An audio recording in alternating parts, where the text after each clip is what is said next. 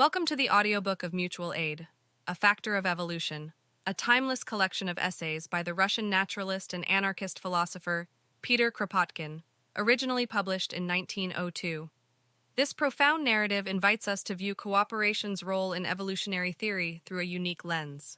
Your guide on this journey is Jason Bayless, a dedicated social justice activist and founder of A Radical Guide. His passion lies in breathing new life into historical texts, with his engaging narrative style and deep comprehension of radical literature. A Radical Guide is a unique media project that explores the history, stories, places, and people of resistance. Our mission is to foster cross-cultural and cross-generational understanding of resistance, spreading awareness about the importance of collective contributions to building a better world for all. Mutual Aid, A Factor of Evolution, is a cornerstone in anarchist communism. Kropotkin's essays, originally appearing in the English periodical The 19th Century between 1890 and 1896, challenged the competition-focused theories of social Darwinism and the romantic notions of cooperation proposed by thinkers like Jean-Jacques Rousseau. Kropotkin emphasizes the pragmatic advantages of mutual aid for the survival and prosperity of both animal and human communities, suggesting that cooperation and conscience have been promoted through natural selection. His work examines the significance of mutual aid in various contexts: the animal kingdom, indigenous and early European societies, medieval free cities, the labor movement of the late 19th century, and impoverished communities. Kropotkin also criticizes the state for destroying historically important mutual aid institutions, particularly by enforcing private property. Before we delve into this remarkable work, we'd like to acknowledge that some of the terms and language used in these essays reflect the societal and collective mindsets of the late 19th and early 20th centuries, and may not align with today's more inclusive language norms.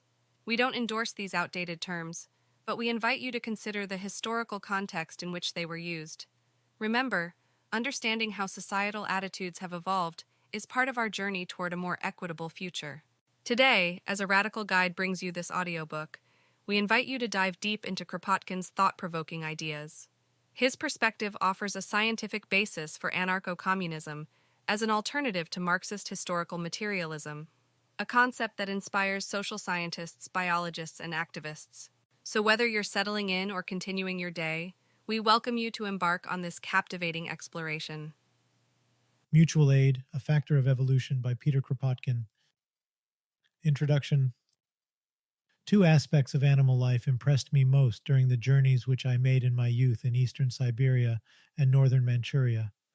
One of them was the extreme severity of the struggle for existence which most species of animals have to carry on against an inclement nature, the enormous destruction of life which periodically results from natural agencies, and the consequent paucity of life over the vast territory which fell under my observation. And the other was that even in those few spots where animal life teemed in abundance, I failed to find, although I was eagerly looking for it, that bitter struggle for the means of existence among animals belonging to the same species, which was considered by most Darwinists, though not always by Darwin himself, as the dominant characteristic of struggle for life, and the main factor of evolution.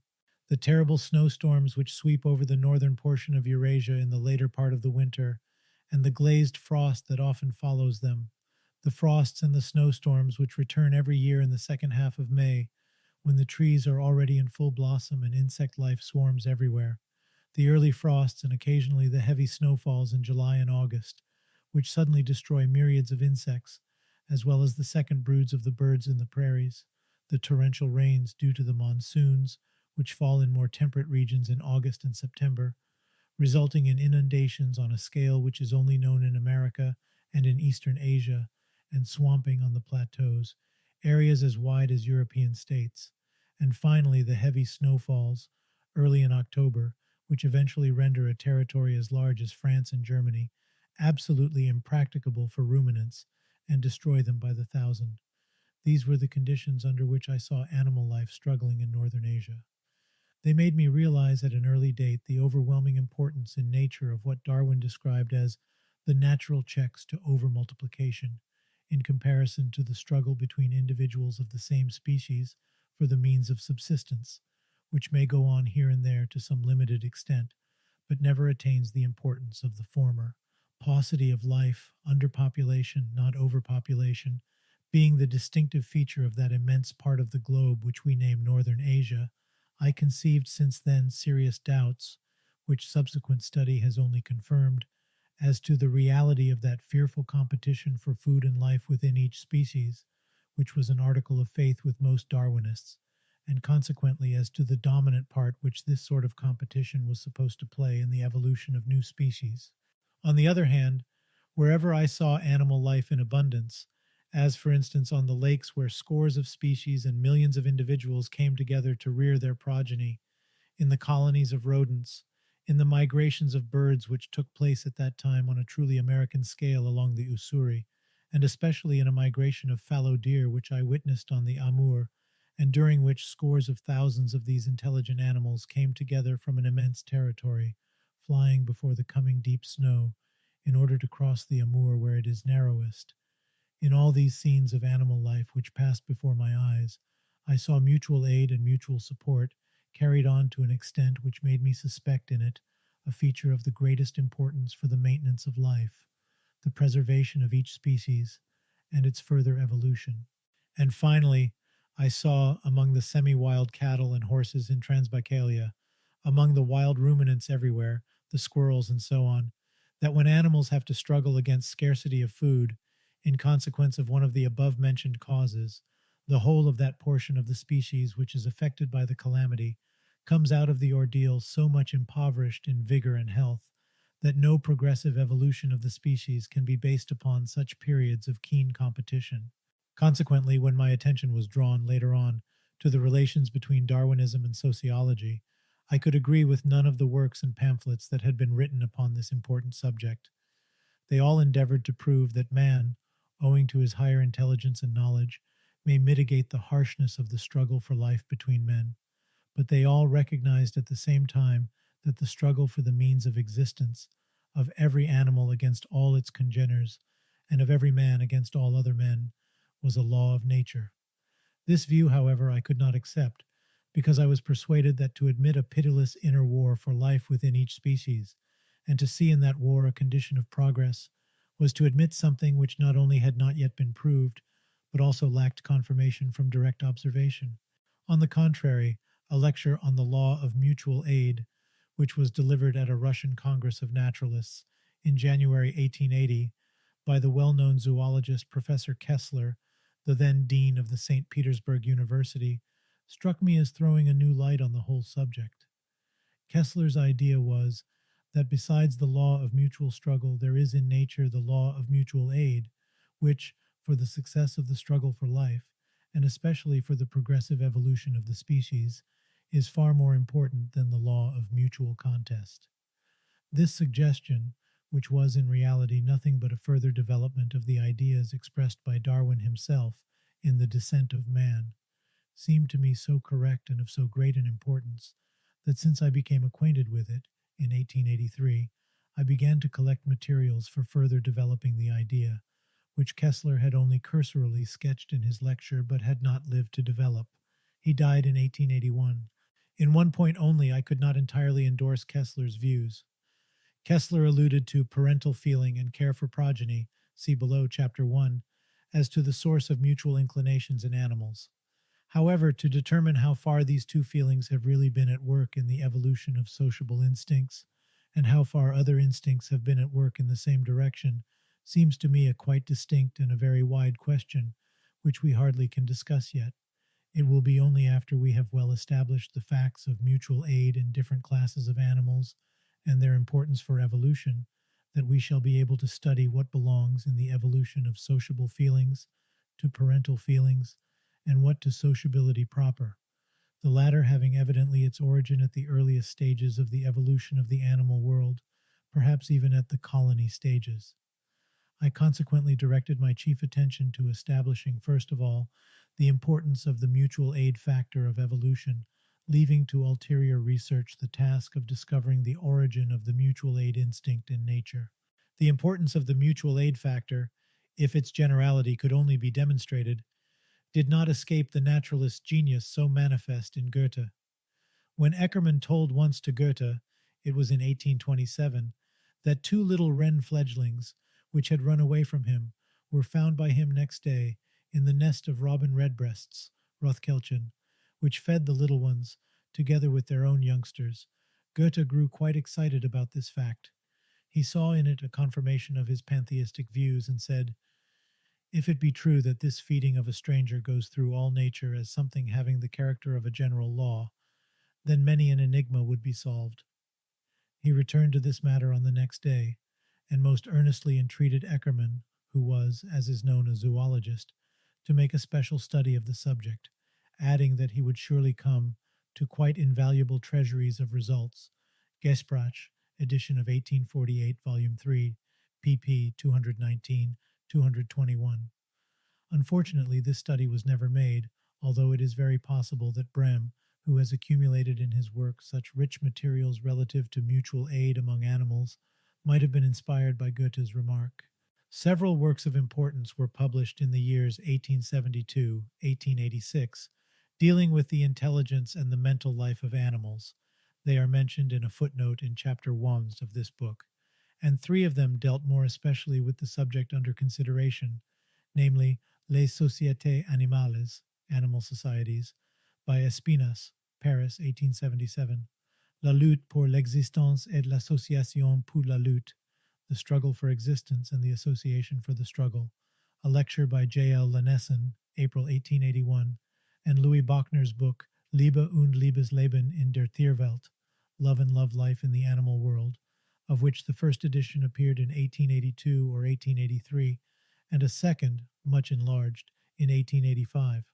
But excellent though each of these works is, they leave ample room for a work in which mutual aid would be considered, not only as an argument in favor of a pre-human origin of moral instincts, but also as a law of nature and a factor of evolution. Espinas devoted his main attention to such animal societies, ants, bees, as are established upon a physiological division of labor, and though his work is full of admirable hints in all possible directions, it was written at a time when the evolution of human societies could not yet be treated with the knowledge we now possess. Lanessen's lecture has more the character of a brilliantly laid out general plan of a work, in which mutual support would be dealt with, beginning with rocks in the sea, and then passing in review the world of plants, of animals, and men. As to Buckner's work, suggestive though it is and rich in facts, I could not agree with its leading idea. The book begins with a hymn to love, and nearly all its illustrations are intended to prove the existence of love and sympathy among animals. However, to reduce animal sociability to love and sympathy means to reduce its generality and its importance, just as human ethics based upon love and personal sympathy only have contributed to narrow the comprehension of the moral feeling as a whole. It is not love to my neighbor, whom I often do not know at all, which induces me to seize a pail of water and to rush towards his house when I see it on fire. It is a far wider, even though more vague feeling or instinct of human solidarity and sociability which moves me. So it is also with animals.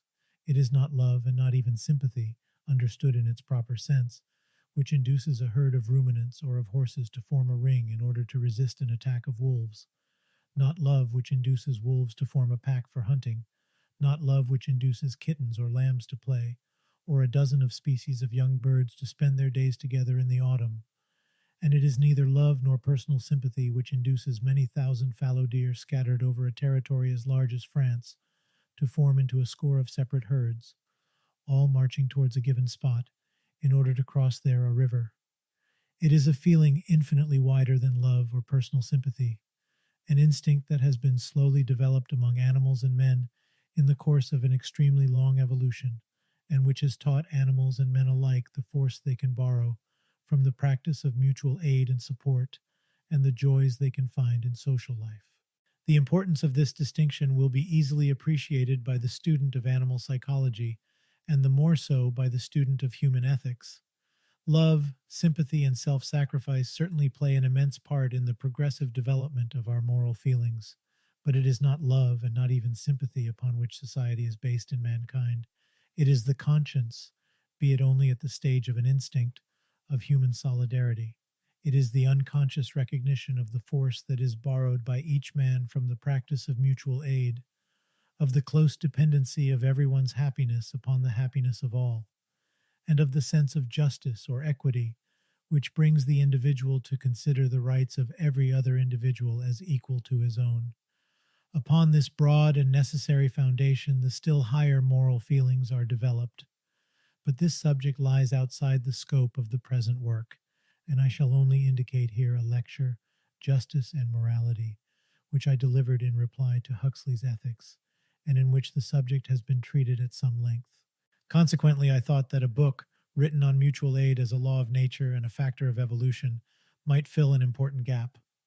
When Huxley issued in 1888 his Struggle for Life manifesto, Struggle for Existence and its Bearing upon Man, which to my appreciation was a very incorrect representation of the facts of nature as one sees them in the bush and in the forest, I communicated with the editor of the 19th century, asking him whether he would give the hospitality of his review to an elaborate reply to the views of one of the most prominent Darwinists, and Mr. James Knowles received the proposal with fullest sympathy. I also spoke of it to W. Bates. Yes, certainly, that is true Darwinism, was his reply. It is horrible what they have made of Darwin. Write these articles, and when they are printed, I will write to you a letter which you may publish. Unfortunately, it took me nearly 7 years to write these articles, and when the last was published, Bates was no longer living. After having discussed the importance of mutual aid in various classes of animals, I was evidently bound to discuss the importance of the same factor in the evolution of man. This was the more necessary as there are a number of evolutionists who may not refuse to admit the importance of mutual aid among animals, but who, like Herbert Spencer, will refuse to admit it for man. For primitive man, they maintain, war of each against all was the law of life. In how far this assertion, which has been too willingly repeated, without sufficient criticism, since the times of Hobbes, is supported by what we know about the early phases of human development, is discussed in the chapters given to the savages and the barbarians. The number and importance of mutual aid institutions, which were developed by the creative genius of the savage and half-savage masses during the earliest clan period of mankind, and still more during the next village community period, and the immense influence which these early institutions have exercised upon the subsequent development of mankind down to the present times, induced me to extend my researches to the later historical periods as well, especially to study that most interesting period, the free medieval city republics, of which the universality and influence upon our modern civilization have not yet been duly appreciated. And finally, I have tried to indicate in brief the immense importance which the mutual support instincts, inherited by mankind from its extremely long evolution, play even now in our modern society, which is supposed to rest upon the principle, everyone for himself and the state for all, but which it never has succeeded nor will succeed in realizing. It may be objected to this book that both animals and men are represented in it under too favorable an aspect, that their sociable qualities are insisted upon, while their antisocial and self-asserting instincts are hardly touched upon. This was, however, unavoidable.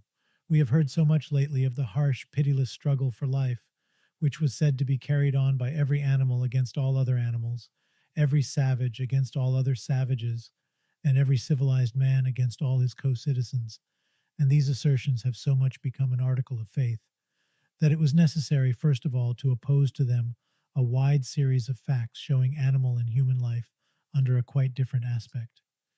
It was necessary to indicate the overwhelming importance which sociable habits play in nature and in the progressive evolution of both the animal species and human beings, to prove that they secure to animals a better protection from their enemies, very often facilities for getting food and winter provisions, migrations, etc., longevity, therefore a greater facility for the development of intellectual faculties, and that they have given to men, in addition to the same advantages, the possibility of working out those institutions which have enabled mankind to survive in its hard struggle against nature and to progress, notwithstanding all the vicissitudes of its history.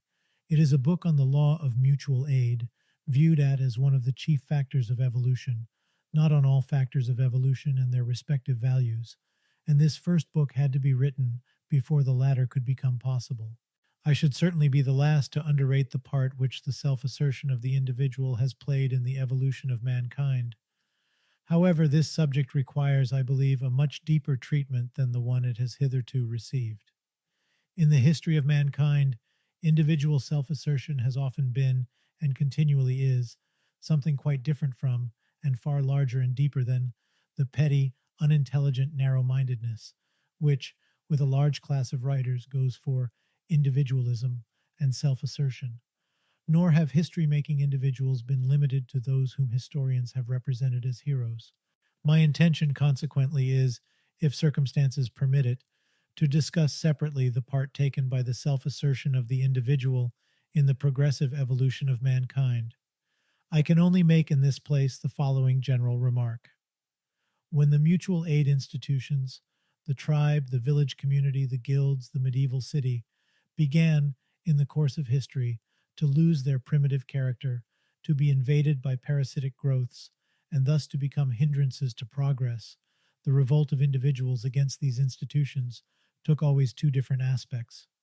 Part of those who rose up strove to purify the old institutions, or to work out a higher form of commonwealth based upon the same mutual aid principles.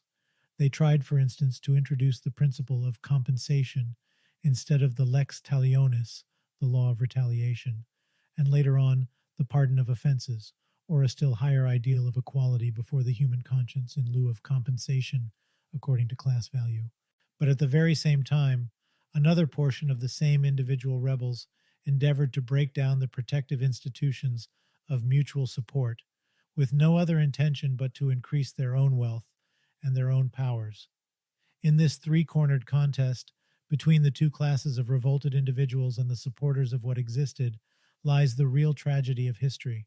But to delineate that contest, and honestly to study the part played in the evolution of mankind by each one of these three forces, would require at least as many years as it took me to write this book.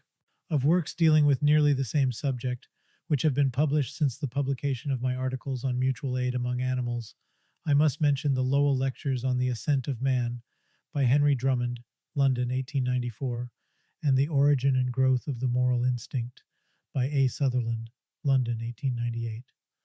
Both are constructed chiefly on the lines taken in Buckner's Love, and in the second work the parental and familial feeling as the sole influence at work in the development of the moral feelings has been dealt with at some length.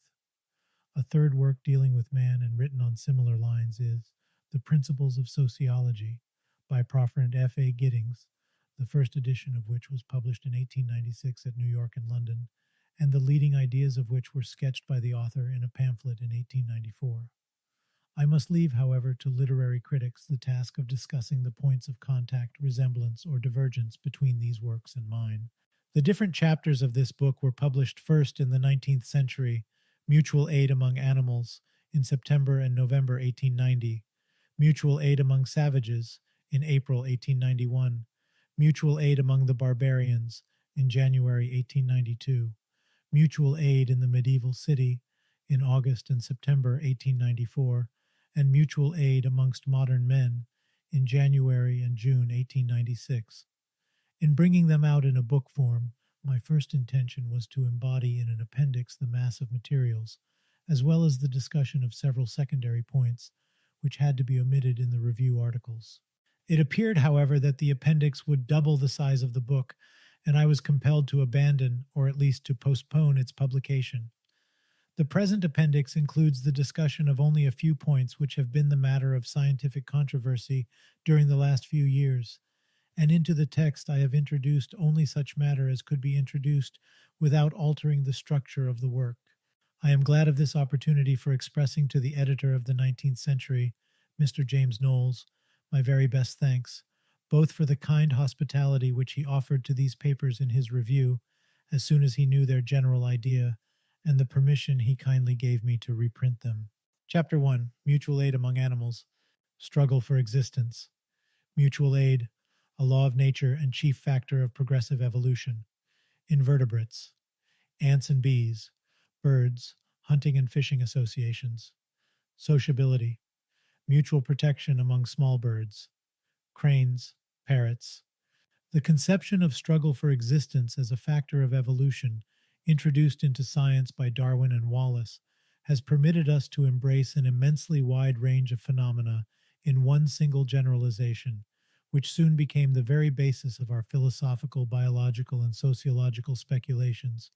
An immense variety of facts, adaptations of function and structure of organic beings to their surroundings, physiological and anatomical evolution, intellectual progress, and moral development itself, which we formerly used to explain by so many different causes, were embodied by Darwin in one general conception. We understood them as continued endeavors, as a struggle against adverse circumstances, for such a development of individuals, races, species, and societies as would result in the greatest possible fullness, variety, and intensity of life. It may be that at the outset Darwin himself was not fully aware of the generality of the factor which he first invoked for explaining one series only of facts relative to the accumulation of individual variations in incipient species. But he foresaw that the term which he was introducing into science would lose its philosophical and its only true meaning if it were to be used in its narrow sense only, that of a struggle between separate individuals for the sheer means of existence. And at the very beginning of his memorable work, he insisted upon the term being taken in its large and metaphorical sense, including dependence of one being on another, and including, which is more important, not only the life of the individual but success in leaving progeny.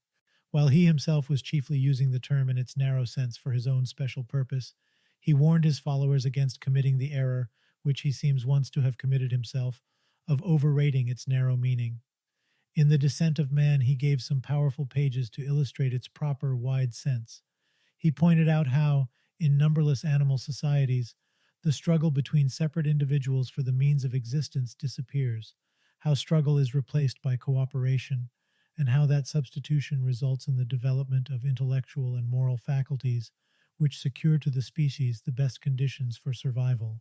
He intimated that in such cases the fittest are not the physically strongest nor the cunningest, but those who learn to combine so as mutually to support each other, strong and weak alike, for the welfare of the community.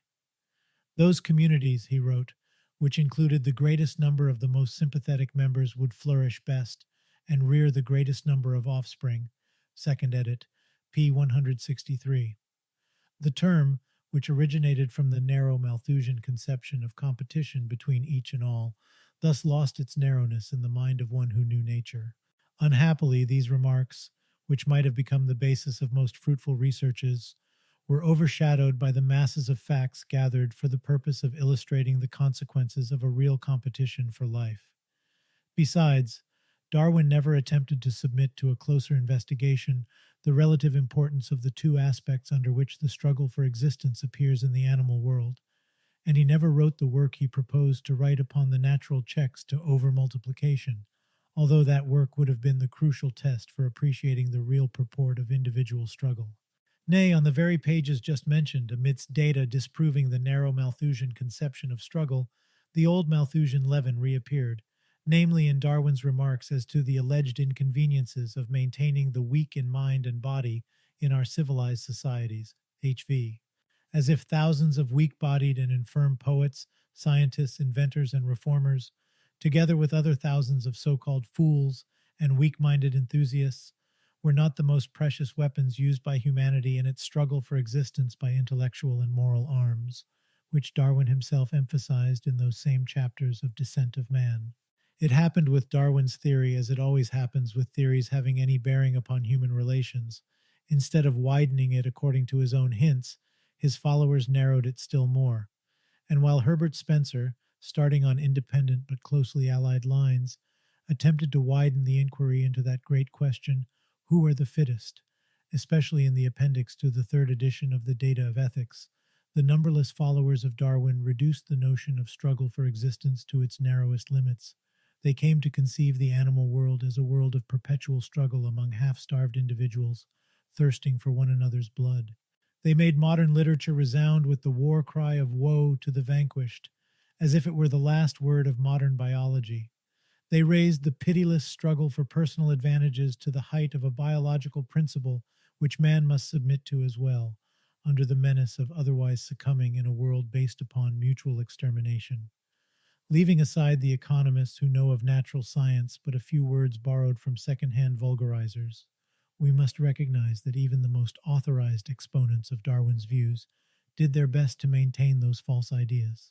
In fact, if we take Huxley, who certainly is considered as one of the ablest exponents of the theory of evolution, were we not taught by him in a paper on the struggle for existence and its bearing upon man, that, from the point of view of the moralist, the animal world is on about the same level as a gladiator's show.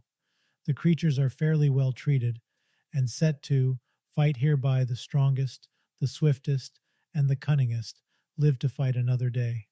The spectator has no need to turn his thumb down as no quarter is given. Or further down in the same article, did he not tell us that, as among animals, so among primitive men, the weakest and stupidest went to the wall, while the toughest and shrewdest, those who were best fitted to cope with their circumstances, but not the best in another way, survived. Life was a continuous free fight, and beyond the limited and temporary relations of the family, the Hobbesian war of each against all was the normal state of existence. In how far this view of nature is supported by fact will be seen from the evidence which will be here submitted to the reader as regards the animal world and as regards primitive man. But it may be remarked at once that Huxley's view of nature had as little claim to be taken as a scientific deduction as the opposite view of Rousseau, who saw in nature but love, peace, and harmony destroyed by the accession of man. In fact, the first walk in the forest, the first observation upon any animal society, or even the perusal of any serious work dealing with animal life, d'Orbigny's, Audubon's, Levaillant's, no matter which, cannot but set the naturalist thinking about the part taken by social life in the life of animals, and prevent him from seeing in nature nothing but a field of slaughter, just as this would prevent him from seeing in nature nothing but harmony and peace. Rousseau had committed the error of excluding the beak and claw fight from his thoughts, and Huxley committed the opposite error, but neither Rousseau's optimism nor Huxley's pessimism can be accepted as an impartial interpretation of nature. As soon as we study animals, not in laboratories and museums only, but in the forest and the prairie, in the steppe and the mountains, we at once perceive that though there is an immense amount of warfare and extermination going on amidst various species, and especially amidst various classes of animals, there is, at the same time, as much, or perhaps even more, of mutual support, mutual aid, and mutual defense amidst animals belonging to the same species or at least to the same society. Sociability is as much a law of nature as mutual struggle. Of course, it would be extremely difficult to estimate, however roughly, the relative numerical importance of both these series of facts. But if we resort to an indirect test and ask nature, who are the fittest, those who are continually at war with each other, or those who support one another, we at once see that those animals which acquire habits of mutual aid are undoubtedly the fittest. They have more chances to survive, and they attain, in their respective classes, the highest development of intelligence and bodily organization.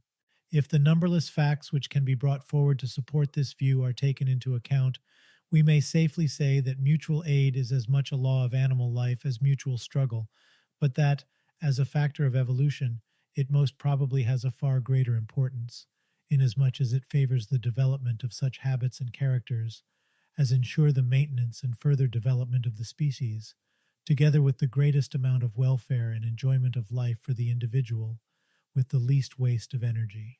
Of the scientific followers of Darwin, the first, as far as I know, who understood the full purport of mutual aid as a law of nature and the chief factor of evolution, was a well-known Russian zoologist, the late dean of the St. Petersburg University, Professor Kessler. He developed his ideas in an address which he delivered in January 1880, a few months before his death, at a Congress of Russian naturalists, but, like so many good things published in the Russian tongue only, that remarkable address remains almost entirely unknown. As a zoologist of old standing, he felt bound to protest against the abuse of a term, the struggle for existence, borrowed from zoology, or at least against overrating its importance. Zoology, he said, and those sciences which deal with man, continually insist upon what they call the pitiless law of struggle for existence. But they forget the existence of another law which may be described as the law of mutual aid, which law, at least for the animals, is far more essential than the former.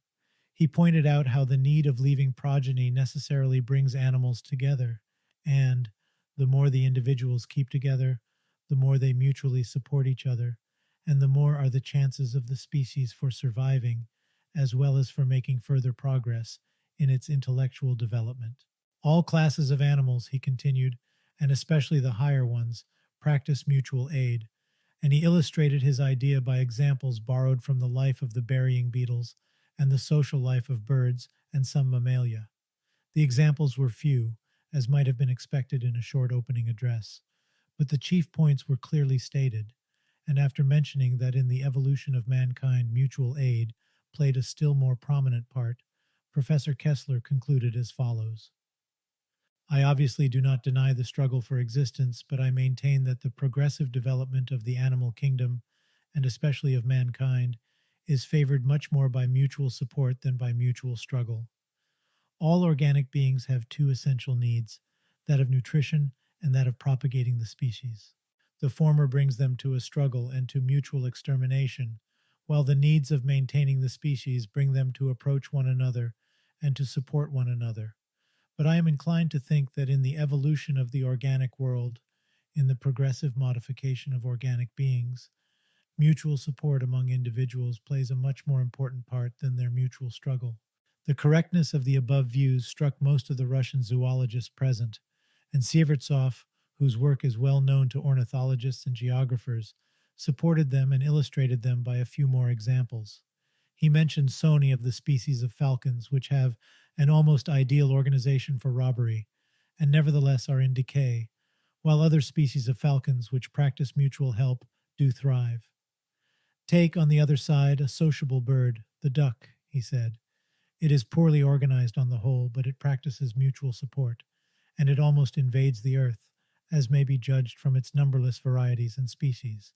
The readiness of the Russian zoologists to accept Kessler's views seems quite natural, because nearly all of them have had opportunities of studying the animal world in the wide, uninhabited regions of northern Asia and East Russia, and it is impossible to study like regions without being brought to the same ideas. I recollect myself the impression produced upon me by the animal world of Siberia when I explored the Vitim regions in the company of so accomplished a zoologist as my friend Polyakov was. We both were under the fresh impression of the origin of species, but we vainly looked for the keen competition between animals of the same species, which the reading of Darwin's work had prepared us to expect, even after taking into account the remarks of the third chapter, p. 54. We saw plenty of adaptations for struggling, very often in common, against the adverse circumstances of climate or against various enemies, and Polyakov wrote many a good page upon the mutual dependency of carnivores, ruminants, and rodents in their geographical distribution. We witnessed numbers of facts of mutual support, especially during the migrations of birds and ruminants. But even in the Amur and Ussuri regions, where animal life swarms in abundance, facts of real competition and struggle between higher animals of the same species came very seldom under my notice, though I eagerly searched for them. The same impression appears in the works of most Russian zoologists, and it probably explains why Kessler's ideas were so welcomed by the Russian Darwinists, whilst like ideas are not in vogue amidst the followers of Darwin in Western Europe. The first thing which strikes us as soon as we begin studying the struggle for existence under both its aspects, direct and metaphorical, is the abundance of facts of mutual aid, not only for rearing progeny, as recognized by most evolutionists, but also for the safety of the individual and for providing it with the necessary food. With many large divisions of the animal kingdom, mutual aid is the rule. Mutual aid is met with even amidst the lowest animals, and we must be prepared to learn someday, from the students of microscopical pond life, facts of unconscious mutual support, even from the life of microorganisms. Of course, our knowledge of the life of the invertebrates, save the termites, the ants, and the bees, is extremely limited, and yet, even as regards the lower animals, we may glean a few facts of well-ascertained cooperation. The numberless associations of locusts, vanessae, cicindulae, cicadae, and so on, are practically quite unexplored, but the very fact of their existence indicates that they must be composed on about the same principles as the temporary associations of ants or bees for purposes of migration. As to the beetles, we have quite well observed facts of mutual help amidst the burying beetles, Necrophorus. They must have some decaying organic matter to lay their eggs in, and thus to provide their larvae with food, but that matter must not decay very rapidly. So they are wont to bury in the ground the corpses of all kinds of small animals, which they occasionally find in their rambles. As a rule, they live an isolated life, but when one of them has discovered the corpse of a mouse or of a bird, which it hardly could manage to bury itself, it calls 4, 6, or 10 other beetles to perform the operation with united efforts. If necessary, they transport the corpse to a suitable soft ground, and they bury it in a very considerate way, without quarreling as to which of them will enjoy the privilege of laying its eggs in the buried corpse. And when Gleditch attached a dead bird to a cross made out of 2 sticks, or suspended a toad to a stick planted in the soil, the little beetles would in the same friendly way combine their intelligences to overcome the artifice of man. The same combination of efforts has been noticed among the dung beetles. Even among animals standing at a somewhat lower stage of organization, we may find like examples. Some land crabs of the West Indies and North America combine in large swarms in order to travel to the sea and to deposit therein their spawn, and each such migration implies concert, cooperation, and mutual support. As to the big Maluka crab, Limulus, I was struck, in 1882, at the Brighton Aquarium, with the extent of mutual assistance which these clumsy animals are capable of bestowing upon a comrade in case of need. One of them had fallen upon its back in a corner of the tank, and its heavy saucepan-like carapace prevented it from returning to its natural position, the more so as there was in the corner an iron bar which rendered the task still more difficult. Its comrades came to the rescue, and for 1 hour's time I watched how they endeavored to help their fellow prisoner. They came to at once, pushed their friend from beneath, and after strenuous efforts succeeded in lifting it upright. But then the iron bar would prevent them from achieving the work of rescue, and the crab would again heavily fall upon its back. After many attempts, one of the helpers would go in the depth of the tank and bring 2 other crabs, which would begin with fresh forces the same pushing and lifting of their helpless comrade. We stayed in the aquarium for more than 2 hours, and when leaving we again came to cast a glance upon the tank. The work of rescue still continued. Since I saw that, I cannot refuse credit to the observation quoted by Dr. Erasmus Darwin, namely that the common crab during the molting season stations as sentinel an unmolted or hard-shelled individual to prevent marine enemies from injuring molted individuals in their unprotected state. Facts illustrating mutual aid amidst the termites, the ants, and the bees are so well known to the general reader, especially through the works of Romanes, L. Buckner, and Sir John Lubbock, that I may limit my remarks to a very few hints. If we take an ant's nest, we not only see that every description of work rearing of progeny, foraging, building, rearing of aphides, and so on, is performed according to the principles of voluntary mutual aid, we must also recognize with Forel that the fundamental feature of the life of many species of ants, is the fact and the obligation for every ant of sharing its food, already swallowed and partly digested, with every member of the community which may apply for it. 2 ants belonging to 2 different species or to 2 hostile nests, when they occasionally meet together, will avoid each other. But 2 ants belonging to the same nest or to the same colony of nests will approach each other, exchange a few movements with the antennae, and, if one of them is hungry or thirsty, and especially if the other has its crop full, it immediately asks for food. The individual thus requested never refuses. It sets apart its mandibles, takes a proper position, and regurgitates a drop of transparent fluid which is licked up by the hungry ant. Regurgitating food for other ants is so prominent a feature in the life of ants at liberty, and it so constantly recurs both for feeding hungry comrades and for feeding larvae, that Forel considers the digestive tube of the ants as consisting of 2 different parts, one of which, the posterior, is for the special use of the individual, and the other, the anterior part, is chiefly for the use of the community. If an ant which has its crop full has been selfish enough to refuse feeding a comrade, it will be treated as an enemy, or even worse. If the refusal has been made while its kinsfolk were fighting with some other species, they will fall back upon the greedy individual with greater vehemence than even upon the enemies themselves. And if an ant has not refused to feed another ant belonging to an enemy species, it will be treated by the kinsfolk of the latter as a friend.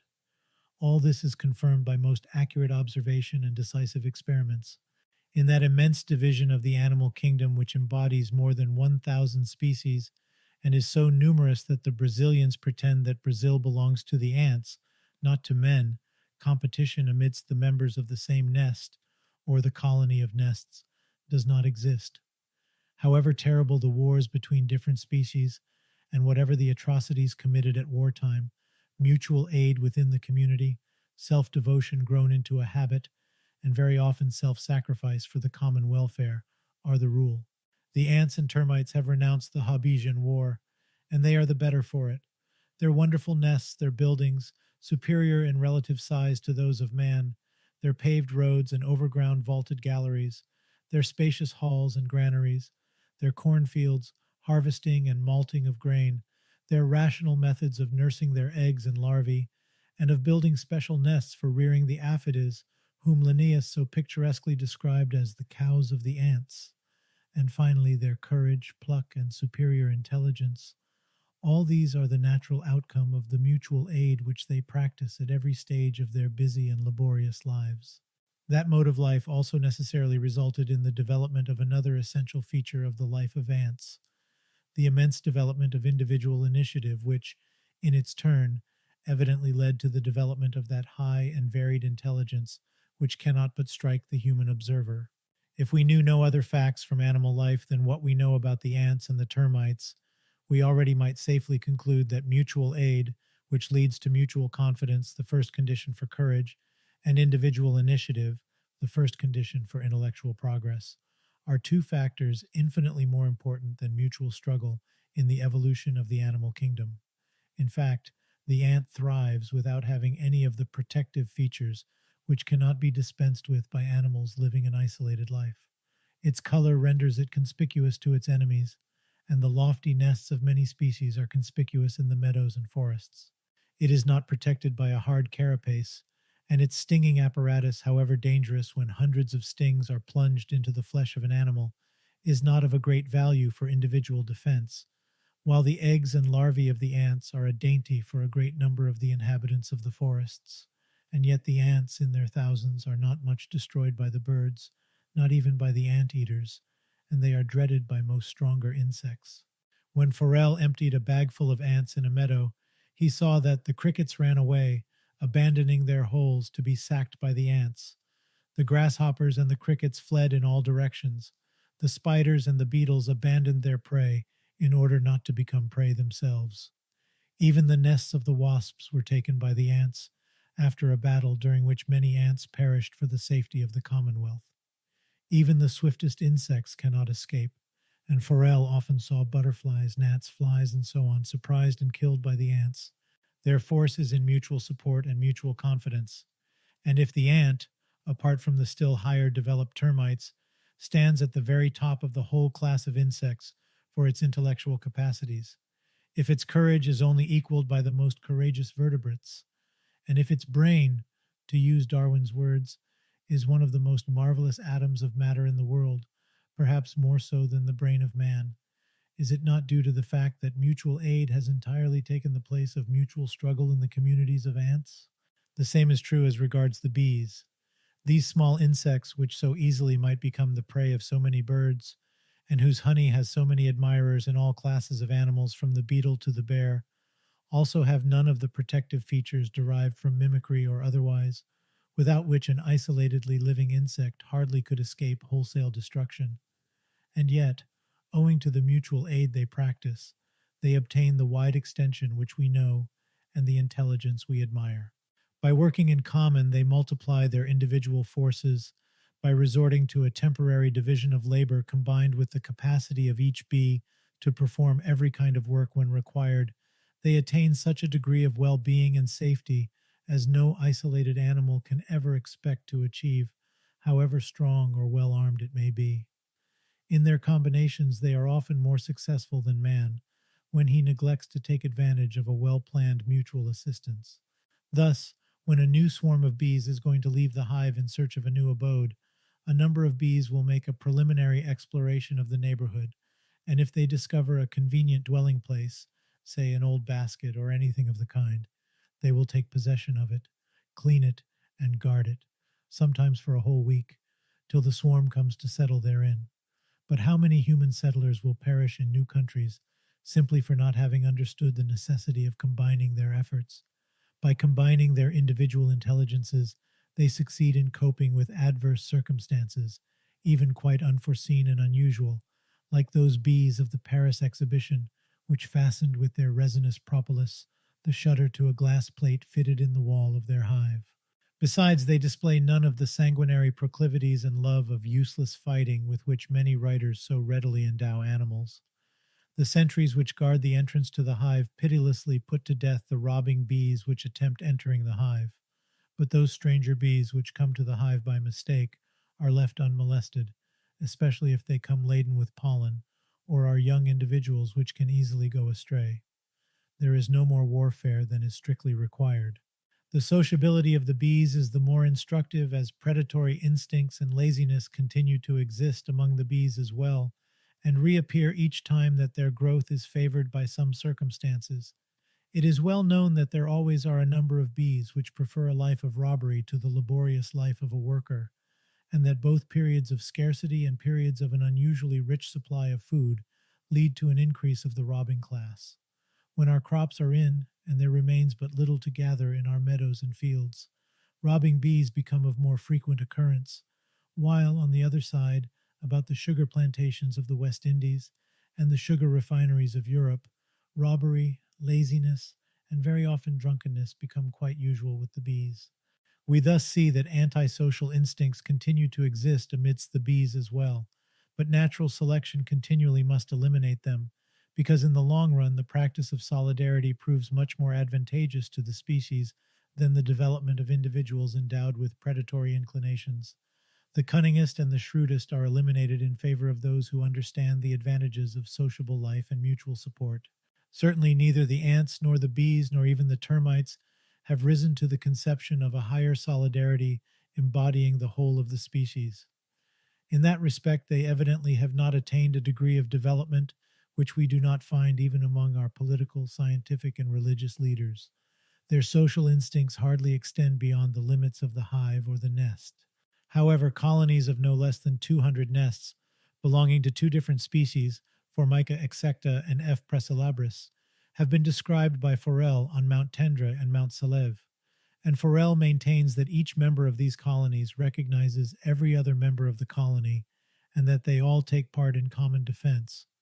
While in Pennsylvania, Mr. McCook saw a whole nation of from 1,600 to 1,700 nests of the mound-making ant, all living in perfect intelligence, and Mr. Bates has described the hillocks of the termites covering large surfaces in the campos, some of the nests being the refuge of 2 or 3 different species, and most of them being connected by vaulted galleries or arcades. Some steps towards the amalgamation of larger divisions of the species for purposes of mutual protection are thus met with even among the invertebrate animals. Going now over to higher animals, we find far more instances of undoubtedly conscious mutual help for all possible purposes, though we must recognize at once that our knowledge even of the life of higher animals still remains very imperfect. A large number of facts have been accumulated by first-rate observers, but there are whole divisions of the animal kingdom of which we know almost nothing. Trustworthy information as regards fishes is extremely scarce, partly owing to the difficulties of observation, and partly because no proper attention has yet been paid to the subject. As to the mammalia, Kessler already remarked how little we know about their manners of life. Many of them are nocturnal in their habits, others conceal themselves underground, and those ruminants whose social life and migrations offer the greatest interest do not let man approach their herds. It is chiefly upon birds that we have the widest range of information, and yet the social life of very many species remains but imperfectly known. Still, we need not complain about the lack of well-ascertained facts, as will be seen from the following. I need not dwell upon the associations of male and female for rearing their offspring, for providing it with food during their first steps in life, or for hunting in common, though it may be mentioned by the way that such associations are the rule even with the least sociable carnivores and rapacious birds, and that they derive a special interest from being the field upon which tenderer feelings develop, even amidst otherwise most cruel animals. It may also be added that the rarity of associations larger than that of the family among the carnivores and the birds of prey, though mostly being the result of their very modes of feeding, can also be explained to some extent as a consequence of the change produced in the animal world by the rapid increase of mankind. At any rate, it is worthy of note that there are species living a quite isolated life in densely inhabited regions, while the same species or their nearest congeners are gregarious in uninhabited countries.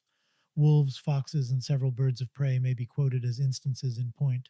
However, associations which do not extend beyond the family bonds are of relatively small importance in our case, the more so as we know numbers of associations for more general purposes, such as hunting, mutual protection, and even simple enjoyment of life.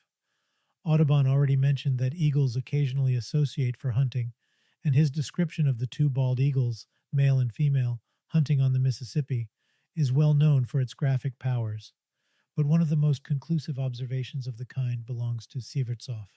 While studying the fauna of the Russian steppes, he once saw an eagle belonging to an altogether gregarious species, the white-tailed eagle, Haliactos albicilla, rising high in the air for half an hour. It was describing its wide circles in silence, when at once its piercing voice was heard. Its cry was soon answered by another eagle which approached it, and was followed by a third, a fourth, and so on, till 9 or 10 eagles came together and soon disappeared. In the afternoon, Sievertsoff went to the place whereto he saw the eagles flying. Concealed by one of the undulations of the steppe, he approached them, and discovered that they had gathered around the corpse of a horse. The old ones, which as a rule begin the meal first, such are their rules of propriety, already were sitting upon the haystacks of the neighborhood and kept watch, while the younger ones were continuing the meal, surrounded by bands of crows. From this and like observations, Sievertsoff concluded that the white-tailed eagles combine for hunting. When they all have risen to a great height, they are enabled, if they are 10, to survey an area of at least 25 miles square, and as soon as anyone has discovered something, he warns the others. Of course, it might be argued that a simple instinctive cry of the first eagle, or even its movements, would have had the same effect of bringing several eagles to the prey, but in this case there is strong evidence in favor of mutual warning, because the 10 eagles came together before descending towards the prey, and Sievertsoff had later on several opportunities of ascertaining that the white-tailed eagles always assemble for devouring a corpse, and that some of them, the younger ones first, always keep watch while the others are eating. In fact, the white-tailed eagle, one of the bravest and best hunters, is a gregarious bird altogether, and Brehm says that when kept in captivity, it very soon contracts an attachment to its keepers. Sociability is a common feature with very many other birds of prey. The Brazilian kite, one of the most impudent robbers, is nevertheless a most sociable bird. Its hunting associations have been described by Darwin and other naturalists, and it is a fact that when it has seized upon a prey which is too big, it calls together 5 or 6 friends to carry it away. After a busy day, when these kites retire for their night rest to a tree or to the bushes, they always gather in bands, sometimes coming together from distances of 10 or more miles, and they often are joined by several other vultures, especially the percnopters, their true friends, d'Orbigny says. In another continent, in the Trans-Caspian deserts, they have, according to Zarudny, the same habit of nesting together. The sociable vulture, one of the strongest vultures, has received its very name from its love of society. They live in numerous bands and decidedly enjoy society. Numbers of them join in their high flights for sport. They live in very good friendship, Le Vaillant says, and in the same cave I sometimes found as many as 3 nests close together. The urubu vultures of Brazil are as, or perhaps even more, sociable than rooks. The little Egyptian vultures live in close friendship. They play in bands in the air, they come together to spend the night, and in the morning they all go together to search for their food, and never does the slightest quarrel arise among them. Such is the testimony of Brehm, who had plenty of opportunities of observing their life. The red-throated falcon is also met with in numerous bands in the forests of Brazil, and the kestrel, Tenunculus cenchrus, when it has left Europe, and has reached in the winter the prairies and forests of Asia, gathers in numerous societies. In the steppes of South Russia it is, or rather was, so sociable that Nordman saw them in numerous bands, with other falcons, Falco tenunculus, F. oisulon, and F. subuteo, coming together every fine afternoon about 4 o'clock, and enjoying their sports till late in the night. They set off flying all at once in a quite straight line towards some determined point, and having reached it, immediately returned over the same line to repeat the same flight. To take flights in flocks for the mere pleasure of the flight is quite common among all sorts of birds. In the Humber district especially, Ch. Dixon writes, vast flights of dunlins often appear upon the mud flats towards the end of August, and remain for the winter. The movements of these birds are most interesting, as a vast flock wheels and spreads out or closes up with as much precision as drilled troops. Scattered among them are many odd stints and sanderlings and ringed plovers. It would be quite impossible to enumerate here the various hunting associations of birds, but the fishing associations of the pelicans are certainly worthy of notice for the remarkable order and intelligence displayed by these clumsy birds. They always go fishing in numerous bands, and after having chosen an appropriate bay, they form a wide half circle in face of the shore, and narrow it by paddling towards the shore, catching all fish that happen to be enclosed in the circle. On narrow rivers and canals they even divide into two parties, each of which draws up on a half circle, and both paddle to meet each other, just as if two parties of men dragging two long nets should advance to capture all fish taken between the nets when both parties come to meet. As the night comes, they fly to their resting places, always the same for each flock, and no one has ever seen them fighting for the possession of either the bay or the resting place. In South America, they gather in flocks of from 40 to 50,000 individuals, part of which enjoy sleep while the others keep watch, and others again go fishing. And finally, I should be doing an injustice to the much calumniated house sparrows if I did not mention how faithfully each of them shares any food it discovers with all members of the society to which it belongs. The fact was known to the Greeks, and it has been transmitted to posterity how a Greek orator once exclaimed, I quote from memory, "While I am speaking to you, a sparrow has come to tell to other sparrows that a slave has dropped on the floor a sack of corn, and they all go there to feed upon the grain." The more one is pleased to find this observation of old confirmed in a recent little book by Mr. Gurney, who does not doubt that the house sparrows always inform each other as to where there is some food to steal. He says, "When a stack has been thrashed ever so far from the yard, the sparrows in the yard have always had their crops full of the grain." True, the sparrows are extremely particular in keeping their domains free from the invasions of strangers.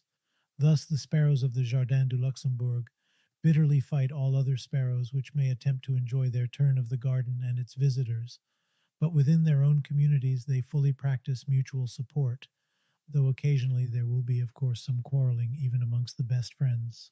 Hunting and feeding in common is so much the habit in the feathered world that more quotations hardly would be needful. It must be considered as an established fact. As to the force derived from such associations, it is self-evident. The strongest birds of prey are powerless in face of the associations of our smallest bird pets, even eagles, even the powerful and terrible booted eagle, and the martial eagle, which is strong enough to carry away a hare or a young antelope in its claws, are compelled to abandon their prey to bands of those beggars the kites, which give the eagle a regular chase as soon as they see it in possession of a good prey.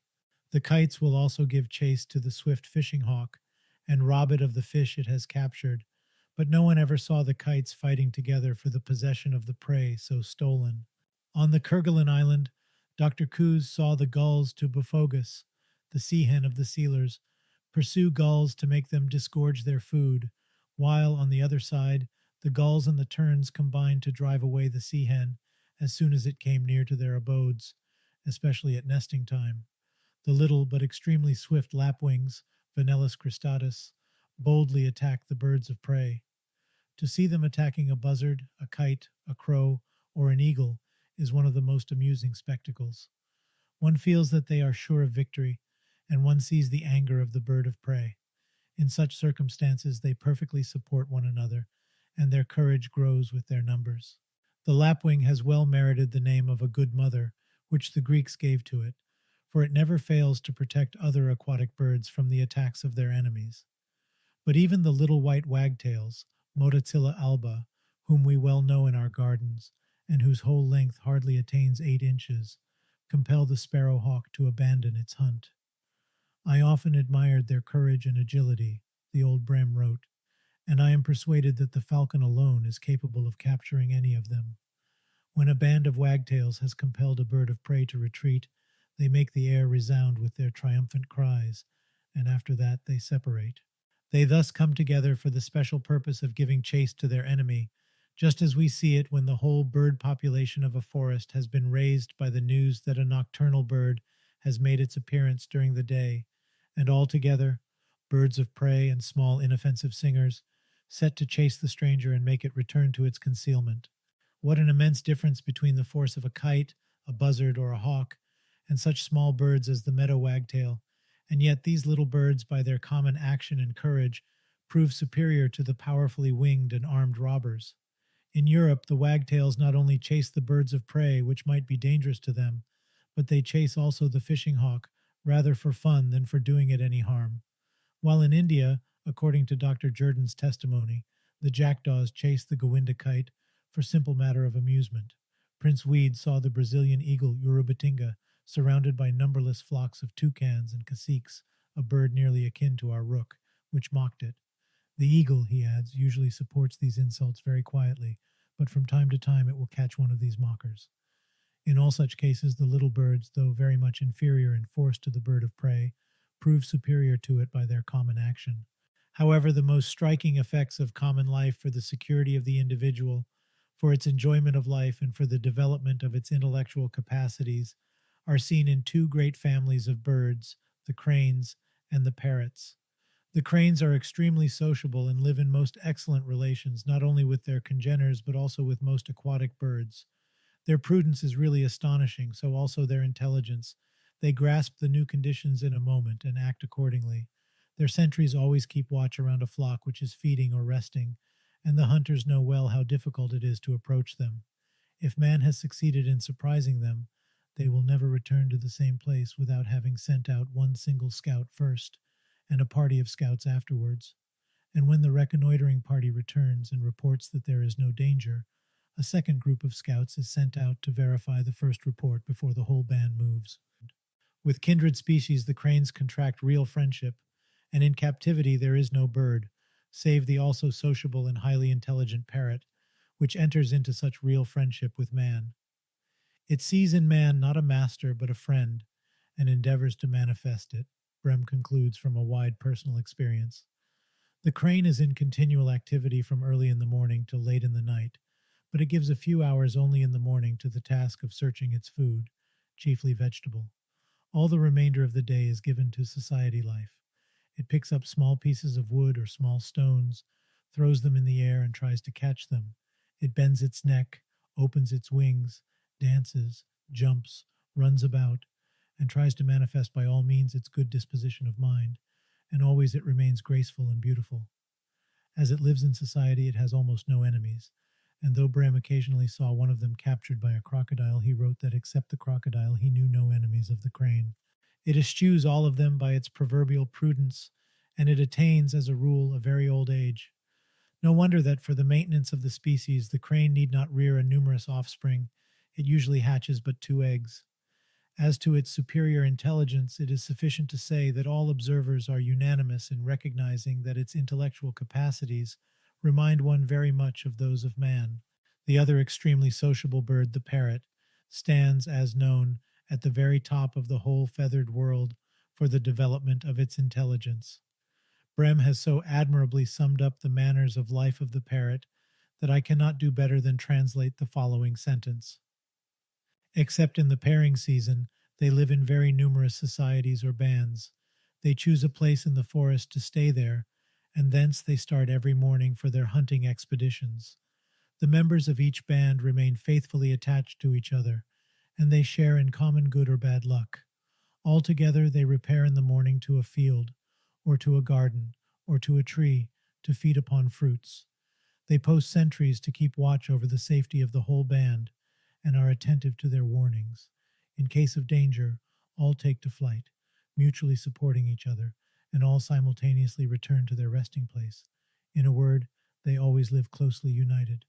They enjoy society of other birds as well. In India, the jays and crows come together from many miles round to spend the night in company with the parrots in the bamboo thickets. When the parrots start hunting, they display the most wonderful intelligence, prudence, and capacity of coping with circumstances. Take, for instance, a band of white cakadoos in Australia. Before starting to plunder a cornfield, they first send out a reconnoitering party which occupies the highest trees in the vicinity of the field, while other scouts perch upon the intermediate trees between the field and the forest and transmit the signals. If the report runs all right, a score of cakadoos will separate from the bulk of the band, take a flight in the air, and then fly towards the trees nearest to the field. They also will scrutinize the neighborhood for a long while, and only then will they give the signal for general advance, after which the whole band starts at once and plunders the field in no time. The Australian settlers have the greatest difficulties in beguiling the prudence of the parrots, but if man, with all his art and weapons, has succeeded in killing some of them, the cakadoos become so prudent and watchful that they henceforward baffle all stratagems. There can be no doubt that it is the practice of life in society which enables the parrots to attain that very high level of almost human intelligence and almost human feelings which we know in them. Their high intelligence has induced the best naturalists to describe some species, namely the gray parrot, as the birdman. As to their mutual attachment, it is known that when a parrot has been killed by a hunter, the others fly over the corpse of their comrade with shrieks of complaints and themselves fall the victims of their friendship, as Audubon said. And when two captive parrots, though belonging to two different species, have contracted mutual friendship, the accidental death of one of the two friends has sometimes been followed by the death from grief and sorrow of the other friend. It is no less evident that in their societies they find infinitely more protection than they possibly might find in any ideal development of beak and claw. Very few birds of prey or mammals dare attack any but the smaller species of parrots, and Brehm is absolutely right in saying of the parrots, as he also says of the cranes and the sociable monkeys, that they hardly have any enemies besides men, and he adds, "It is most probable that the larger parrots succumb chiefly to old age rather than die from the claws of any enemies." Only man, owing to his still more superior intelligence and weapons, also derived from association, succeeds in partially destroying them. Their very longevity would thus appear as a result of their social life. Could we not say the same as regards their wonderful memory, which also must be favored in its development by society? Life, and by longevity accompanied by a full enjoyment of bodily and mental faculties till a very old age? As seen from the above, the war of each against all is not the law of nature. Mutual aid is as much a law of nature as mutual struggle, and that law will become still more apparent when we have analyzed some other associations of birds and those of the mammalia. A few hints as to the importance of the law of mutual aid for the evolution of the animal kingdom have already been given in the preceding pages, but their purport will still better appear when, after having given a few more illustrations, we shall be enabled presently to draw therefrom our conclusions. Chapter 2. Mutual Aid Among Animals, continued. Migrations of birds. Breeding associations. Autumn societies. Mammals, small number of unsociable species. Hunting associations of wolves, lions, etc. Societies of rodents, of ruminants, of monkeys. Mutual aid in the struggle for life. Darwin's arguments to prove the struggle for life within the species. Natural checks to overmultiplication. Supposed extermination of intermediate links. Elimination of competition in nature. As soon as spring comes back to the temperate zone, myriads and myriads of birds which are scattered over the warmer regions of the south come together in numberless bands, and full of vigor and joy hasten northwards to rear their offspring. Each of our hedges, each grove, each ocean cliff, and each of the lakes and ponds with which Northern America, Northern Europe, and Northern Asia are dotted tell us at that time of the year the tale of what mutual aid means for the birds, what force, energy, and protection it confers to every living being, however feeble and defenseless it otherwise might be. Take, for instance, one of the numberless lakes of the Russian and Siberian steppes. Its shores are peopled with myriads of aquatic birds, belonging to at least a score of different species, all living in perfect peace, all protecting one another. For several hundred yards from the shore, the air is filled with gulls and terns, as with snowflakes on a winter day. Thousands of plovers and sand coursers run over the beach, searching their food, whistling, and simply enjoying life. Further on almost each wave, a duck is rocking, while higher up you notice the flocks of the Kasarki ducks. Exuberant life swarms everywhere. And here are the robbers, the strongest, the most cunning ones, those ideally organized for robbery. And you hear their hungry, angry, dismal cries as for hours in succession they watch the opportunity of snatching from this mass of living beings one single unprotected individual. But as soon as they approach, their presence is signaled by dozens of voluntary sentries and hundreds of gulls in turn set to chase the robber. Maddened by hunger, the robber soon abandons his usual precautions. He suddenly dashes into the living mass, but attacked from all sides, he again is compelled to retreat. From sheer despair, he falls upon the wild ducks, but the intelligent social birds rapidly gather in a flock and fly away if the robber is an ern. They plunge into the lake if it is a falcon, or they raise a cloud of water dust and bewilder the assailant if it is a kite. And while life continues to swarm on the lake, the robber flies away with cries of anger and looks out for carrion, or for a young bird or a field mouse not yet used to obey in time the warnings of its comrades. In the face of an exuberant life, the ideally armed robber must be satisfied with the off-fall of that life. Further north in the Arctic archipelagos, you may sail along the coast for many miles and see all the ledges, all the cliffs and corners of the mountainsides, up to a height of from 200 to 500 feet, literally covered with seabirds, whose white breasts show against the dark rocks, as if the rocks were closely sprinkled with chalk specks. The air, near and far, is, so to say, full with fowls. Each of such bird mountains is a living illustration of mutual aid, as well as of the infinite variety of characters, individual and specific, resulting from social life. The oyster catcher is renowned for its readiness to attack the birds of prey. The barge is known for its watchfulness, and it easily becomes the leader of more placid birds. The turnstone, when surrounded by comrades belonging to more energetic species, is a rather timorous bird, but it undertakes to keep watch for the security of the Commonwealth when surrounded by smaller birds. Here you have the dominative swans, there the extremely sociable kittiwake gulls, among whom quarrels are rare and short, the prepossessing polar guillemots, which continually caress each other, the egoist she-goose, who has repudiated the orphans of a killed comrade, and by her side another female who adopts anyone's orphans, and now paddles surrounded by 50 or 60 youngsters, whom she conducts and cares for as if they all were her own breed. Side by side with the penguins, which steal one another's eggs, you have the dotterels, whose family relations are so charming and touching that even passionate hunters recoil from shooting a female surrounded by her young ones, or the eider ducks, among which, like the velvet ducks or the coroyas of the savannas, several females hatch together in the same nest, or the lums, which sit in turn upon a common covey. Nature is variety itself, offering all possible varieties of characters from the basest to the highest, and that is why she cannot be depicted by any sweeping assertion. Still less can she be judged from the moralist's point of view, because the views of the moralist are themselves a result, mostly unconscious, of the observation of nature. Coming together at nesting time is so common with most birds that more examples are scarcely needed. Our trees are crowned with groups of crow's nests. Our hedges are full of nests of smaller birds. Our farmhouses give shelter to colonies of swallows. Our old towers are the refuge of hundreds of nocturnal birds. And pages might be filled with the most charming descriptions of the peace and harmony which prevail in almost all these nesting associations. As to the protection derived by the weakest birds from their unions, it is evident. That excellent observer, Dr. Coues, saw, for instance, the little cliff swallows nesting in the immediate neighborhood of the prairie falcon, Falco polyargus. The falcon had its nest on the top of one of the minarets of clay, which are so common in the canyons of Colorado, while a colony of swallows nested just beneath. The little peaceful birds had no fear of their rapacious neighbor. They never let it approach to their colony.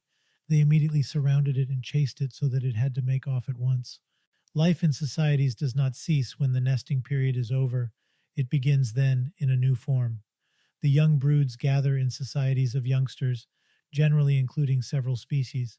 Social life is practiced at that time chiefly for its own sake, partly for security, but chiefly for the pleasures derived from it. So we see in our forests the societies formed by the young nuthatchers, Psittacesia, together with titmouses, chaffinches, wrens, tree creepers, or some woodpeckers. In Spain, the swallow is met with in company with kestrels, flycatchers, and even pigeons. In the far west of America, the young horned larks live in large societies, together with another lark, spragues, the skylark, the savanna sparrow, and several species of buntings and longspurs. In fact, it would be much easier to describe the species which live isolated than to simply name those species which join the autumnal societies of young birds, not for hunting or nesting purposes, but simply to enjoy life in society and to spend their time in plays and sports, after having given a few hours every day to find their daily food. And finally, we have that immense display of mutual aid among birds, their migrations, which I dare not even enter upon in this place. Sufficient to say that birds which have lived for months in small bands scattered over a wide territory gather in thousands. They come together at a given place for several days in succession before they start, and they evidently discuss the particulars of the journey. Some species will indulge every afternoon in flights preparatory to the long passage. All wait for their tardy congeners, and finally they start in a certain well-chosen direction, a fruit of accumulated collective experience, the strongest flying at the head of the band and relieving one another in that difficult task. They cross the seas in large bands consisting of both big and small birds, and when they return next spring they repair to the same spot, and in most cases each of them takes possession of the very same nest which it had built or repaired the previous year. This subject is so vast and yet so imperfectly studied. It offers so many striking illustrations of mutual aid habits, subsidiary to the main fact of migration, each of which would, however, require a special study, that I must refrain from entering here into more details. I can only cursorily refer to the numerous and animated gatherings of birds which take place, always on the same spot, before they begin their long journeys north or south, as also those which one sees in the north, after the birds have arrived at their breeding places on the Yenisei or in the northern counties of England. For many days in succession, sometimes 1 month, they will come together every morning for 1 hour before flying in search of food, perhaps discussing the spot where they are going to build their nests. And if, during the migration, their columns are overtaken by a storm, birds of the most different species will be brought together by common misfortune. The birds which are not exactly migratory, but slowly move northwards and southwards with the seasons, also perform these peregrinations in flocks. So far from migrating isolately, in order to secure for each separate individual the advantages of better food or shelter which are to be found in another district, they always wait for each other and gather in flocks before they move north or south in accordance with the season.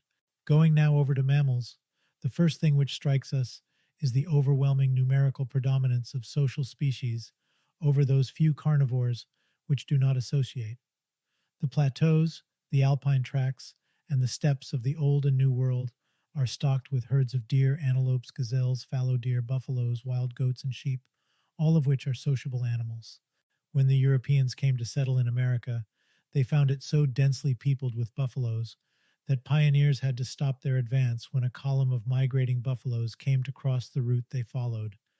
The march passed of the dense column lasting sometimes for 2 and 3 days, and when the Russians took possession of Siberia, they found it so densely peopled with deer, antelopes, squirrels, and other sociable animals that the very conquest of Siberia was nothing but a hunting expedition which lasted for 200 years, while the grass plains of eastern Africa are still covered with herds composed of zebra, the hartebeest, and other antelopes.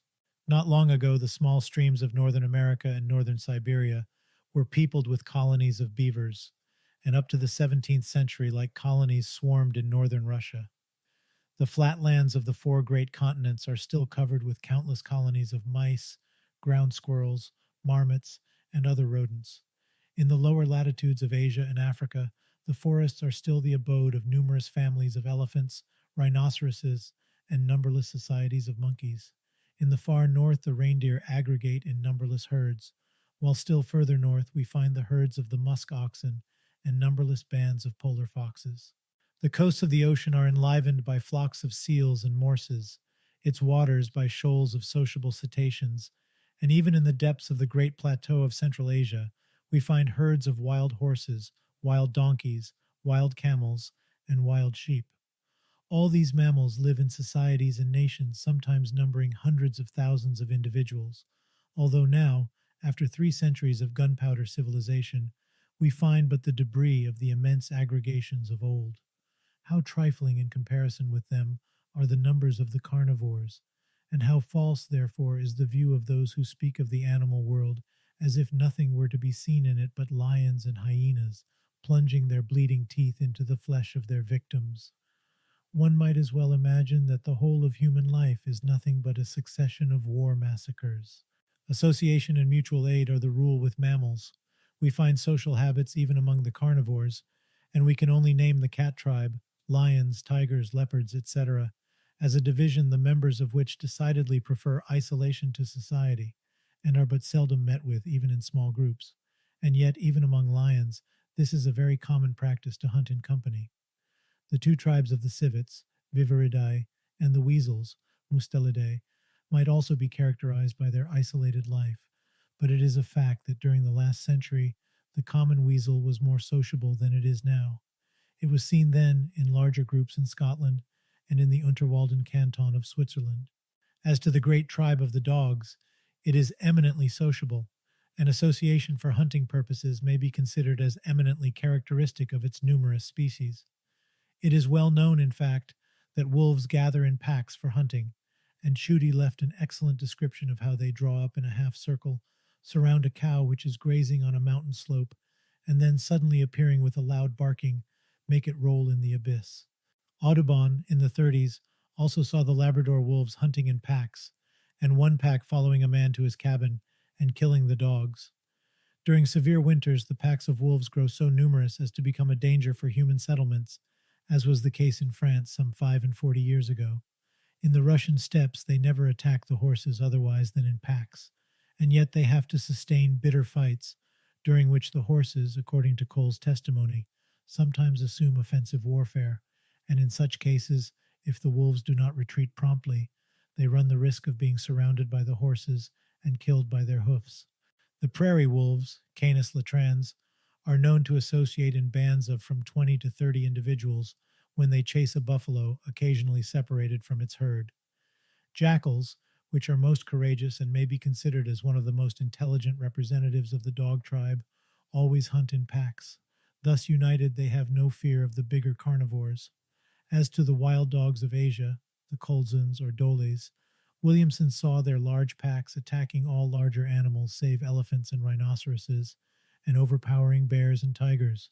Hyenas always live in societies and hunt in packs, and the hunting organizations of the painted Lycaons are highly praised by Cumming. Nay, even foxes, which as a rule live isolated in our civilized countries, have been seen combining for hunting purposes. As to the polar fox, it is, or rather was in Steller's time, one of the most sociable animals, and when one reads Steller's description of the war that was waged by Bering's unfortunate crew against these intelligent small animals, one does not know what to wonder at most: the extraordinary intelligence of the foxes, and the mutual aid they displayed in digging out food concealed under cairns, or stored upon a pillar. One fox would climb on its top and throw the food to its comrades beneath, or the cruelty of man, driven to despair by the numerous packs of foxes. Even some bears live in societies where they are not disturbed by man. Thus Steller saw the black bear of Kamchatka in numerous packs, and the polar bears are occasionally found in small groups.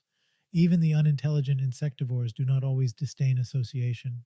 However, it is especially with the rodents, the ungulata, and the ruminants that we find a highly developed practice of mutual aid. The squirrels are individualists to a great extent. Each of them builds its own comfortable nest and accumulates its own provision. Their inclinations are towards family life, and Brehm found that a family of squirrels is never so happy as when the 2 broods of the same year can join together with their parents in a remote corner of a forest, and yet they maintain social relations. The inhabitants of the separate nests remain in a close intercourse, and when the pine cones become rare in the forest they inhabit, they emigrate in bands. As to the black squirrels of the far west, they are eminently sociable. Apart from the few hours given every day to foraging, they spend their lives in playing in numerous parties, and when they multiply too rapidly in a region, they assemble in bands, almost as numerous as those of locusts, and move southwards, devastating the forests, the fields, and the gardens, while foxes, polecats, falcons, and nocturnal birds of prey follow their thick columns and live upon the individuals remaining behind. The ground squirrel, a closely akin genus, is still more sociable. It is given to hoarding and stores up in its subterranean halls large amounts of edible roots and nuts, usually plundered by man in the autumn. According to some observers, it must know something of the joys of a miser, and yet it remains sociable. It always lives in large villages, and Audubon, who opened some dwellings of the Hackey in the winter, found several individuals in the same apartment.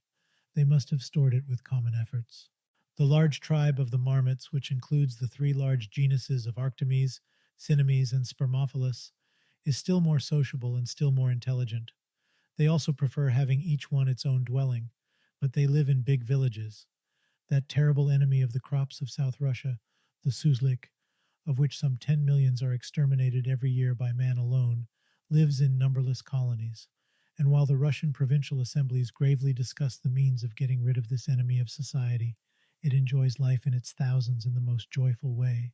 Their play is so charming that no observer could refrain from paying them a tribute of praise and from mentioning the melodious concerts arising from the sharp whistlings of the males and the melancholic whistlings of the females, before, suddenly returning to his citizen's duties, he begins inventing the most diabolic means for the extermination of the little robbers.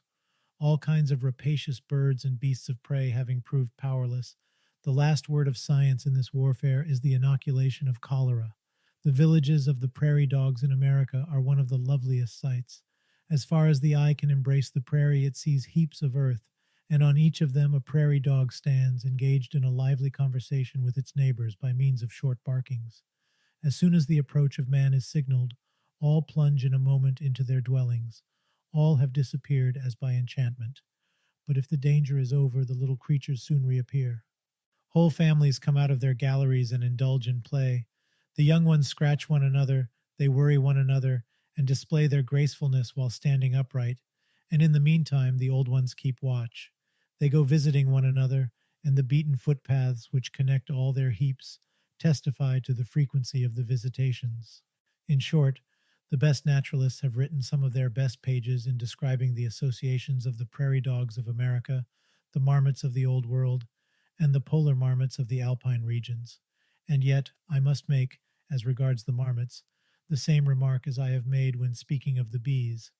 They have maintained their fighting instincts, and these instincts reappear in captivity. But in their big associations, in the face of free nature, the unsociable instincts have no opportunity to develop, and the general result is peace and harmony. Even such harsh animals as the rats, which continually fight in our cellars, are sufficiently intelligent not to quarrel when they plunder our larders, but to aid one another in their plundering expeditions and migrations, and even to feed their invalids. As to the beaver rats or musk rats of Canada, they are extremely sociable. Audubon could not but admire their peaceful communities, which require only being left in peace to enjoy happiness. Like all sociable animals, they are lively and playful. They easily combine with other species, and they have attained a very high degree of intellectual development. In their villages, always disposed on the shores of lakes and rivers, they take into account the changing level of water. Their dome-shaped houses, which are built of beaten clay interwoven with reeds, have separate corners for organic refuse, and their halls are well carpeted at winter time. They are warm, and nevertheless well ventilated. As to the beavers, which are endowed, as known, with a most sympathetic character, their astounding dams and villages, in which generations live and die without knowing of any enemies but the otter and man, so wonderfully illustrate what mutual aid can achieve for the security of the species, the development of social habits, and the evolution of intelligence, that they are familiar to all interested in animal life. Let me only remark that with the beavers, the muskrats, and some other rodents, we already find the feature which will also be distinctive of human communities, that is, work in common. I pass in silence the two large families which include the jerboa, the chinchilla, the biscacha, and the tushkan, or underground hare of South Russia, though all these small rodents might be taken as excellent illustrations of the pleasures derived by animals from social life. Precisely the pleasures, because it is extremely difficult to say what brings animals together, the needs of mutual protection, or simply the pleasure of feeling surrounded by their congeners. At any rate, our common hares, which do not gather in societies for life in common, and which are not even endowed with intense parental feelings, cannot live without coming together for play. Dietrich de Winkel, who is considered to be among the best acquainted with the habits of hares, describes them as passionate players, becoming so intoxicated by their play that a hare has been known to take an approaching fox for a playmate. As to the rabbit, it lives in societies, and its family life is entirely built upon the image of the old patriarchal family, the young ones being kept in absolute obedience to the father and even the grandfather. And here we have the example of two very closely allied species which cannot bear each other, not because they live upon nearly the same food, as like cases are too often explained, but most probably because the passionate, eminently individualist hare cannot make friends with that placid, quiet, and submissive creature, the rabbit. Their tempers are too widely different not to be an obstacle to friendship. Life in societies is again the rule with the large family of horses, which includes the wild horses and donkeys of Asia, the zebras, the mustangs, the cimarrones of the pampas, and the half-wild horses of Mongolia and Siberia. They all live in numerous associations made up of many studs, each of which consists of a number of mares under the leadership of a male. These numberless inhabitants of the old and the new world, badly organized on the whole for resisting both their numerous enemies and the adverse conditions of climate, would soon have disappeared from the surface of the earth were it not for their sociable spirit. When a beast of prey approaches them, several studs unite at once. They repulse the beast and sometimes chase it, and neither the wolf nor the bear, not even the lion, can capture a horse or even a zebra as long as they are not detached from the herd. When a drought is burning the grass in the prairies, they gather in herds of sometimes 10,000 individuals strong and migrate. And when a snowstorm rages in the steppes, each stud keeps close together and repairs to a protected ravine. But if confidence disappears, or the group has been seized by panic and disperses, the horses perish, and the survivors are found after the storm half dying from fatigue. Union is their chief arm in the struggle for life, and man is their chief enemy.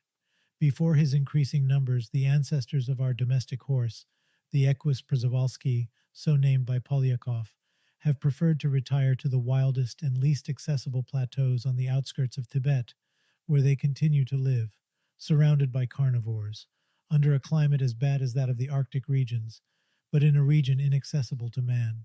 Many striking illustrations of social life could be taken from the life of the reindeer, and especially of that large division of ruminants which might include the roebucks, the fallow deer, the antelopes, the gazelles, the ibex, and in fact the whole of the three numerous families of the antelopids, the caprides, and the ovids. Their watchfulness over the safety of their herds against attacks of carnivores, the anxiety displayed by all individuals in a herd of chamois, as long as all of them have not cleared a difficult passage over rocky cliffs, the adoption of orphans, the despair of the gazelle whose mate, or even comrade of the same sex, has been killed. The plays of the youngsters, and many other features, could be mentioned. But perhaps the most striking illustration of mutual support is given by the occasional migrations of fallow deer, such as I saw once on the Amur. When I crossed the high plateau and its border ridge, the Great Khingan, on my way from Transbaikalia to Mergen, and further traveled over the high prairies on my way to the Amur, I could ascertain how thinly peopled with fallow deer these mostly uninhabited regions are.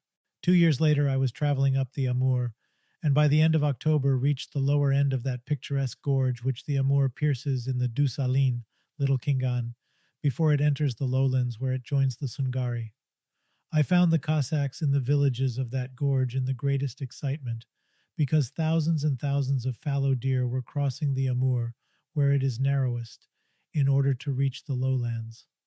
For several days in succession, upon a length of some 40 miles up the river, the Cossacks were butchering the deer as they crossed the Amur, in which already floated a good deal of ice. Thousands were killed every day, and the exodus nevertheless continued. Like migrations were never seen either before or since, and this one must have been called for by an early and heavy snowfall in the Great Khingan, which compelled the deer to make a desperate attempt at reaching the lowlands in the east of the Douce Mountains. Indeed, a few days later, the Douce Alain was also buried under snow 2 or 3 feet deep. Now, when one imagines the immense territory, almost as big as Great Britain, from which the scattered groups of deer must have gathered for a migration which was undertaken under the pressure of exceptional circumstances, and realizes the difficulties which had to be overcome before all the deer came to the common idea of crossing the Amur further south, where it is narrowest, one cannot but deeply admire the amount of sociability displayed by these intelligent animals. The fact is not the less striking if we remember that the buffaloes of North America displayed the same powers of combination. One saw them grazing in great numbers in the plains, but these numbers were made up by an infinity of small groups which never mixed together. And yet, when necessity arose, all groups, however scattered over an immense territory, came together and made up those immense columns, numbering hundreds of thousands of individuals, which I mentioned on a preceding page. I also ought to say a few words at least about the compound families of the elephants, their mutual attachment, their deliberate ways in posting sentries, and the feelings of sympathy developed by such a life of close mutual support. I might mention the sociable feelings of those disreputable creatures, the wild boars, and find a word of praise for their powers of association in the case of an attack by a beast of prey. The hippopotamus and the rhinoceros, too, would occupy a place in a work devoted to animal sociability. Several striking pages might be given to the sociability and mutual attachment of the seals and the walruses, and finally one might mention the most excellent feelings existing among the sociable cetaceans. But I have to say yet a few words about the societies of monkeys, which acquire an additional interest from their being the link which will bring us to the societies of primitive men. It is hardly needful to say that those mammals, which stand at the very top of the animal world, and most approach man by their structure and intelligence, are eminently sociable. Evidently, we must be prepared to meet with all varieties of character and habits in so great a division of the animal kingdom, which includes hundreds of species. But all things considered, it must be said that sociability, action in common, mutual protection, and a high development of those feelings which are the necessary outcome of social life are characteristic of most monkeys and apes. From the smallest species to the biggest ones, sociability is a rule to which we know but a few exceptions. The nocturnal apes prefer isolated life. The capuchins, Cebus capucinus, the monos, and the howling monkeys live but in small families, and the orang-utans have never been seen by A.R. Wallace otherwise than either solitary or in very small groups of 3 or 4 individuals, while the gorillas seem never to join in bands. But all the remainder of the monkey tribe, the chimpanzees, the sajus, the sakis, the mandrills, the baboons, and so on, are sociable in the highest degree. They live in great bands and even join with other species than their own. Most of them become quite unhappy when solitary. The cries of distress of each one of the band immediately bring together the whole of the band, and they boldly repulse the attacks of most carnivores and birds of prey. Even eagles do not dare attack them. They plunder our fields always in bands, the old ones taking care for the safety of the commonwealth. The little TTs, whose childish sweet faces so much struck Humboldt, embrace and protect one another when it rains, rolling their tails over the necks of their shivering comrades. Several species display the greatest solicitude for their wounded, and do not abandon a wounded comrade during a retreat till they have ascertained that it is dead and that they are helpless to restore it to life.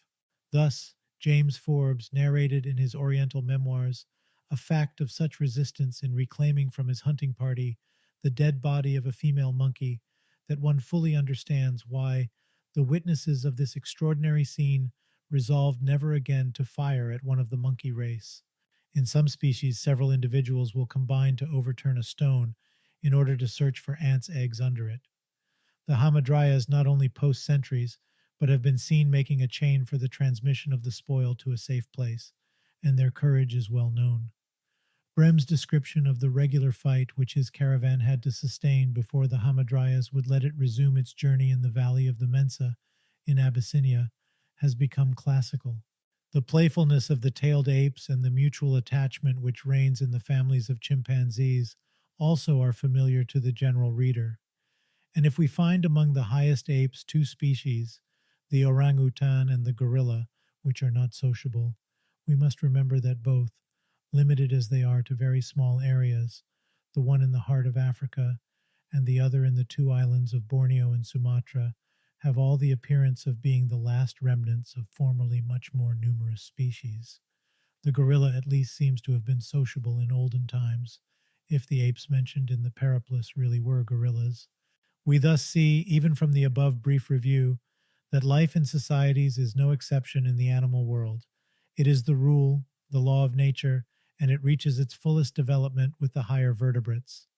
Those species which live solitary, or in small families only, are relatively few, and their numbers are limited. Nay, it appears very probable that, apart from a few exceptions, those birds and mammals which are not gregarious now were living in societies before man multiplied on the earth and waged a permanent war against them, or destroyed the sources from which they formerly derived food. On ne s'associe pas pour mourir, we do not associate to die, was the sound remark of Espinasse, and Uzo, who knew the animal world of some parts of America when it was not yet affected by man, wrote to the same effect. Association is found in the animal world at all degrees of evolution, and according to the grand idea of Herbert Spencer, so brilliantly developed in Perrier's Colonies Animals, colonies are at the very origin of evolution in the animal kingdom. But in proportion as we ascend the scale of evolution, we see association growing more and more conscious. It loses its purely physical character. It ceases to be simply instinctive. It becomes reasoned. With the higher vertebrates, it is periodical, or is resorted to for the satisfaction of a given want, propagation of the species, migration, hunting, or mutual defense. It even becomes occasional when birds associate against a robber or mammals combine, under the pressure of exceptional circumstances, to emigrate. In this last case, it becomes a voluntary deviation from habitual moods of life. The combination sometimes appears in 2 or more degrees, the family first, then the group, and finally the association of groups, habitually scattered, but uniting in case of need, as we saw it with the bisons and other ruminants. It also takes higher forms, guaranteeing more independence to the individual without depriving it of the benefits of social life. With most rodents, the individual has its own dwelling, which it can retire to when it prefers being left alone, but the dwellings are laid out in villages and cities so as to guarantee to all inhabitants the benefits and joys of social life. And finally, in several species such as rats, marmots, hares, etc., sociable life is maintained notwithstanding the quarrelsome or otherwise egotistic inclinations of the isolated individual. Thus it is not imposed, as is the case with ants and bees, by the very physiological structure of the individuals. It is cultivated for the benefits of mutual aid, or for the sake of its pleasures. And this, of course, appears with all possible gradations, and with the greatest variety of individual and specific characters, the very variety of aspects taken by social life being a consequence, and for us a further proof, of its generality. Sociability, that is, the need of the animal of associating with its like, the love of society for society's sake, combined with the joy of life, only now begins to receive due attention from the zoologists. We know at the present time that all animals, beginning with the ants, going on to the birds, and ending with the highest mammals, are fond of plays, wrestling, running after each other, trying to capture each other, teasing each other, and so on. And while many plays are, so to speak, a school for the proper behavior of the young in mature life, there are others, which, apart from their utilitarian purposes, are, together with dancing and singing, mere manifestations of an excess of forces, the joy of life, and a desire to communicate in some way or another with other individuals of the same or of other species. In short, a manifestation of sociability proper, which is a distinctive feature of all the animal world.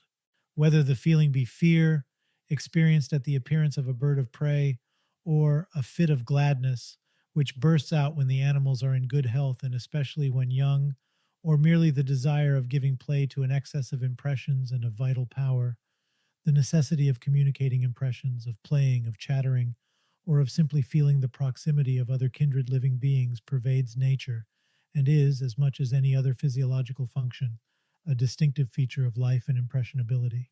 This need takes a higher development and attains a more beautiful expression in mammals, especially amidst their young, and still more among the birds.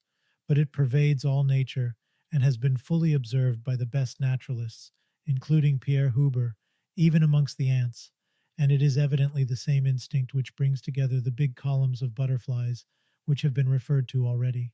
The habit of coming together for dancing and of decorating the places where the birds habitually perform their dances is, of course, well known from the pages that Darwin gave to this subject in The Descent of Man, chapter 13. Visitors of the London Zoological Gardens also know the bower of the satin bowerbird, but this habit of dancing seems to be much more widely spread than was formerly believed, and Mr. W. Hudson gives in his masterwork on La Plata the most interesting description, which must be read in the original, of complicated dances performed by quite a number of birds, rails, jacanas, lapwings, and so on. The habit of singing in concert, which exists in several species of birds, belongs to the same category of social instincts. It is most strikingly developed with the chakar, Chauna chavaria, to which the English have given the most unimaginative misnomer of crested screamer. These birds sometimes assemble in immense flocks, and in such cases they frequently sing all in concert. W. H. Hudson found them once in countless numbers, ranged all round a pampas lake in well-defined flocks, of about 500 birds in each flock. Presently, he writes, one flock near me began singing, and continued their powerful chant for 3 or 4 minutes. When they ceased, the next flock took up the strains, and after it the next, and so on, until once more the notes of the flocks on the opposite shore came floating strong and clear across the water, then passed away, growing fainter and fainter, until once more the sound approached me, traveling round to my side again. On another occasion, the same writer saw a whole plain covered with an endless flock of chakars, not in close order, but scattered in pairs and small groups. About 9 o'clock in the evening, suddenly the entire multitude of birds covering the marsh for miles around burst forth in a tremendous evening song. It was a concert well worth riding 100 miles to hear.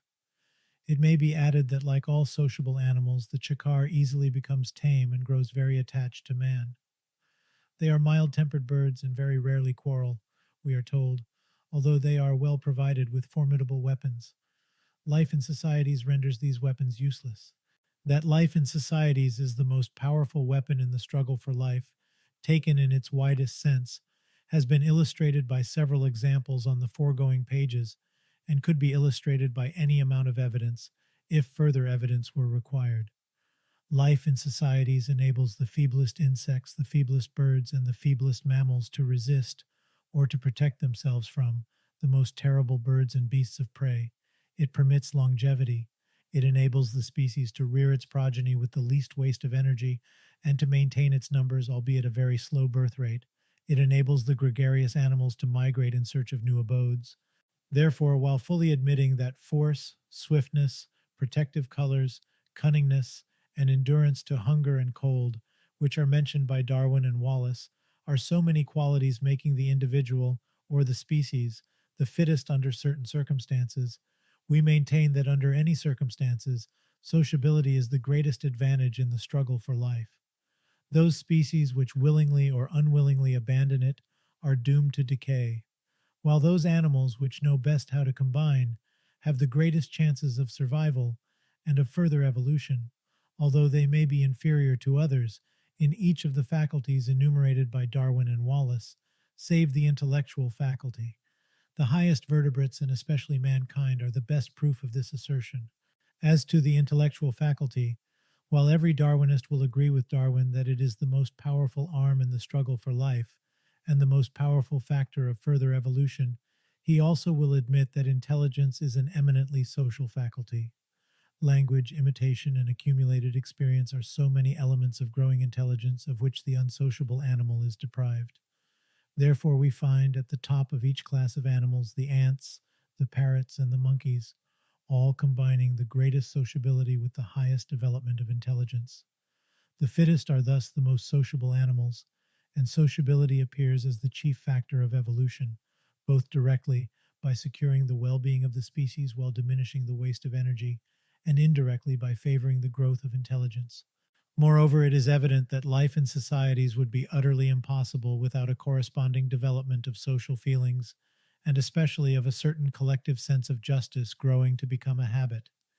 If every individual were constantly abusing its personal advantages without the others interfering in favor of the wronged, no society, life would be possible, and feelings of justice develop more or less with all gregarious animals. Whatever the distance from which the swallows or the cranes come, each one returns to the nest it has built or repaired last year. If a lazy sparrow intends appropriating the nest which a comrade is building, or even steals from it a few sprays of straw, the group interferes against the lazy comrade, and it is evident that without such interference being the rule, no nesting associations of birds could exist. Separate groups of penguins have separate resting places and separate fishing abodes, and do not fight for them. The droves of cattle in Australia have particular spots to which each group repairs to rest, and from which it never deviates, and so on. We have any numbers of direct observations of the peace that prevails in the nesting associations of birds, the villages of the rodents, and the herds of grass eaters, while, on the other side, we know of few sociable animals which so continually quarrel as the rats in our cellars do, or as the morses, which fight for the possession of a sunny place on the shore. Sociability thus puts a limit to physical struggle and leaves room for the development of better moral feelings. The high development of parental love in all classes of animals, even with lions and tigers, is generally known. As to the young birds and mammals whom we continually see associating, sympathy, not love, attains a further development in their associations. Leaving aside the really touching facts of mutual attachment and compassion which have been recorded as regards domesticated animals, and with animals kept in captivity, we have a number of well-certified facts of compassion between wild animals at liberty. Max Purdy and L. Buckner have given a number of such facts. J.C. Wood's narrative of a weasel which came to pick up and to carry away an injured comrade enjoys a well-merited popularity. So also the observation of Captain Stansbury on his journey to Utah, which is quoted by Darwin. He saw a blind pelican which was fed and well fed by other pelicans upon fishes which had to be brought from a distance of 30 miles. And when a herd of vicuñas was hotly pursued by hunters, H.A. Weddell saw more than once during his journey to Bolivia and Peru the strong males covering the retreat of the herd and lagging behind in order to protect the retreat. As to facts of compassion with wounded comrades, they are continually mentioned by all field zoologists. Such facts are quite natural. Compassion is a necessary outcome of social life, but compassion also means a considerable advance in general intelligence and sensibility. It is the first step towards the development of higher moral sentiments. It is, in its turn, a powerful factor of further evolution. If the views developed on the preceding pages are correct, the question necessarily arises, in how far are they consistent with the theory of struggle for life as it has been developed by Darwin, Wallace, and their followers? And I will now briefly answer this important question. First of all, no naturalist will doubt that the idea of a struggle for life carried on through organic nature is the greatest generalization of our century. Life is struggle, and in that struggle the fittest survive.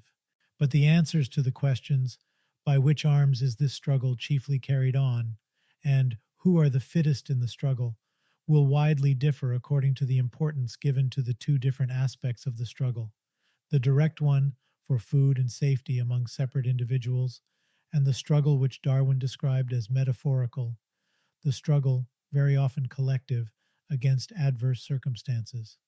No one will deny that there is, within each species, a certain amount of real competition for food, at least at certain periods. But the question is whether competition is carried on to the extent admitted by Darwin, or even by Wallace, and whether this competition has played, in the evolution of the animal kingdom, the part assigned to it. The idea which permeates Darwin's work is certainly one of real competition going on within each animal group for food, safety, and possibility of leaving an offspring. He often speaks of regions being stocked with animal life to their full capacity, and from that overstocking he infers the necessity of competition. But when we look in his work for real proofs of that competition, we must confess that we do not find them sufficiently convincing. If we refer to the paragraph entitled "Struggle for Life Most Severe Between Individuals and Varieties of the Same Species," We find in it none of that wealth of proofs and illustrations which we are accustomed to find in whatever Darwin wrote. The struggle between individuals of the same species is not illustrated under that heading by even one single instance. It is taken as granted, and the competition between closely allied animal species is illustrated by but 5 examples, out of which one, at least, relating to the 2 species of thrushes, now proves to be doubtful. But when we look for more details in order to ascertain how far the decrease of one species was really occasioned by the increase of the other species, Darwin, with his usual fairness, tells us, we can dimly see why the competition should be most severe between allied forms, which fill nearly the same place in nature, but probably in no case could we precisely say why one species has been victorious over another in the great battle of life. As to Wallace, who quotes the same facts under a slightly modified heading, struggle for life between closely allied animals and plants often most severe, he makes the following remark, italics are mine, which gives quite another aspect to the facts above quoted. He says, in some cases, no doubt, there is actual war between the two, the stronger killing the weaker, but this is by no means necessary, and there may be cases in which the weaker species physically may prevail by its power of more rapid multiplication, its better withstanding vicissitudes of climate, or its greater cunning in escaping the attacks of common enemies. In such cases, what is described as competition may be no competition at all. One species succumbs, not because it is exterminated or starved out by the other species, but because it does not well accommodate itself to new conditions, which the other does. The term struggle for life is again used in its metaphorical sense, and may have no other. As to the real competition between individuals of the same species, which is illustrated in another place by the cattle of South America during a period of drought, its value is impaired by its being taken from among domesticated animals. Bisons emigrate in like circumstances in order to avoid competition. However severe the struggle between plants, and this is amply proved, we cannot but repeat Wallace's remark to the effect that plants live where they can, while animals have, to a great extent, the power of choice of their abode. So that we again are asking ourselves, to what extent does competition really exist within each animal species? Upon what is the assumption based? The same remark must be made concerning the indirect argument in favor of a severe competition and struggle for life within each species, which may be derived from the extermination of transitional varieties, so often mentioned by Darwin. It is known that for a long time Darwin was worried by the difficulty which he saw in the absence of a long chain of intermediate forms between closely allied species, and that he found the solution of this difficulty in the supposed extermination of the intermediate forms. However, an attentive reading of the different chapters in which Darwin and Wallace speak of this subject soon brings one to the conclusion that the word extermination does not mean real extermination. The same remark which Darwin made concerning his expression, struggle for existence, evidently applies to the word extermination as well. It can by no means be understood in its direct sense, but must be taken in its metaphoric sense. If we start from the supposition that a given area is stocked with animals to its fullest capacity, and that a keen competition for the sheer means of existence is consequently going on between all the inhabitants, each animal being compelled to fight against all its congeners in order to get its daily food, then the appearance of a new and successful variety would certainly mean in many cases, though not always, the appearance of individuals which are enabled to seize more than their fair share of the means of existence, and the result would be that those individuals would starve both the parental form, which does not possess the new variation, and the intermediate forms which do not possess it in the same degree. It may be that at the outset Darwin understood the appearance of new varieties under this aspect. At least the frequent use of the word extermination conveys such an impression, but both he and Wallace knew nature too well not to perceive that this is by no means the only possible and necessary course of affairs. If the physical and the biological conditions of a given area, the extension of the area occupied by a given species, and the habits of all the members of the latter remained unchanged, then the sudden appearance of a new variety might mean the starving out and the extermination of all the individuals which were not endowed in a sufficient degree with the new feature by which the new variety is characterized. But such a combination of conditions is precisely what we do not see in nature. Each species is continually tending to enlarge its abode. Migration to new abodes is the rule with the slow snail, as with the swift bird. Physical changes are continually going on in every given area, and new varieties among animals consist in an immense number of cases, perhaps in the majority, not in the growth of new weapons for snatching the food from the mouth of its congeners. Food is only one out of 100 of various conditions of existence, but as Wallace himself shows in a charming paragraph on the divergence of characters, Darwinism, page 107, in forming new habits, moving to new abodes, and taking to new sorts of food. In all such cases, there will be no extermination, even no competition, the new adaptation being a relief from competition, if it ever existed, and yet there will be, after a time, an absence of intermediate links, in consequence of a mere survival of those which are best fitted for the new conditions, as surely as under the hypothesis of extermination of the parental form. It hardly need be added that if we admit, with Spencer, all the Lamarckians and Darwin himself, the modifying influence of the surroundings upon the species, there remains still less necessity for the extermination of the intermediate forms. The importance of migration and of the consequent isolation of groups of animals, for the origin of new varieties and ultimately of new species, which was indicated by Moritz Wagner, was fully recognized by Darwin himself.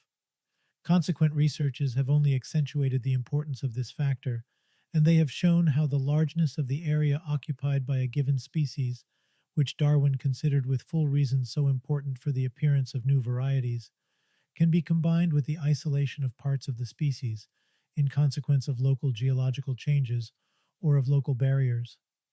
It would be impossible to enter here into the discussion of this wide question, but a few remarks will do to illustrate the combined action of these agencies. It is known that portions of a given species will often take to a new sort of food. The squirrels, for instance, when there is a scarcity of cones in the larch forests, remove to the fir tree forests, and this change of food has certain well-known physiological effects on the squirrels. If this change of habits does not last, if next year the cones are again plentiful in the dark larch woods, no new variety of squirrels will evidently arise from this cause. But if part of the wide area occupied by the squirrels begins to have its physical characters altered, in consequence of, let us say, a milder climate or desiccation, which both bring about an increase of the pine forests in proportion to the larch woods, and if some other conditions concur to induce the squirrels to dwell on the outskirts of the desiccating region, we shall have then a new variety, that is an incipient new species of squirrels, without there having been anything that would deserve the name of extermination among the squirrels. A larger proportion of squirrels of the new, better adapted variety would survive every year, and the intermediate links would die in the course of time, without having been starved out by Malthusian competitors. This is exactly what we see going on during the great physical changes which are accomplished over large areas in Central Asia, owing to the desiccation which is going on there since the glacial period.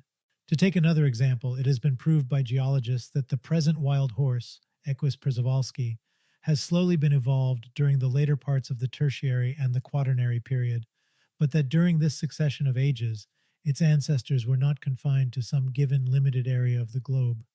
They wandered over both the Old and New World, returning in all probability after a time to the pastures which they had, in the course of their migrations, formerly left. Consequently, if we do not find now, in Asia, all the intermediate links between the present wild horse and its Asiatic post-tertiary ancestors, this does not mean at all that the intermediate links have been exterminated. No such extermination has ever taken place. No exceptional mortality may even have occurred among the ancestral species. The individuals which belong to intermediate varieties and species have died in the usual course of events, often amidst plentiful food, and their remains were buried all over the globe. In short, if we carefully consider this matter and carefully reread what Darwin himself wrote upon this subject, we see that if the word extermination be used at all in connection with transitional varieties, it must be used in its metaphoric sense. As to competition, this expression too is continually used by Darwin, see for instance the paragraph on extinction, as an image or as a way of speaking, rather than with the intention of conveying the idea of a real competition between two portions of the same species for the means of existence. At any rate, the absence of intermediate forms is no argument in favor of it. In reality, the chief argument in favor of a keen competition for the means of existence continually going on within every animal species is, to use Professor Geddes' expression, the arithmetical argument borrowed from Malthus. But this argument does not prove it at all. We might as well take a number of villages in southeast Russia, the inhabitants of which enjoy plenty of food, but have no sanitary accommodation of any kind, and seeing that for the last 80 years the birth rate was 60 in the thousand, while the population is now what it was 80 years ago, we might conclude that there has been a terrible competition between the inhabitants.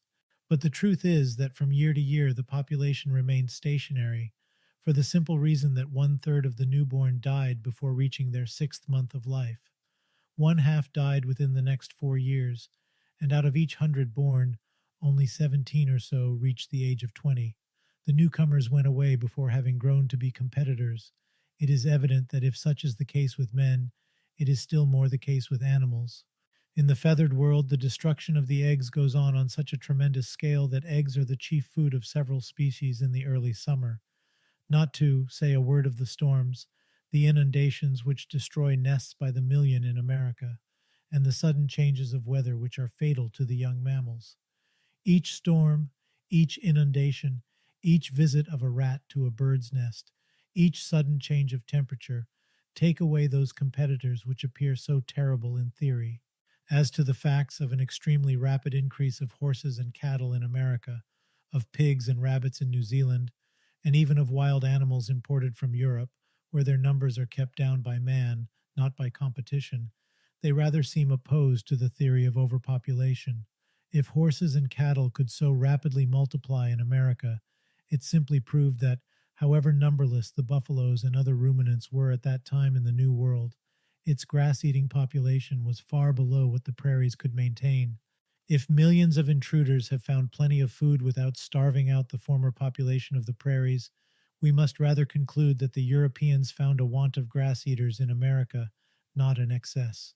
And we have good reasons to believe that want of animal population is the natural state of things all over the world, with but a few temporary exceptions to the rule. The actual numbers of animals in a given region are determined not by the highest feeding capacity of the region, but by what it is every year under the most unfavorable conditions, so that, for that reason alone, competition hardly can be a normal condition, but other causes intervene as well to cut down the animal population below even that low standard. If we take the horses and cattle which are grazing all the winter through in the steppes of Transbaikalia, we find them very lean and exhausted at the end of the winter, but they grow exhausted not because there is not enough food for all of them. The grass buried under a thin sheet of snow is everywhere in abundance, but because of the difficulty of getting it from beneath the snow, and this difficulty is the same for all horses alike.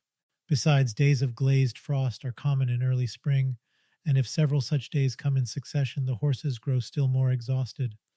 But then comes a snowstorm, which compels the already weakened animals to remain without any food for several days, and very great numbers of them die. The losses during the spring are so severe that if the season has been more inclement than usual, they are even not repaired by the new breeds, the more so as all horses are exhausted, and the young foals are born in a weaker condition. The numbers of horses and cattle thus always remain beneath what they otherwise might be. All the year round there is food for 5 or 10 times as many animals, and yet their population increases extremely slowly. But as soon as the Buriati owner makes ever so small a provision of hay in the steppe, and throws it open during days of glazed frost, or heavier snowfall, he immediately sees the increase of his herd. Almost all free grass-eating animals and many rodents in Asia and America being in very much the same conditions, we can safely say that their numbers are not kept down by competition, that at no time of the year they can struggle for food, and that if they never reach anything approaching to overpopulation, the cause is in the climate, not in competition. The importance of natural checks to overmultiplication, and especially their bearing upon the competition hypothesis, seems never to have been taken into due account. The checks, or rather some of them, are mentioned, but their action is seldom studied in detail. However, if we compare the action of the natural checks with that of competition, we must recognize at once that the latter sustains no comparison whatever with the other checks. Thus, Mr. Bates mentions the really astounding numbers of winged ants which are destroyed during their exodus. The dead or half-dead bodies of the Formica de Fuego, Myrmica savissima, which had been blown into the river during a gale, were heaped in a line an inch or two in height and breadth, the line continuing without interruption for miles at the edge of the water. Myriads of ants are thus destroyed amidst a nature which might support 100 times as many ants as are actually living.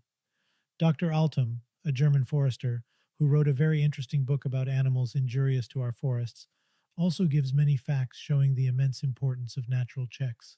He says that a succession of gales or cold and damp weather during the exodus of the pine moth, Bombyx pini, destroy it to incredible amounts, and during the spring of 1871, all these moths disappeared at once, probably killed by a succession of cold nights. Many like examples relative to various insects could be quoted from various parts of Europe. Dr. Altum also mentions the bird enemies of the pine moth and the immense amount of its eggs destroyed by foxes, but he adds that the parasitic fungi which periodically infest it are a far more terrible enemy than any bird, because they destroy the moth over very large areas at once. As to various species of mice, Mus sylvaticus, Arvicola arvalis, and A. agrestis, the same author gives a long list of their enemies, but he remarks, however, the most terrible enemies of mice are not other animals, but such sudden changes of weather as occur almost every year. Alternations of frost and warm weather destroy them in numberless quantities. One single sudden change can reduce thousands of mice to the number of a few individuals. On the other side, a warm winter, or a winter which gradually steps in, make them multiply in menacing proportions, notwithstanding every enemy. Such was the case in 1876 and 1877. Competition, in the case of mice, thus appears a quite trifling factor when compared with weather. Other facts to the same effect are also given as regards squirrels. As to birds, it is well known how they suffer from sudden changes of weather. Late snowstorms are as destructive of bird life on the English moors as they are in Siberia, and Ch. Dixon saw the red grouse so pressed during some exceptionally severe winters that they quitted the moors in numbers, and we have then known them actually to be taken in the streets of Sheffield. Persistent wet, he adds, is almost as fatal to them. On the other side, the contagious diseases which continually visit most animal species destroy them in such numbers that the losses often cannot be repaired for many years, even with the most rapidly multiplying animals. Thus, some 60 years ago, the Suzlix suddenly disappeared in the neighborhood of Sarepta, in southeastern Russia, in consequence of some epidemics, and for years no Suzlix were seen in that neighborhood. It took many years before they became as numerous as they formerly were. Like facts, all tending to reduce the importance given to competition, could be produced in numbers. Of course, it might be replied, in Darwin's words, that nevertheless each organic being at some period of its life, during some season of the year, during each generation or at intervals, has to struggle for life and to suffer great destruction, and that the fittest survive during such periods of hard struggle for life.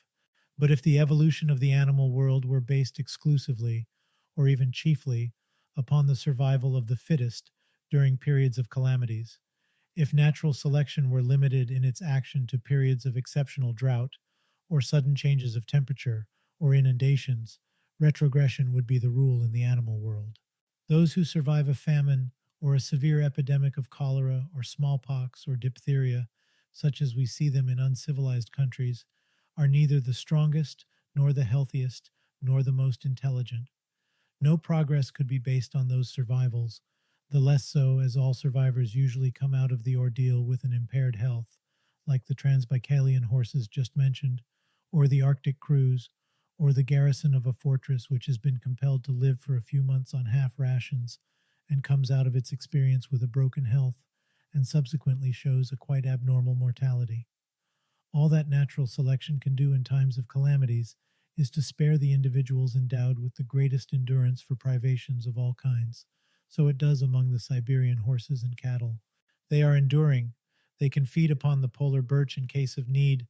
They resist cold and hunger.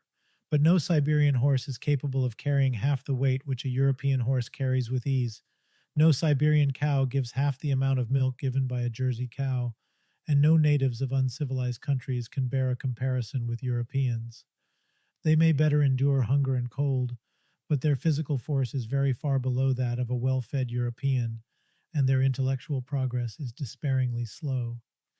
Evil cannot be productive of good, as Chernyshevsky wrote in a remarkable essay upon Darwinism.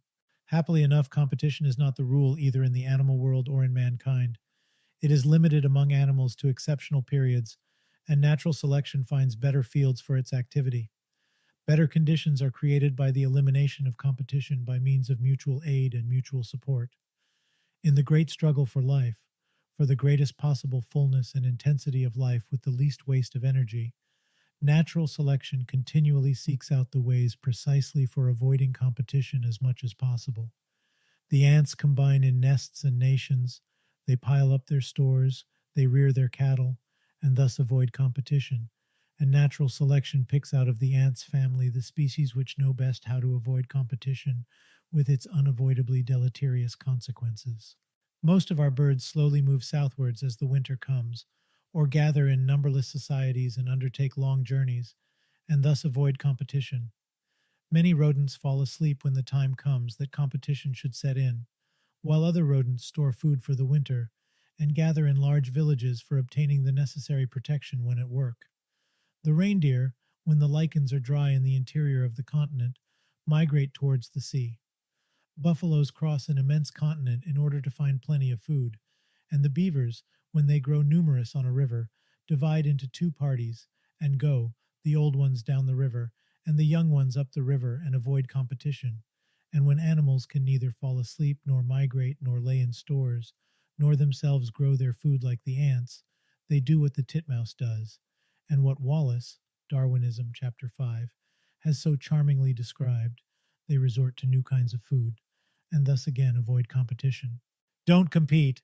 Competition is always injurious to the species, and you have plenty of resources to avoid it. That is the tendency of nature, not always realized in full, but always present. That is the watchword which comes to us from the bush, the forest, the river, the ocean. Therefore combine, practice mutual aid. That is the surest means for giving to each and to all the greatest safety, the best guarantee of existence and progress, bodily, intellectual, and moral. That is what nature teaches us, and that is what all those animals which have attained the highest position in their respective classes have done. That is also what man, the most primitive man, has been doing, and that is why man has reached the position upon which we stand now, as we shall see in the subsequent chapters devoted to mutual aid in human societies. Chapter 3, Mutual Aid Among Savages. Supposed war of each against all, tribal origin of human society, late appearance of the separate family, Bushmen and Hottentots, Australians, Papuas, Eskimos, Aleuts, features of savage life difficult to understand for the European, the Dyak's conception of justice, common law.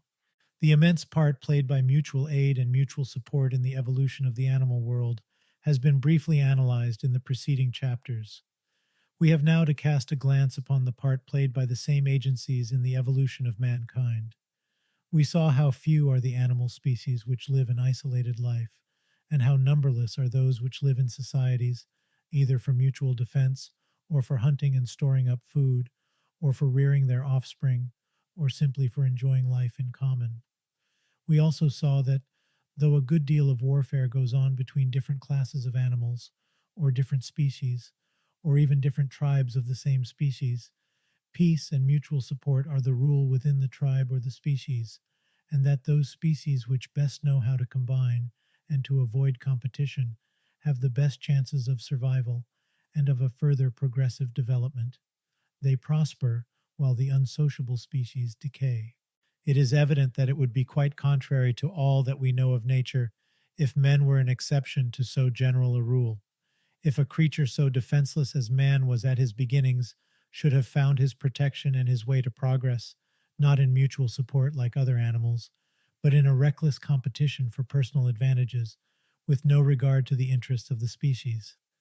To a mind accustomed to the idea of unity in nature, such a proposition appears utterly indefensible.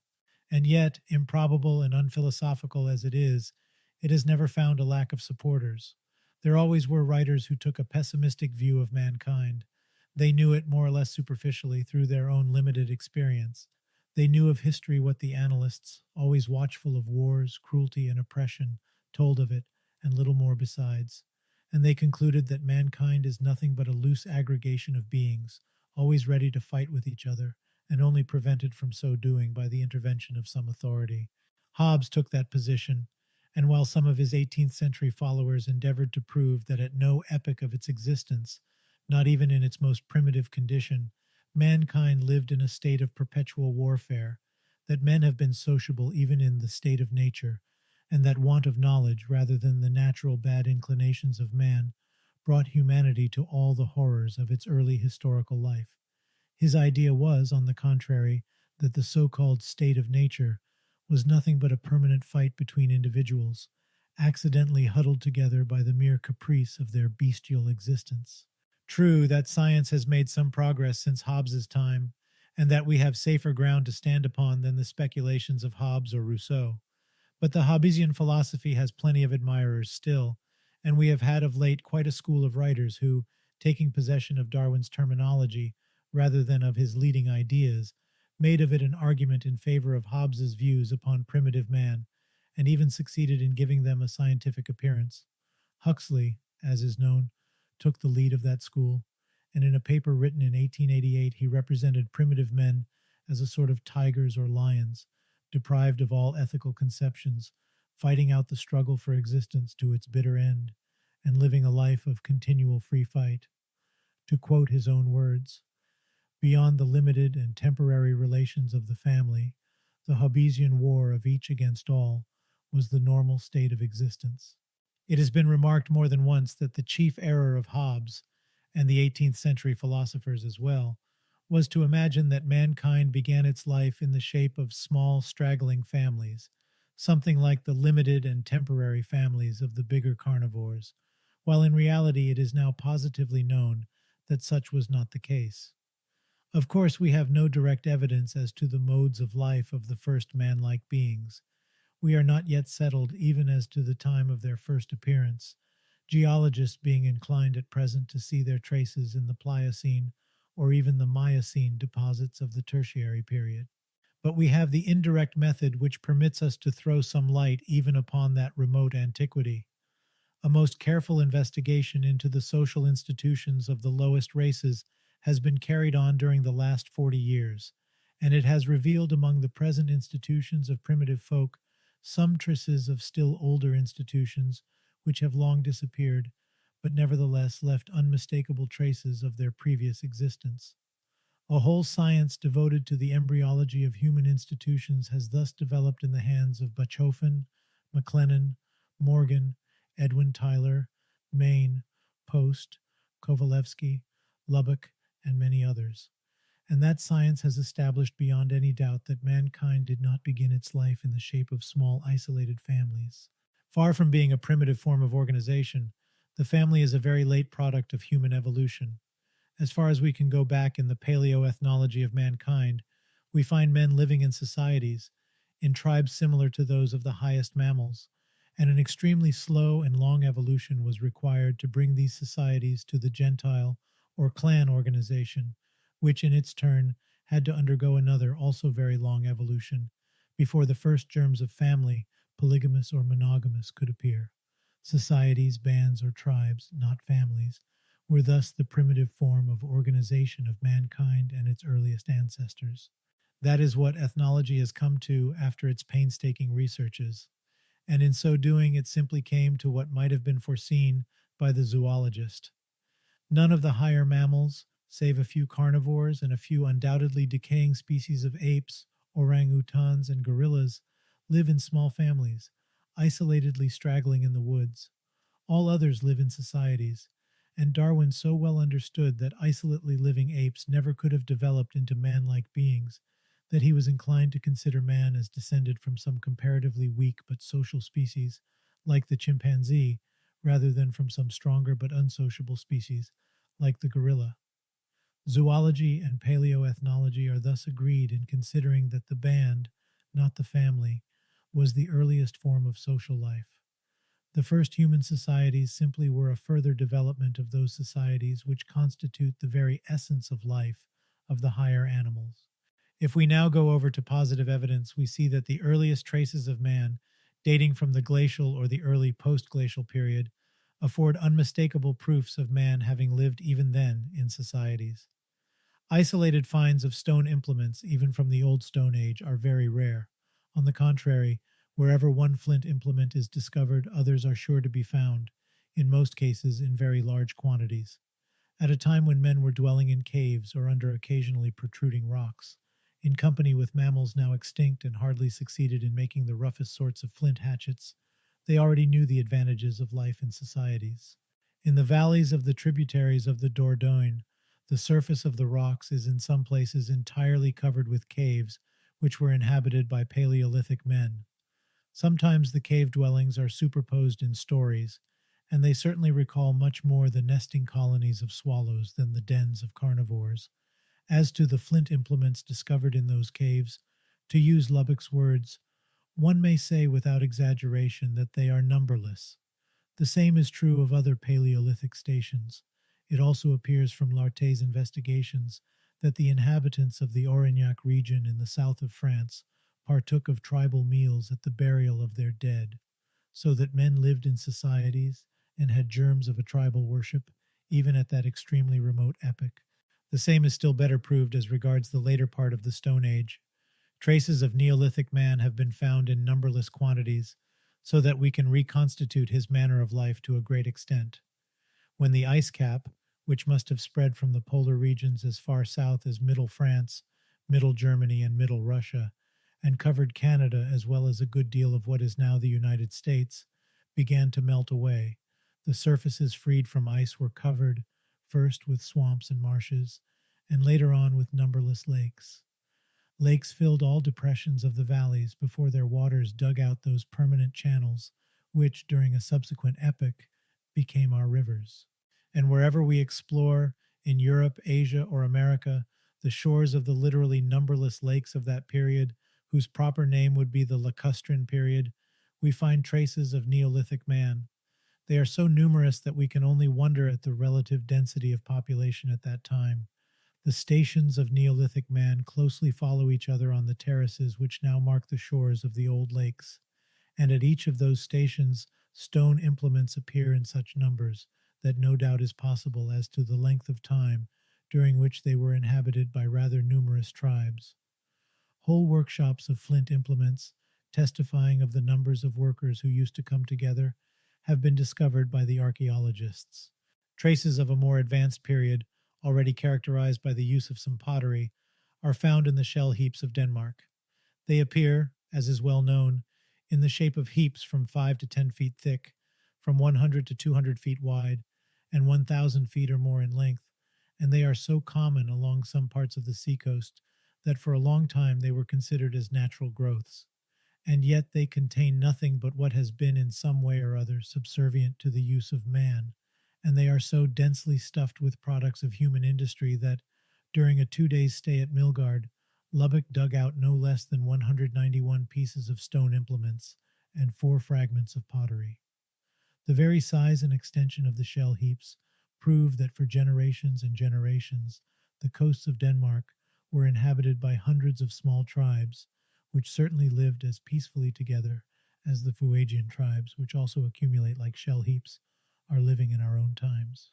As to the lake dwellings of Switzerland, which represent a still further advance in civilization, they yield still better evidence of life and work in societies.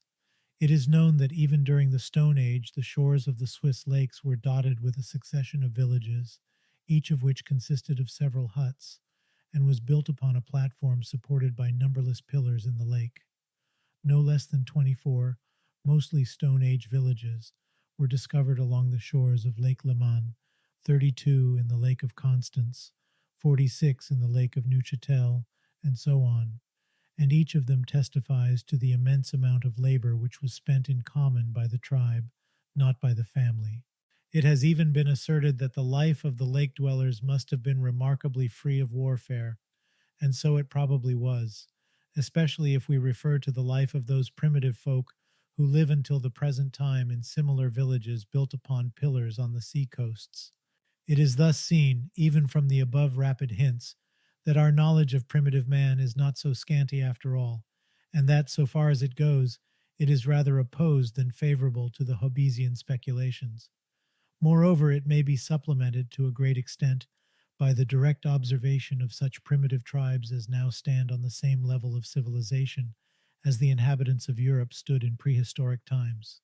That these primitive tribes which we find now are not degenerated specimens of mankind who formerly knew a higher civilization, as it has occasionally been maintained, has sufficiently been proved by Edwin Tyler and Lubbock.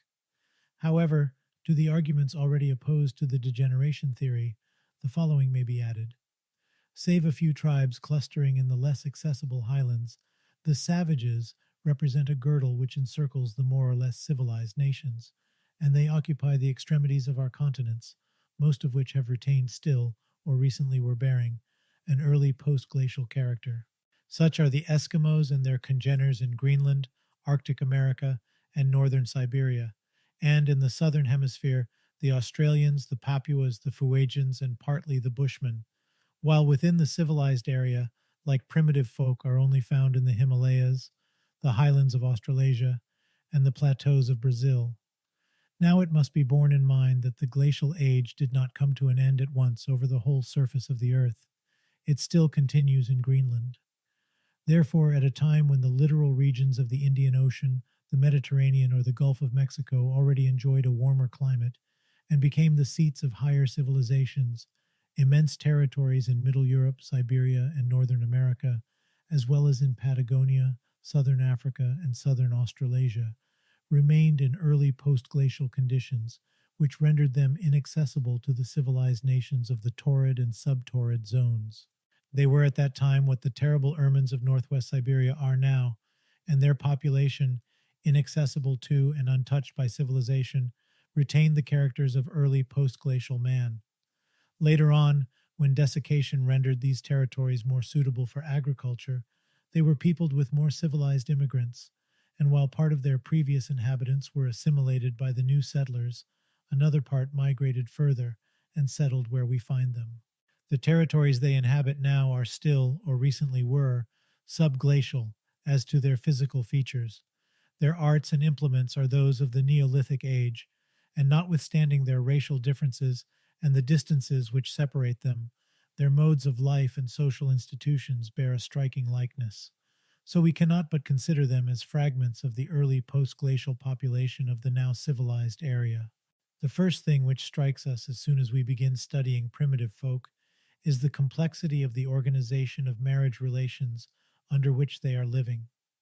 With most of them, the family, in the sense we attribute to it, is hardly found in its germs, but they are by no means loose aggregations of men and women coming in a disorderly manner together in conformity with their momentary caprices. All of them are under a certain organization, which has been described by Morgan in its general aspects as the Gentile or clan organization.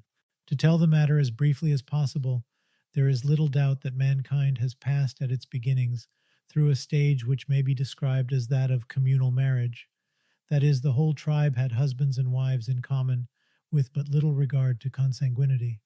But it is also certain that some restrictions to that free intercourse were imposed at a very early period. Intermarriage was soon prohibited between the sons of one mother and her sisters, granddaughters, and aunts. Later on, it was prohibited between the sons and daughters of the same mother, and further limitations did not fail to follow. The idea of a gens or clan, which embodied all presumed descendants from one stock, or rather all those who gathered in one group, was evolved, and marriage within the clan was entirely prohibited. It still remained communal, but the wife or the husband had to be taken from another clan, and when a gens became too numerous and subdivided into several gentes, each of them was divided into classes, usually 4, and marriage was permitted only between certain well-defined classes. That is the stage which we find now among the Kamilaroi-speaking Australians. As to the family, its first germs appeared amidst the clan organization. A woman who was captured in war from some other clan, and who formerly would have belonged to the whole gens, could be kept at a later period by the capturer, under certain obligations towards the tribe. She may be taken by him to a separate hut after she had paid a certain tribute to the clan, and thus constitute within the gens a separate family, the appearance of which evidently was opening a quite new phase of civilization. Now, if we take into consideration that this complicated organization developed among men who stood at the lowest known degree of development, and that it maintained itself in societies knowing no kind of authority besides the authority of public opinion, we at once see how deeply inrooted social instincts must have been in human nature, even at its lowest stages. A savage who is capable of living under such an organization and of freely submitting to rules which continually clash with his personal desires certainly is not a beast devoid of ethical principles and knowing no rein to its passions. But the fact becomes still more striking if we consider the immense antiquity of the clan organization. It is now known that the primitive Semites, the Greeks of Homer, the prehistoric Romans, the Germans of Tacitus, the early Celts, and the early Slavonians all have had their own period of clan organization, closely analogous to that of the Australians, the Red Indians, the Eskimos, and other inhabitants of the savage girdle. So we must admit that either the evolution of marriage laws went on the same lines among all human races, or the rudiments of the clan rules were developed among some common ancestors of the Semites, the Aryans, the Polynesians, etc., before their differentiation into separate races took place, and that these rules were maintained until now among races long ago separated from the common stock. Both alternatives imply, however, an equally striking tenacity of the institution, such a tenacity that no assaults of the individual could break it down through the scores of thousands of years that it was in existence. The very persistence of the clan organization shows how utterly false it is to represent primitive mankind as a disorderly agglomeration of individuals who only obey their individual passions and take advantage of their personal force and cunningness against all other representatives of the species. Unbridled individualism is a modern growth, but it is not characteristic of primitive mankind. Going now over to the existing savages, we may begin with the Bushmen, who stand at a very low level of development, so low indeed that they have no dwellings and sleep in holes dug in the soil, occasionally protected by some screens. It is known that when Europeans settled in their territory and destroyed deer, the Bushmen began stealing the settlers' cattle, whereupon a war of extermination, too horrible to be related here, was waged against them. 500 Bushmen were slaughtered in 1774, 3,000 in 1808 and 1809 by the Farmers' Alliance, and so on. They were poisoned like rats, killed by hunters lying in ambush before the carcass of some animal, killed wherever met with. So that our knowledge of the Bushmen, being chiefly borrowed from those same people who exterminated them, is necessarily limited. But still we know that when the Europeans came, the Bushmen lived in small tribes, or clans, sometimes federated together, that they used to hunt in common, and divided the spoil without quarreling, that they never abandoned their wounded, and displayed strong affection to their comrades. Liechtenstein has a most touching story about a Bushman, nearly drowned in a river, who was rescued by his companions. They took off their furs to cover him, and shivered themselves. They dried him, rubbed him before the fire, and smeared his body with warm grease till they brought him back to life.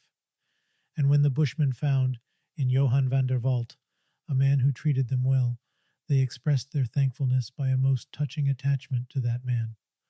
Burchell and Moffat both represent them as good-hearted, disinterested, true to their promises, and grateful, all qualities which could develop only by being practiced within the tribe. As to their love to children, it is sufficient to say that when a European wished to secure a Bushman woman as a slave, he stole her child. The mother was sure to come into slavery to share the fate of her child. The same social manners characterize the Hottentots, who are but a little more developed than the Bushmen. Lubbock describes them as the filthiest animals, and filthy they really are. A fur suspended to the neck and worn till it falls to pieces is all their dress. Their huts are a few sticks assembled together and covered with mats, with no kind of furniture within.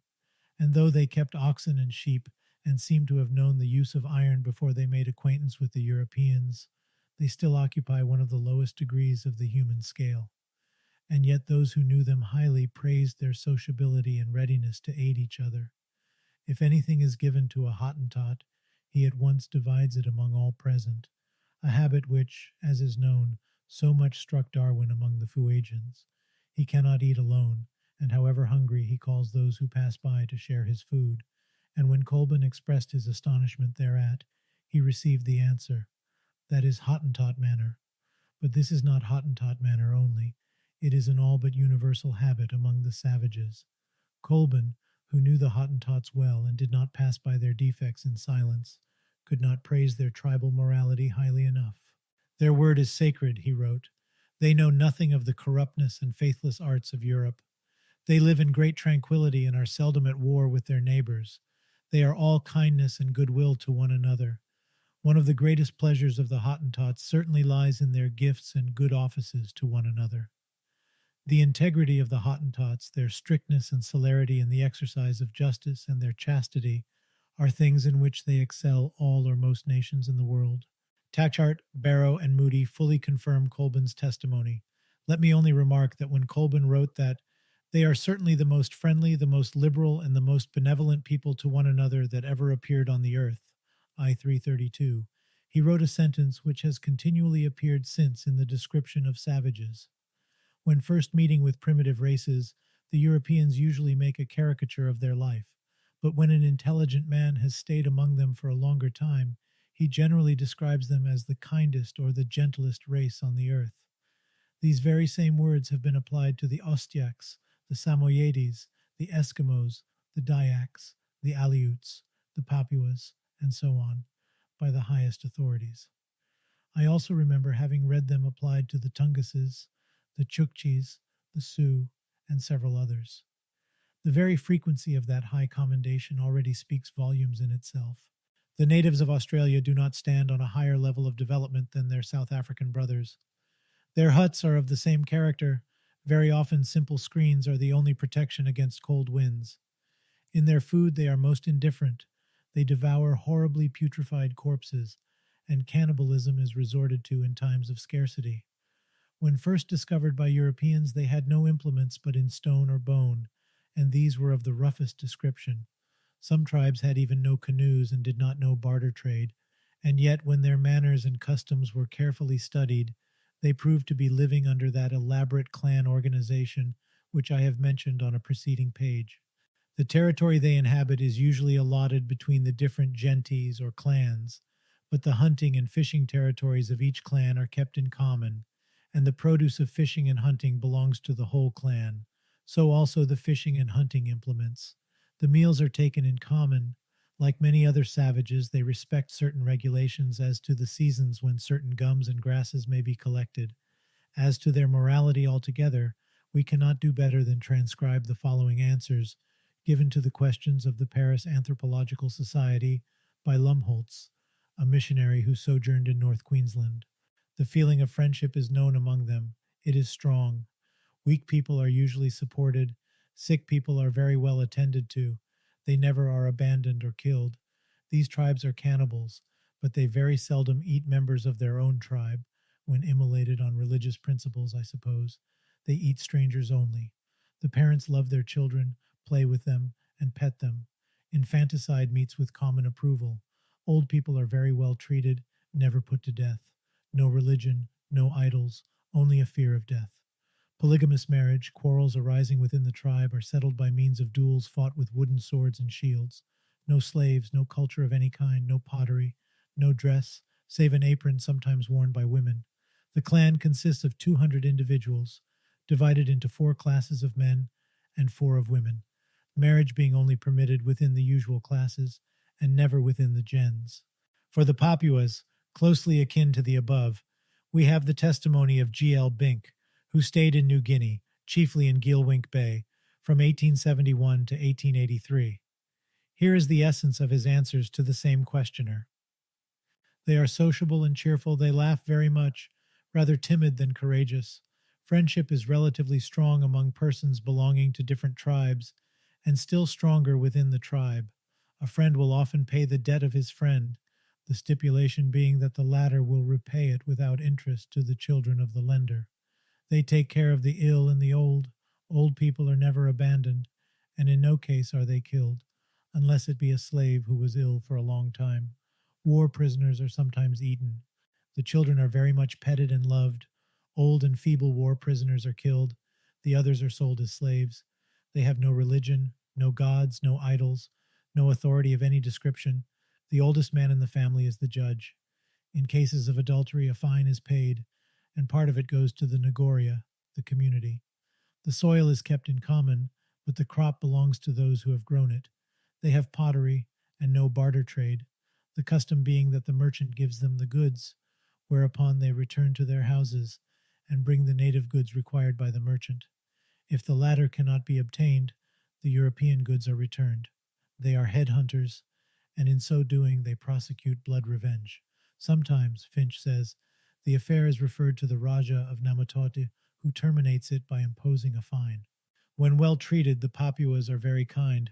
Mikluko Maclay landed on the eastern coast of New Guinea, followed by one single man, stayed for 2 years among tribes reported to be cannibals, and left them with regret. He returned again to stay 1 year more among them, and never had he any conflict to complain of. True that his rule was never, under no pretext whatever, to say anything which was not truth, nor make any promise which he could not keep.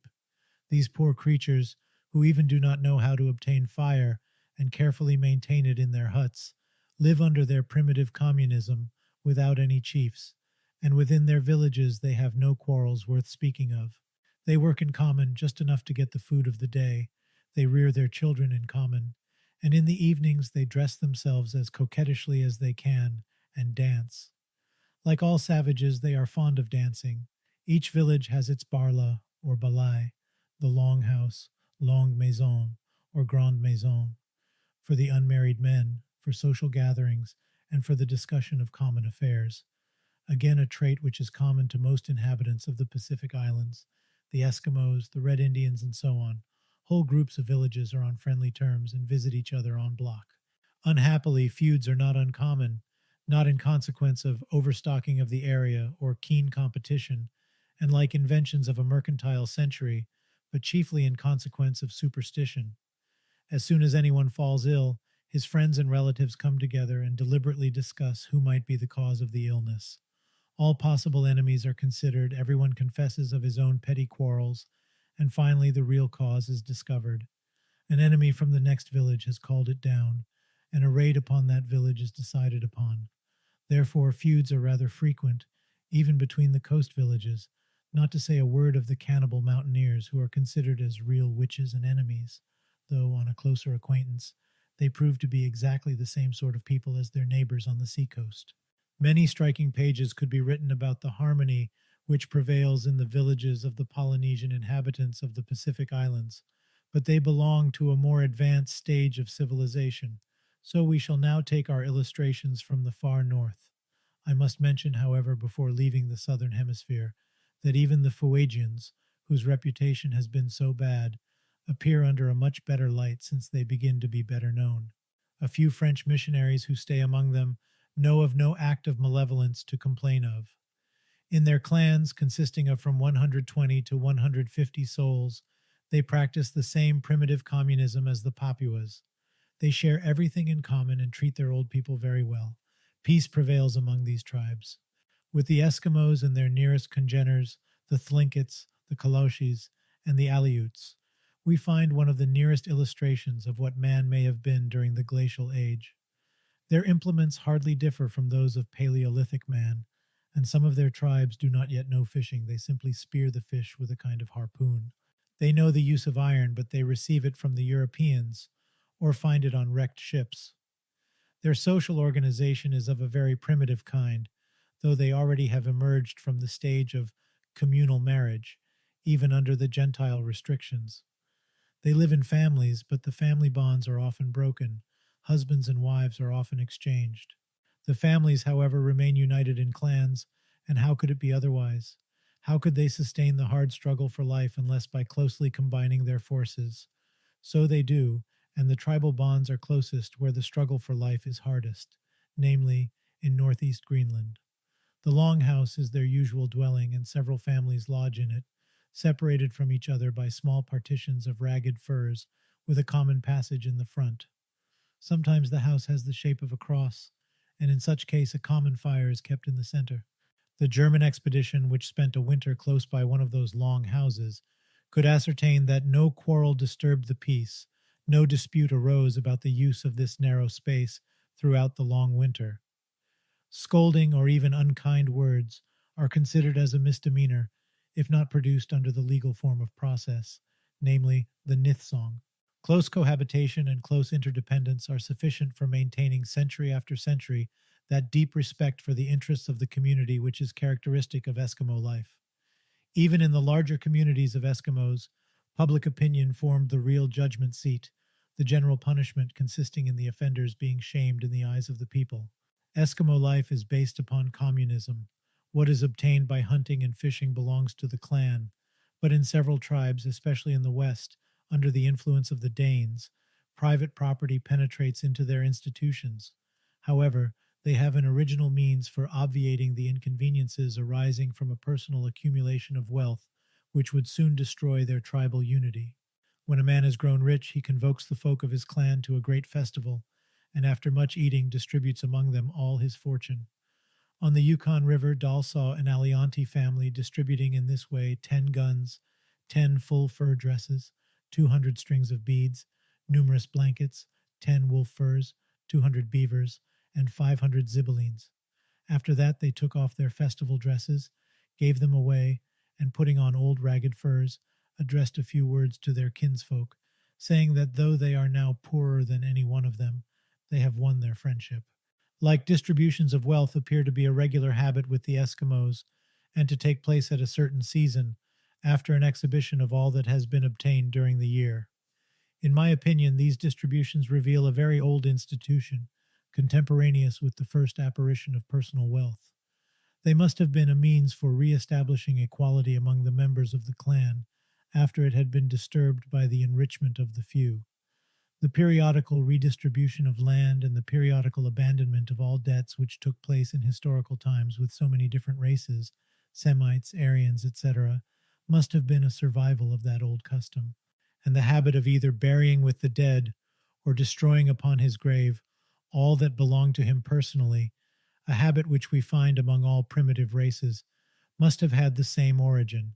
In fact, while everything that belongs personally to the dead is burnt or broken upon his grave, nothing is destroyed of what belonged to him in common with the tribe, such as boats or the communal implements of fishing.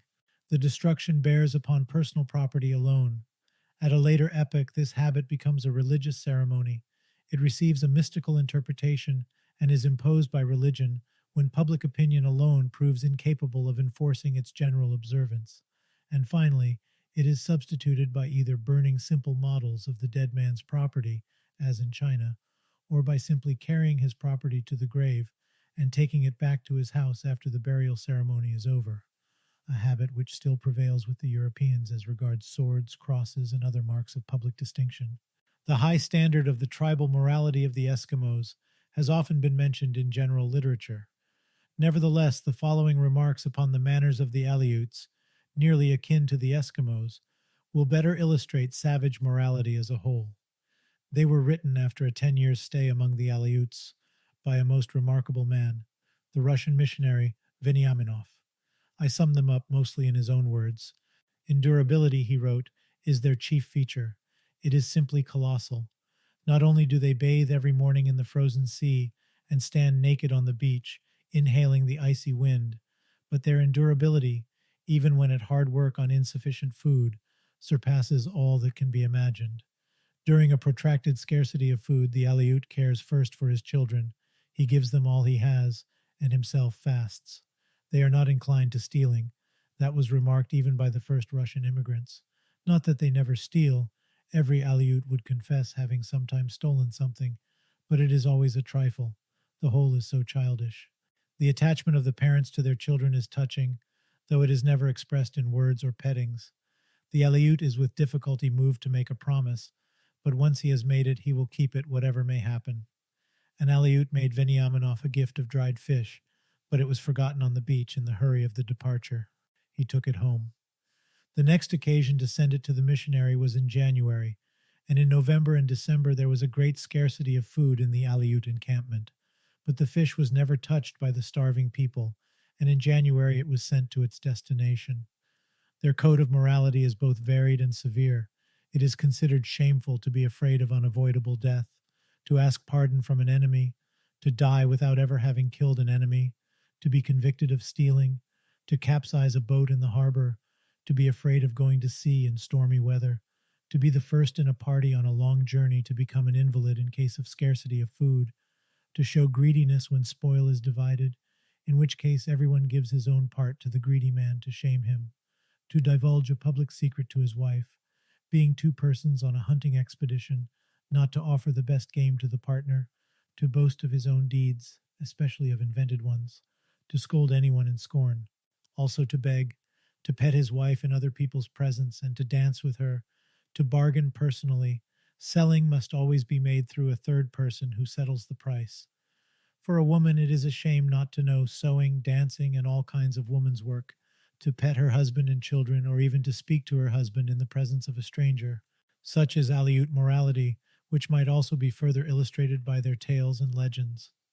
Let me also add that when Veniaminoff wrote in 1840, one murder only had been committed since the last century in a population of 60,000 people, and that among 1,800 Aleuts, not one single common law offense had been known for 40 years.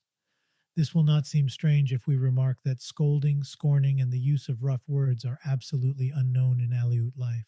Even their children never fight and never abuse each other in words.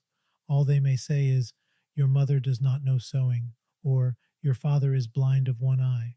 Many features of savage life remain, however, a puzzle to Europeans. The high development of tribal solidarity and the good feelings with which primitive folk are animated towards each other could be illustrated by any amount of reliable testimony, and yet it is not the less certain that those same savages practice infanticide, that in some cases they abandon their old people, and that they blindly obey the rules of blood revenge. We must then explain the coexistence of facts which, to the European mind, seem so contradictory at the first sight. I have just mentioned how the Aleut father starves for days and weeks and gives everything eatable to his child, and how the Bushman mother becomes a slave to follow her child, and I might fill pages with illustrations of the really tender relations existing among the savages and their children. Travelers continually mention them incidentally. Here you read about the fond love of a mother. There you see a father wildly running through the forest and carrying upon his shoulders his child bitten by a snake, or a missionary tells you the despair of the parents at the loss of a child whom he had saved a few years before from being immolated at its birth. You learn that the savage mothers usually nurse their children till the age of 4, and that, in the New Hebrides, on the loss of a specially beloved child, its mother or aunt will kill herself to take care of it in the other world, and so on. Like facts are met with by the score, so that when we see that these same loving parents practice infanticide, we are bound to recognize that the habit, whatever its ulterior transformations may be, took its origin under the sheer pressure of necessity, as an obligation towards the tribe, and a means for rearing the already growing children. The savages, as a rule, do not multiply without stint, as some English writers put it. On the contrary, they take all kinds of measures for diminishing the birth rate. A whole series of restrictions, which Europeans certainly would find extravagant, are imposed to that effect, and they are strictly obeyed. But notwithstanding that, primitive folk cannot rear all their children. However, it has been remarked that as soon as they succeed in increasing their regular means of subsistence, they at once begin to abandon the practice of infanticide. On the whole, the parents obey that obligation reluctantly, and as soon as they can afford it, they resort to all kinds of compromises to save the lives of their newborn. As has been so well pointed out by my friend Elie Reclus, they invent the lucky and unlucky days of births, and spare the children born on the lucky days. They try to postpone the sentence for a few hours, and then say that if the baby has lived one day, it must live all its natural life. They hear the cries of the little ones coming from the forest, and maintain that, if heard, they forebode a misfortune for the tribe. And as they have no baby farming nor creches for getting rid of the children, every one of them recoils before the necessity of performing the cruel sentence. They prefer to expose the baby in the wood, rather than to take its life by violence. Ignorance, not cruelty, maintains infanticide, and instead of moralizing the savages with sermons, the missionaries would do better to follow the example of Veniaminoff, who, every year till his old age, crossed the Sea of Okhotsk in a miserable boat, or traveled on dogs among his Chukchis, supplying them with bread and fishing implements. He thus had really stopped infanticide. The same is true as regards what superficial observers describe as parricide. We just now saw that the habit of abandoning old people is not so widely spread as some writers have maintained it to be. It has been extremely exaggerated, but it is occasionally met with among nearly all savages, and in such cases it has the same origin as the exposure of children. When a savage feels that he is a burden to his tribe, when every morning his share of food is taken from the mouths of the children, and the little ones are not so stoical as their fathers, they cry when they are hungry, when every day he has to be carried across the stony beach or the virgin forest on the shoulders of younger people. There are no invalid carriages nor destitutes to wheel them in savage lands. He begins to repeat what the old Russian peasants say until nowadays. Chujoi vek zayadayu poranapokoi. I live other people's life. It is time to retire. And he retires. He does what the soldier does in a similar case. When the salvation of his detachment depends upon its further advance, and he can move no more, and knows that he must die if left behind, the soldier implores his best friend to render him the last service before leaving the encampment. And the friend, with shivering hands, discharges his gun into the dying body. So the savages do. The old man asks himself to die. He himself insists upon this last duty towards the community and obtains the consent of the tribe. He digs out his grave. He invites his kinsfolk to the last parting meal. His father has done so. It is now his turn. And he parts with his kinsfolk with marks of affection. The savage so much considers death as part of his duties towards his community that he not only refuses to be rescued, as Moffat has told, but when a woman who had to be immolated on her husband's grave was rescued by missionaries and was taken to an island, she escaped in the night, crossed a broad sea arm, swimming, and rejoined her tribe to die on the grave. It has become with them a matter of religion. But the savages, as a rule, are so reluctant to take anyone's life otherwise than in fight that none of them will take upon himself to shed human blood, and they resort to all kinds of stratagems which have been so falsely interpreted. In most cases, they abandon the old man in the wood, after having given him more than his share of the common food. Arctic expeditions have done the same when they no more could carry their invalid comrades. Live a few days more. Maybe there will be some unexpected rescue. West European men of science, when coming across these facts, are absolutely unable to stand them. They cannot reconcile them with a high development of tribal morality, and they prefer to cast a doubt upon the exactitude of absolutely reliable observers, instead of trying to explain the parallel existence of the two sets of facts.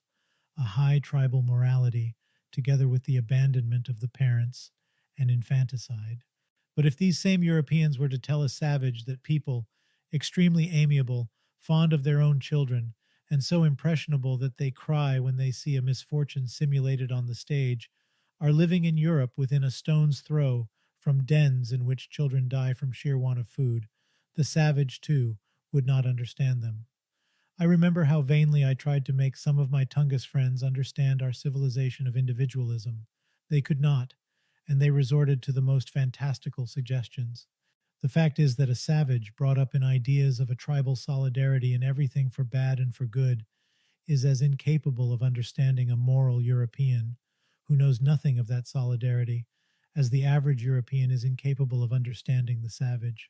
But if our scientist had lived amidst a half-starving tribe which does not possess among them all one man's food for so much as a few days to come, he probably might have understood their motives. So also the savage, if he had stayed among us, and received our education maybe, would understand our European indifference towards our neighbors, and our royal commissions for the prevention of baby farming. Stone houses make stony hearts, the Russian peasants say, but he ought to live in a stone house first. Similar remarks must be made as regards cannibalism. Taking into account all the facts which were brought to light during a recent controversy on this subject at the Paris Anthropological Society, and many incidental remarks scattered throughout the savage literature, we are bound to recognize that that practice was brought into existence by sheer necessity, but that it was further developed by superstition and religion into the proportions it attained in Fiji or in Mexico. It is a fact that until this day, many savages are compelled to devour corpses in the most advanced state of putrefaction, and that in cases of absolute scarcity, some of them have had to disinter and to feed upon human corpses, even during an epidemic. These are ascertained facts. But if we now transport ourselves to the conditions which man had to face during the glacial period, in a damp and cold climate, with but little vegetable food at his disposal, if we take into account the terrible ravages which scurvy still makes among underfed natives, and remember that meat and fresh blood are the only restoratives which they know, we must admit that man, who formerly was a granivorous animal, became a flesh-eater during the glacial period. He found plenty of deer at that time, but deer often migrate in the Arctic regions, and sometimes they entirely abandon a territory for a number of years. In such cases, his last resources disappeared.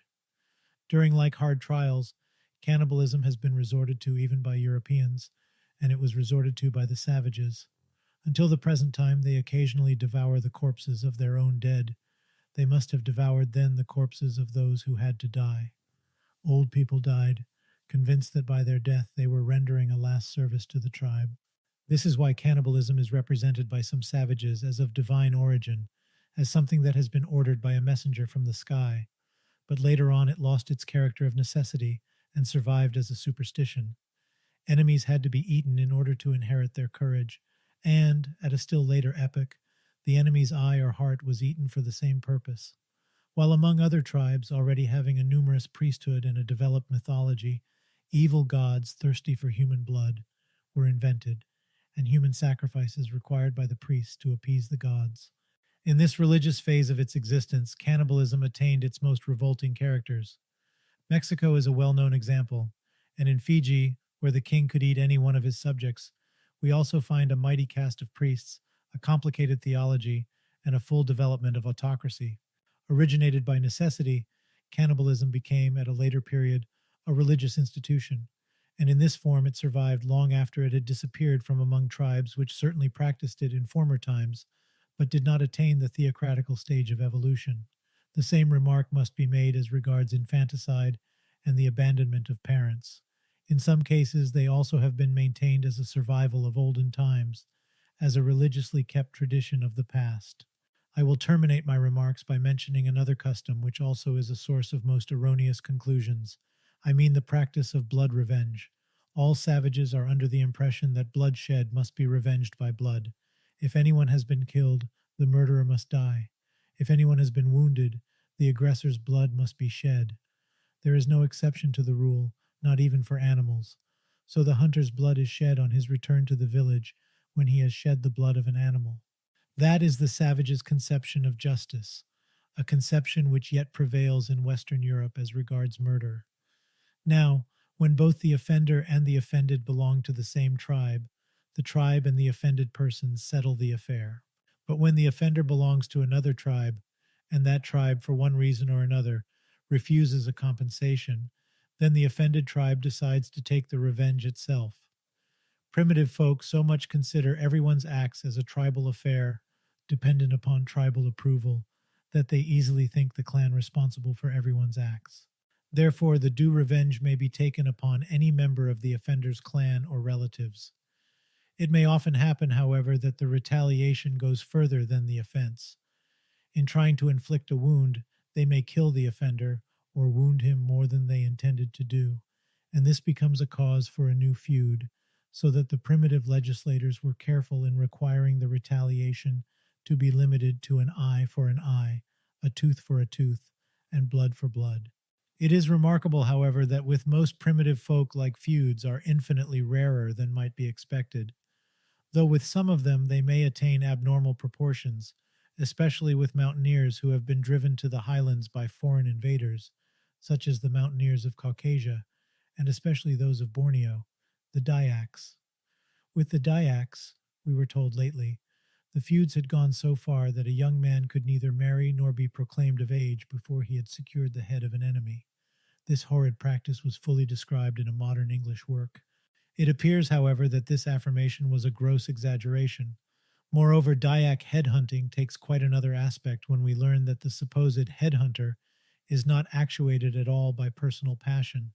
He acts under what he considers as a moral obligation towards his tribe, just as the European judge who, in obedience to the same, evidently wrong principle of blood for blood, hands over the condemned murderer to the hangman. Both the Dayak and the judge would even feel remorse if sympathy moved them to spare the murderer. That is why the Dayaks, apart from the murders they commit when actuated by their conception of justice, are depicted by all those who know them as a most sympathetic people. Thus, Karl Bach, the same author who has given such a terrible picture of headhunting, writes, "As regards morality, I am bound to assign to the Dayaks a high place in the scale of civilization.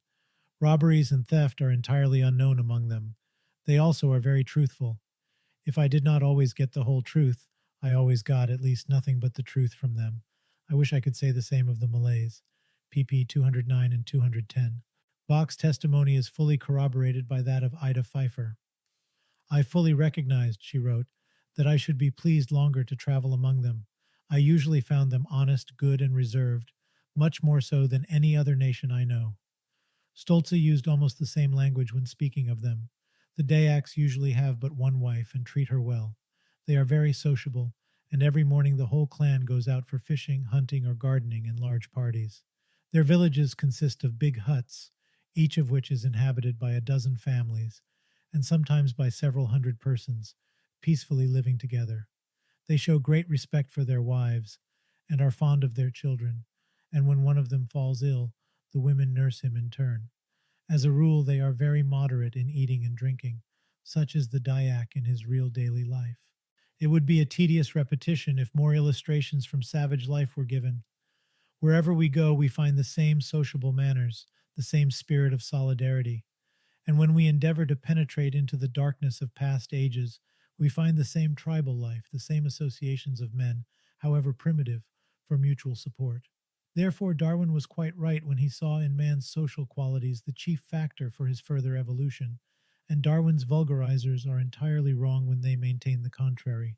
"The small strength and speed of man," he wrote, "his want of natural weapons, etc., are more than counterbalanced, firstly, by his intellectual faculties, which," he remarked on another page, "have been chiefly or even exclusively gained for the benefit of the community, and secondly, by his social qualities, which led him to give and receive aid from his fellow men. In the last century, the savage and his life in the state of nature were idealized, but now men of science have gone to the opposite extreme, especially since some of them, anxious to prove the animal origin of man, but not conversant with the social aspects of animal life, began to charge the savage with all imaginable bestial features. It is evident, however, that this exaggeration is even more unscientific than Rousseau's idealization.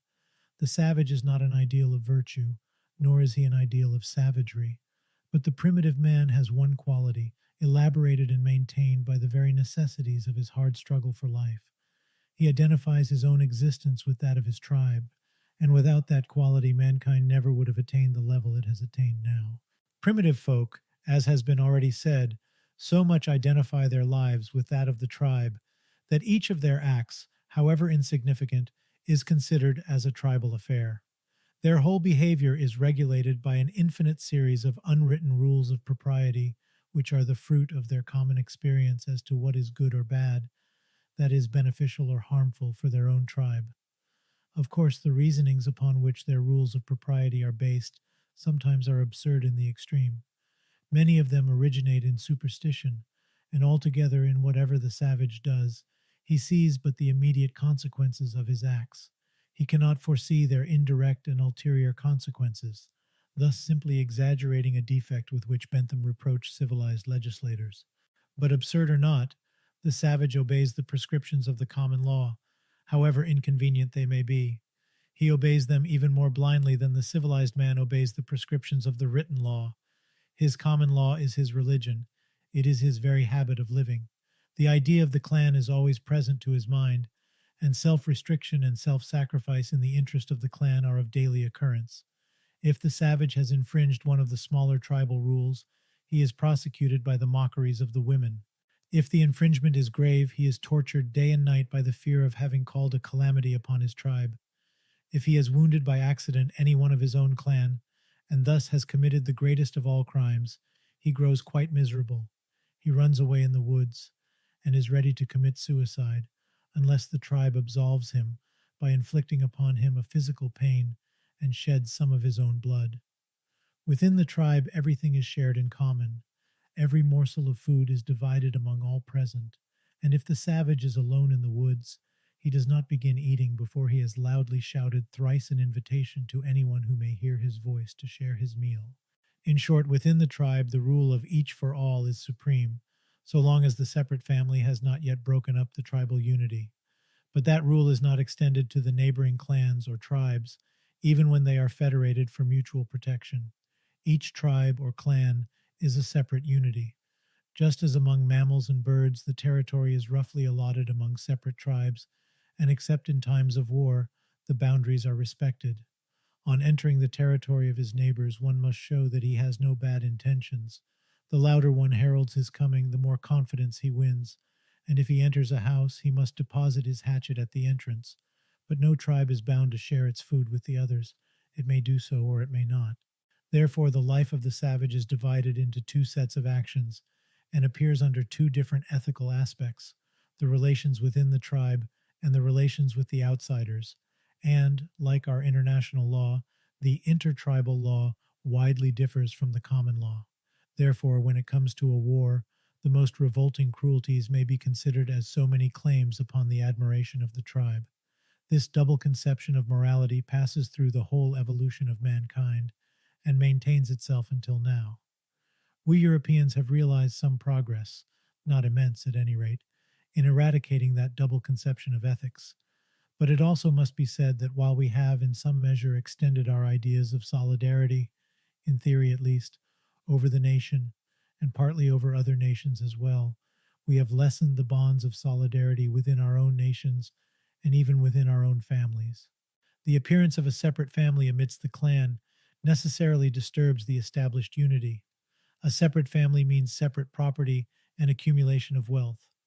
We saw how the Eskimos obviate its inconveniences, and it is one of the most interesting studies to follow in the course of ages, the different institutions, village communities, guilds, and so on, by means of which the masses endeavored to maintain the tribal unity, notwithstanding the agencies which were at work to break it down.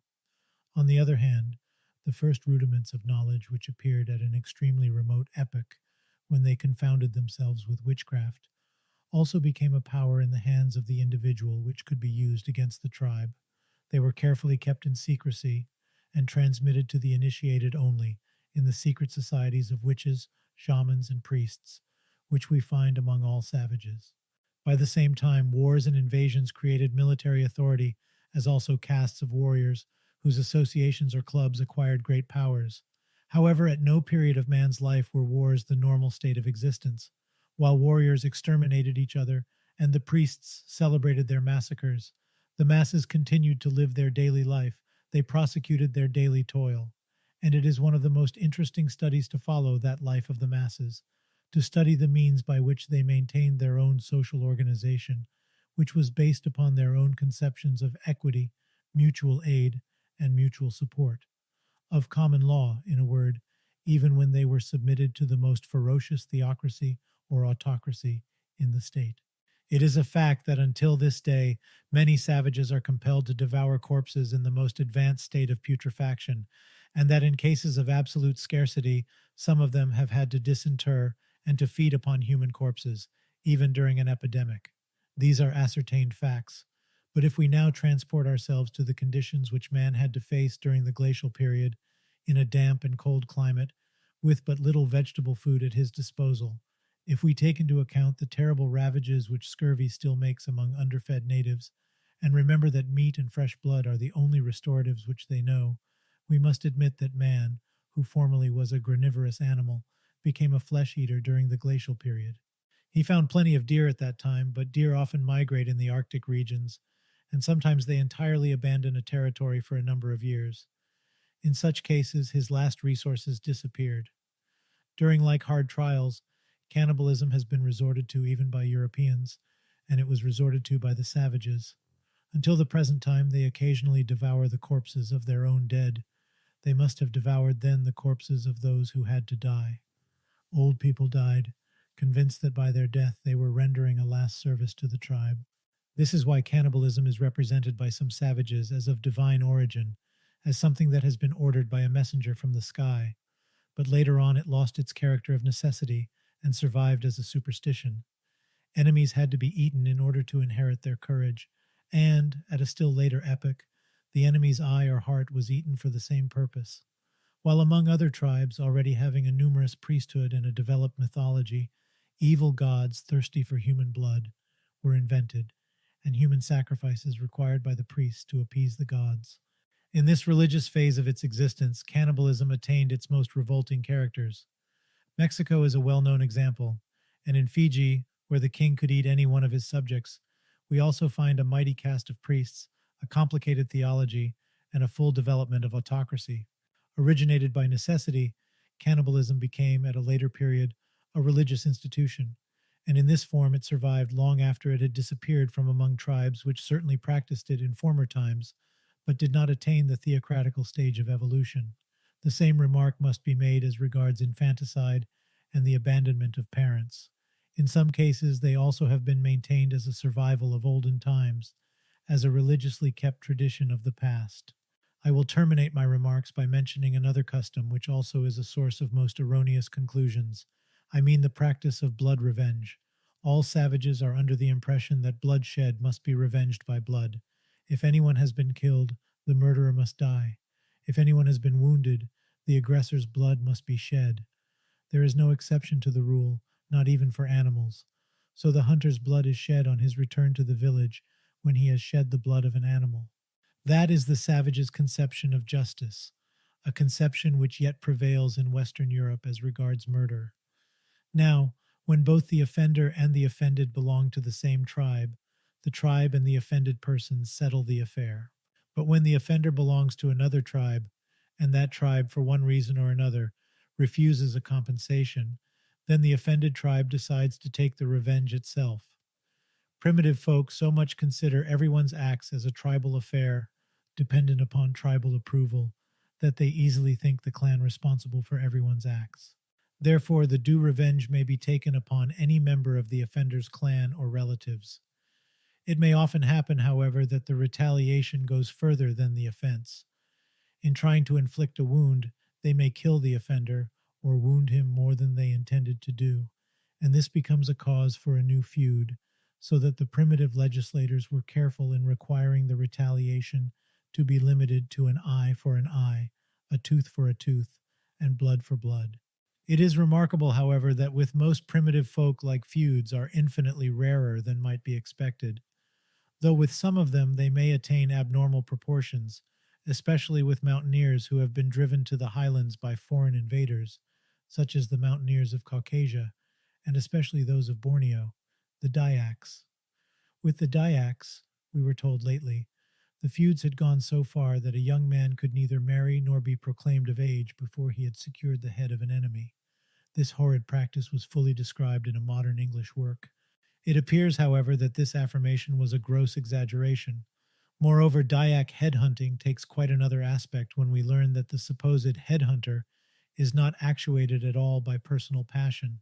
He acts under what he considers as a moral obligation towards his tribe, just as the European judge who, in obedience to the same, evidently wrong principle of blood for blood, hands over the condemned murderer to the hangman. Both the Dayak and the judge would even feel remorse if sympathy moved them to spare the murderer. That is why the Dayaks, apart from the murders they commit when actuated by their conception of justice, are depicted by all those who know them as a most sympathetic people. Thus Karl Bach, the same author who has given such a terrible picture of headhunting, writes, "As regards morality, I am bound to assign to the Dayaks a high place in the scale of civilization. Robberies and theft are entirely unknown among them. They also are very truthful. If I did not always get the whole truth, I always got at least nothing but the truth from them. I wish I could say the same of the Malays." pp. 209 and 210. Bach's testimony is fully corroborated by that of Ida Pfeiffer. "I fully recognized," she wrote, that I should be pleased longer to travel among them. I usually found them honest, good, and reserved, much more so than any other nation I know. Stolze used almost the same language when speaking of them. The Dayaks usually have but one wife and treat her well. They are very sociable, and every morning the whole clan goes out for fishing, hunting, or gardening in large parties. Their villages consist of big huts, each of which is inhabited by a dozen families, and sometimes by several hundred persons, peacefully living together. They show great respect for their wives, and are fond of their children, and when one of them falls ill, the women nurse him in turn. As a rule, they are very moderate in eating and drinking. Such is the Dayak in his real daily life. It would be a tedious repetition if more illustrations from savage life were given. Wherever we go, we find the same sociable manners, the same spirit of solidarity. And when we endeavor to penetrate into the darkness of past ages, we find the same tribal life, the same associations of men, however primitive, for mutual support. Therefore, Darwin was quite right when he saw in man's social qualities the chief factor for his further evolution, and Darwin's vulgarizers are entirely wrong when they maintain the contrary. The small strength and speed of man, he wrote, his want of natural weapons, etc., are more than counterbalanced, firstly, by his intellectual faculties, which, he remarked on another page, have been chiefly or even exclusively gained for the benefit of the community, and secondly, by his social qualities, which led him to give and receive aid from his fellow men. In the last century, the savage and his life in the state of nature were idealized, but now men of science have gone to the opposite extreme, especially since some of them, anxious to prove the animal origin of man, but not conversant with the social aspects of animal life, began to charge the savage with all imaginable bestial features. It is evident, however, that this exaggeration is even more unscientific than Rousseau's idealization. The savage is not an ideal of virtue, nor is he an ideal of savagery.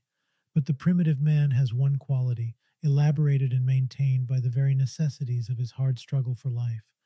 He identifies his own existence with that of his tribe, and without that quality, mankind never would have attained the level it has attained now. Primitive folk, as has been already said, so much identify their lives with that of the tribe that each of their acts, however insignificant, is considered as a tribal affair. Their whole behavior is regulated by an infinite series of unwritten rules of propriety, which are the fruit of their common experience as to what is good or bad, that is beneficial or harmful for their own tribe. Of course, the reasonings upon which their rules of propriety are based sometimes are absurd in the extreme. Many of them originate in superstition, and altogether in whatever the savage does, he sees but the immediate consequences of his acts. He cannot foresee their indirect and ulterior consequences, thus simply exaggerating a defect with which Bentham reproached civilized legislators. But absurd or not, the savage obeys the prescriptions of the common law, however inconvenient they may be. He obeys them even more blindly than the civilized man obeys the prescriptions of the written law. His common law is his religion. It is his very habit of living. The idea of the clan is always present to his mind, and self-restriction and self-sacrifice in the interest of the clan are of daily occurrence. If the savage has infringed one of the smaller tribal rules, he is prosecuted by the mockeries of the women. If the infringement is grave, he is tortured day and night by the fear of having called a calamity upon his tribe. If he has wounded by accident any one of his own clan, and thus has committed the greatest of all crimes, he grows quite miserable. He runs away in the woods, and is ready to commit suicide, unless the tribe absolves him by inflicting upon him a physical pain and sheds some of his own blood. Within the tribe, everything is shared in common. Every morsel of food is divided among all present, and if the savage is alone in the woods, he does not begin eating before he has loudly shouted thrice an invitation to anyone who may hear his voice to share his meal. In short, within the tribe, the rule of each for all is supreme, so long as the separate family has not yet broken up the tribal unity. But that rule is not extended to the neighboring clans or tribes, even when they are federated for mutual protection. Each tribe or clan is a separate unity. Just as among mammals and birds, the territory is roughly allotted among separate tribes, and except in times of war, the boundaries are respected. On entering the territory of his neighbors, one must show that he has no bad intentions. The louder one heralds his coming, the more confidence he wins, and if he enters a house, he must deposit his hatchet at the entrance. But no tribe is bound to share its food with the others. It may do so or it may not. Therefore, the life of the savage is divided into two sets of actions and appears under two different ethical aspects: the relations within the tribe and the relations with the outsiders. And, like our international law, the intertribal law widely differs from the common law. Therefore, when it comes to a war, the most revolting cruelties may be considered as so many claims upon the admiration of the tribe. This double conception of morality passes through the whole evolution of mankind and maintains itself until now. We Europeans have realized some progress, not immense at any rate, in eradicating that double conception of ethics. But it also must be said that while we have in some measure extended our ideas of solidarity, in theory at least, over the nation, and partly over other nations as well, we have lessened the bonds of solidarity within our own nations and even within our own families. The appearance of a separate family amidst the clan necessarily disturbs the established unity. A separate family means separate property and accumulation of wealth. We saw how the Eskimos obviate its inconveniences, and it is one of the most interesting studies to follow in the course of ages, the different institutions, village communities, guilds, and so on, by means of which the masses endeavored to maintain the tribal unity, notwithstanding the agencies which were at work to break it down. On the other hand, the first rudiments of knowledge which appeared at an extremely remote epoch, when they confounded themselves with witchcraft, also became a power in the hands of the individual which could be used against the tribe. They were carefully kept in secrecy and transmitted to the initiated only in the secret societies of witches, shamans, and priests, which we find among all savages. By the same time, wars and invasions created military authority, as also castes of warriors, whose associations or clubs acquired great powers. However, at no period of man's life were wars the normal state of existence. While warriors exterminated each other and the priests celebrated their massacres, the masses continued to live their daily life. They prosecuted their daily toil. And it is one of the most interesting studies to follow that life of the masses, to study the means by which they maintained their own social organization, which was based upon their own conceptions of equity, mutual aid, and mutual support, of common law, in a word, even when they were submitted to the most ferocious theocracy or autocracy in the state. Chapter 4: Mutual Aid Among the Barbarians. The Great Migrations. New organization rendered necessary. The village community. Communal work. Judicial procedure. Intertribal law. Illustrations from the life of our contemporaries. Buryates. Kabyles. Caucasian mountaineers. African stems. It is not possible to study primitive mankind without being deeply impressed by the sociability it has displayed since its very first steps in life. Traces of human societies are found in the relics of both the oldest and the later Stone Age, and when we come to observe the savages whose manners of life are still those of Neolithic man, we find them closely bound together by an extremely ancient clan organization which enables them to combine their individually weak forces, to enjoy life in common, and to progress. Man is no exception in nature. He also is subject to the great principle of mutual aid, which grants the best chances of survival to those who best support each other in the struggle for life. These were the conclusions arrived at in the previous chapters. However, as soon as we come to a higher stage of civilization and refer to history which already has something to say about that stage, we are bewildered by the struggles and conflicts which it reveals. The old bonds seem entirely to be broken. Stems are seen to fight against stems, tribes against tribes, individuals against individuals. And out of this chaotic contest of hostile forces, mankind issues divided into castes, enslaved to despots, separated into states always ready to wage war against each other. And, with this history of mankind in his hands, the pessimist philosopher triumphantly concludes that warfare and oppression are the very essence of human nature, that the warlike and predatory instincts of man can only be restrained within certain limits by a strong authority which enforces peace, and thus gives an opportunity to the few and nobler ones to prepare a better life for humanity in times to come. And yet, as soon as the everyday life of man during the historical period is submitted to a closer analysis, and so it has been of late by many patient students of very early institutions, it appears at once under quite a different aspect.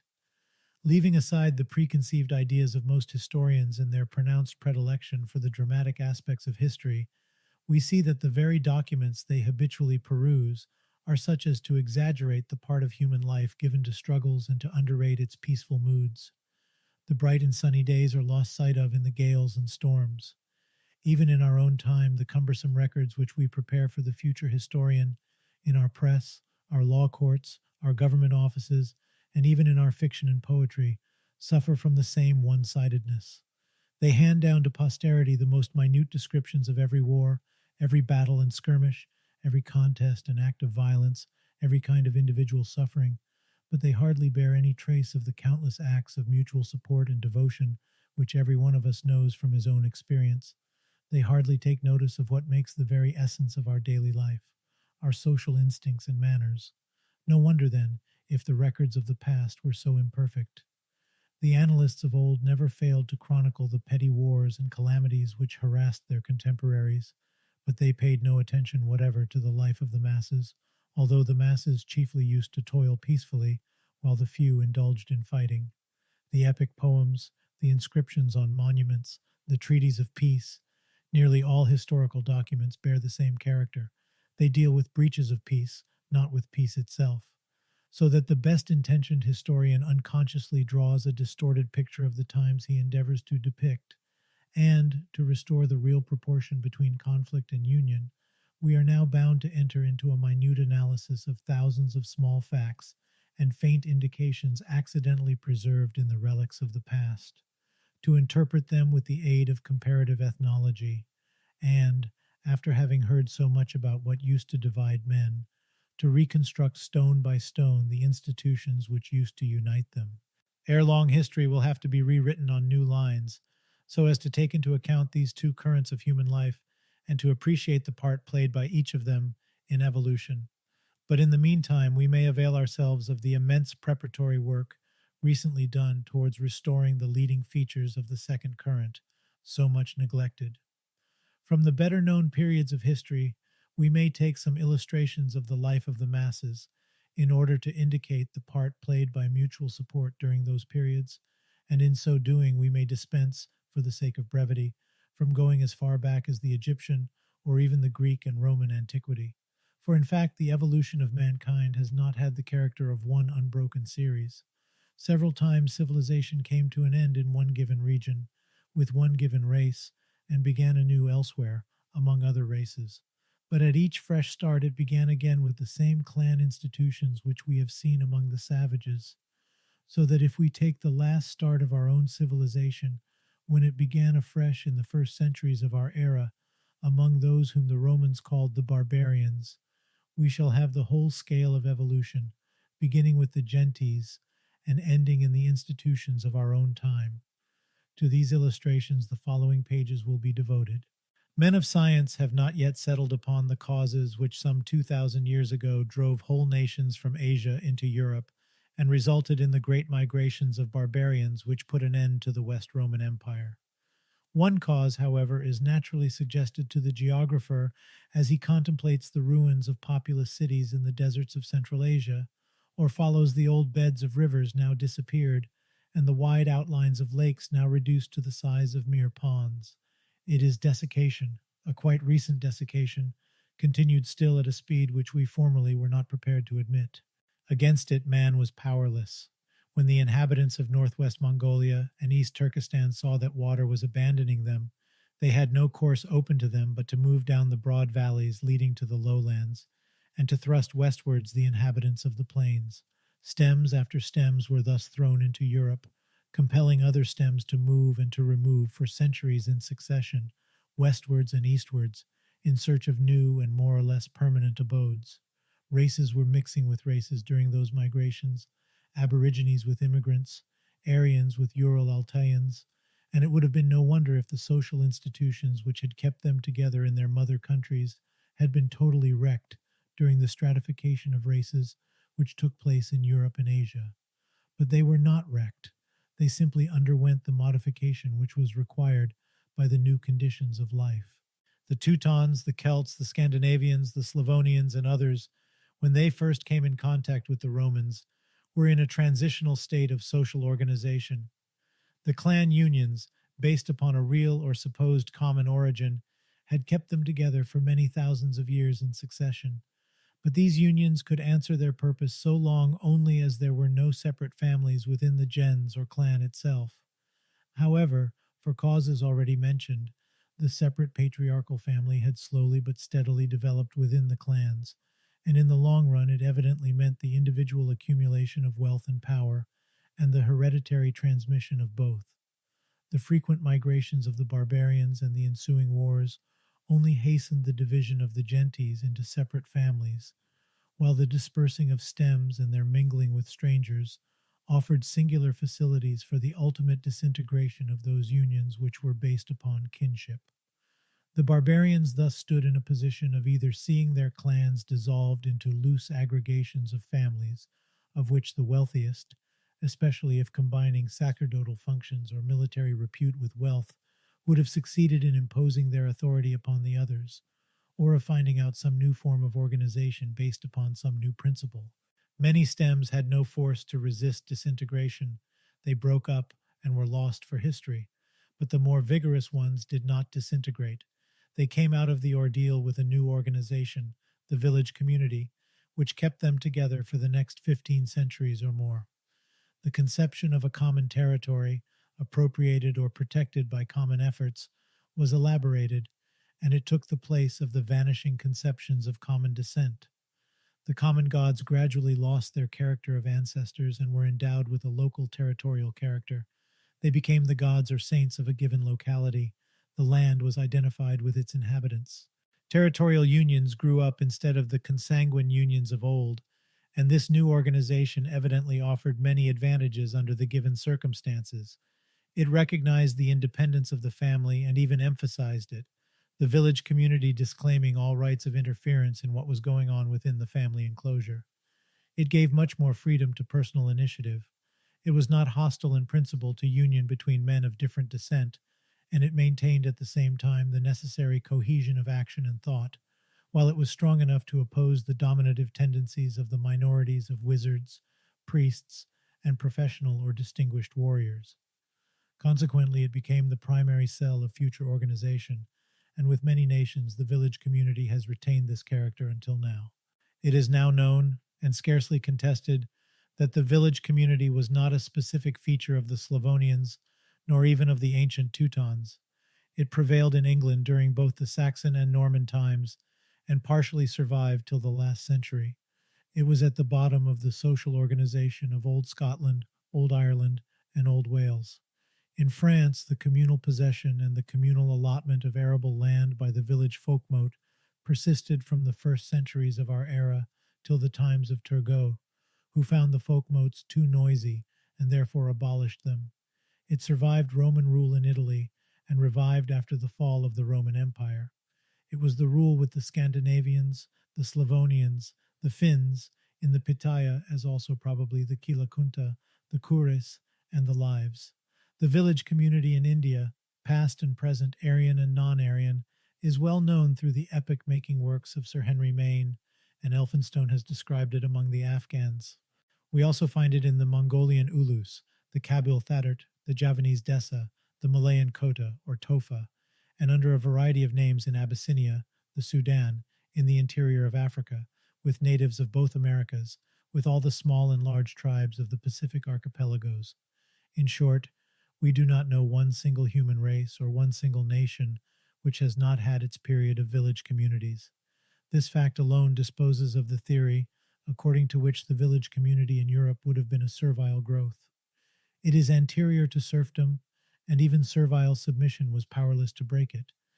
It was a universal phase of evolution, a natural outcome of the clan organization, with all those stems at least which have played or play still some part in history. It was a natural growth, and an absolute uniformity in its structure was therefore not possible. As a rule, it was a union between families considered as of common descent and owning a certain territory in common. But with some stems, and under certain circumstances, the families used to grow very numerous before they threw off new buds in the shape of new families. 5, 6, or 7 generations continued to live under the same roof or within the same enclosure, owning their joint household and cattle in common, and taking their meals at the common hearth. They kept in such case to what ethnology knows as the joint family, or the undivided household, which we still see all over China, in India, in the South Slavonian Zadruga, and occasionally find in Africa, in America, in Denmark, in North Russia, and West France. With other stems, or in other circumstances not yet well specified, the families did not attain the same proportions. The grandsons, and occasionally the sons, left the household as soon as they were married, and each of them started a new cell of his own. But, joint or not, clustered together or scattered in the woods, the families remained united into village communities. Several villages were grouped into tribes, and the tribes joined into confederations. Such was the social organization which developed among the so-called barbarians when they began to settle more or less permanently in Europe. A very long evolution was required before the jantis, or clans, recognized the separate existence of a patriarchal family in a separate hut. But even after that had been recognized, the clan, as a rule, knew no personal inheritance of property. The few things which might have belonged personally to the individual were either destroyed on his grave or buried with him. The village community, on the contrary, fully recognized the private accumulation of wealth within the family and its hereditary transmission. But wealth was conceived exclusively in the shape of movable property, including cattle, implements, arms, and the dwelling house, which, like all things that can be destroyed by fire, belong to the same category.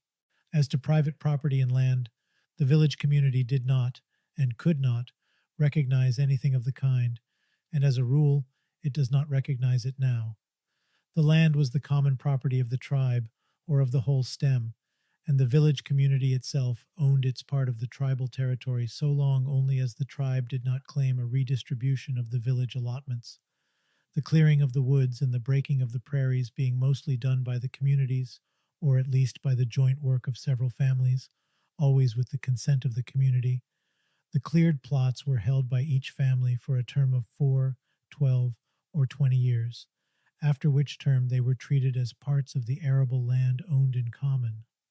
Private property, or possession forever, was as incompatible with the very principles and the religious conceptions of the village community as it was with the principles of the gens, so that a long influence of the Roman law and the Christian Church, which soon accepted the Roman principles, were required to accustom the barbarians to the idea of private property in land being possible.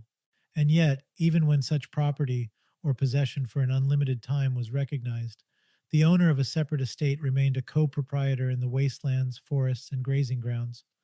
Moreover, we continually see, especially in the history of Russia, that when a few families acting separately had taken possession of some land belonging to tribes which were treated as strangers, they very soon united together and constituted a village community which in the third or fourth generation began to profess a community of origin. A whole series of institutions, partly inherited from the clan period, have developed from that basis of common ownership of land during the long succession of centuries which was required to bring the barbarians under the dominion of states organized upon the Roman or Byzantine pattern. The village community was not only a union for guaranteeing to each one his fair share in the common land, but also a union for common culture, for mutual support in all possible forms, for protection from violence, and for a further development of knowledge, national bonds, and moral conceptions, and every change in the judicial, military, educational, or economical manners had to be decided at the folkmotes of the village, the tribe, or the confederation. The community being a continuation of the gens, it inherited all its functions. It was the universitas, the mir, a world in itself. Common hunting, common fishing, and common culture of the orchards or the plantations of fruit trees was the rule with the old jantis. Common agriculture became the rule in the barbarian village communities. True, that direct testimony to this effect is scarce, and in the literature of antiquity we only have the passages of Diodorus and Julius Caesar relating to the inhabitants of the Lipari Islands, one of the Celt-Iberian tribes, and the Sueves. But there is no lack of evidence to prove that common agriculture was practiced among some Teuton tribes, the Franks, and the Old Scotch, Irish, and Welsh. As to the later survivals of the same practice, they simply are countless. Even in perfectly Romanized France, common culture was habitual some 25 years ago in the Morbihan, Brittany. The old Welsh Sivar, or joint team, as well as the common culture of the land allotted to the use of the village sanctuary, are quite common among the tribes of Caucasus, the least touched by civilization, and like facts are of daily occurrence among the Russian peasants. Moreover, it is well known that many tribes of Brazil, Central America, and Mexico used to cultivate their fields in common, and that the same habit is widely spread among some Malayans in New Caledonia with several Negro stems, and so on. In short, communal culture is so habitual with many Aryan, Ural Altayan, Mongolian, Negro, Red Indian, Malayan, and Melanesian stems that we must consider it as a universal, though not as the only possible, form of primitive agriculture. Communal cultivation does not, however, imply by necessity communal consumption. Already under the clan organization, we often see that when the boats laden with fruits or fish return to the village, the food they bring in is divided among the huts and the long houses inhabited by either several families or the youth, and is cooked separately at each separate hearth. The habit of taking meals in a narrower circle of relatives or associates thus prevails at an early period of clan life. It became the rule in the village community. Even the food grown in common was usually divided between the households after part of it had been laid in store for communal use. However, the tradition of communal meals was piously kept alive. Every available opportunity, such as the commemoration of the ancestors, the religious festivals, the beginning and the end of fieldwork, the births, the marriages, and the funerals, being seized upon to bring the community to a common meal. Even now, this habit, well known in this country as the harvest supper, is the last to disappear. On the other hand, even when the fields had long since ceased to be tilled and sown in common, a variety of agricultural work continued and continues still to be performed by the community. Some part of the communal land is still cultivated in many cases in common, either for the use of the destitute, or for refilling the communal stores, or for using the produce at the religious festivals. The irrigation canals are digged and repaired in common. The communal meadows are mown by the community, and the sight of a Russian commune mowing a meadow, the men rivaling each other in their advance with the scythe, while the women turn the grass over and throw it up into heaps, is one of the most inspiring sights. It shows what human work might be and ought to be. The hay, in such case, is divided among the separate households, and it is evident that no one has the right of taking hay from a neighbor's stack without his permission. But the limitation of this last rule among the Caucasian Ossets is most noteworthy. When the cuckoo cries and announces that spring is coming and that the meadows will soon be clothed again with grass, everyone in need has the right of taking from a neighbor's stack the hay he wants for his cattle. The old communal rights are thus reasserted, as if to prove how contrary unbridled individualism is to human nature. When the European traveler lands in some small island of the Pacific and, seeing at a distance a grove of palm trees, walks in that direction, he is astonished to discover that the little villages are connected by roads paved with big stones, quite comfortable for the unshod natives, and very similar to the old roads of the Swiss mountains. Such roads were traced by the barbarians all over Europe, and one must have traveled in wild, thinly peopled countries, far away from the chief lines of communication, to realize in full the immense work that must have been performed by the barbarian communities in order to conquer the woody and marshy wilderness which Europe was some 2,000 years ago. Isolated families, having no tools, and weak as they were, could not have conquered it. The wilderness would have overpowered them. Village communities alone, working in common, could master the wild forests, the sinking marshes, and the endless steppes.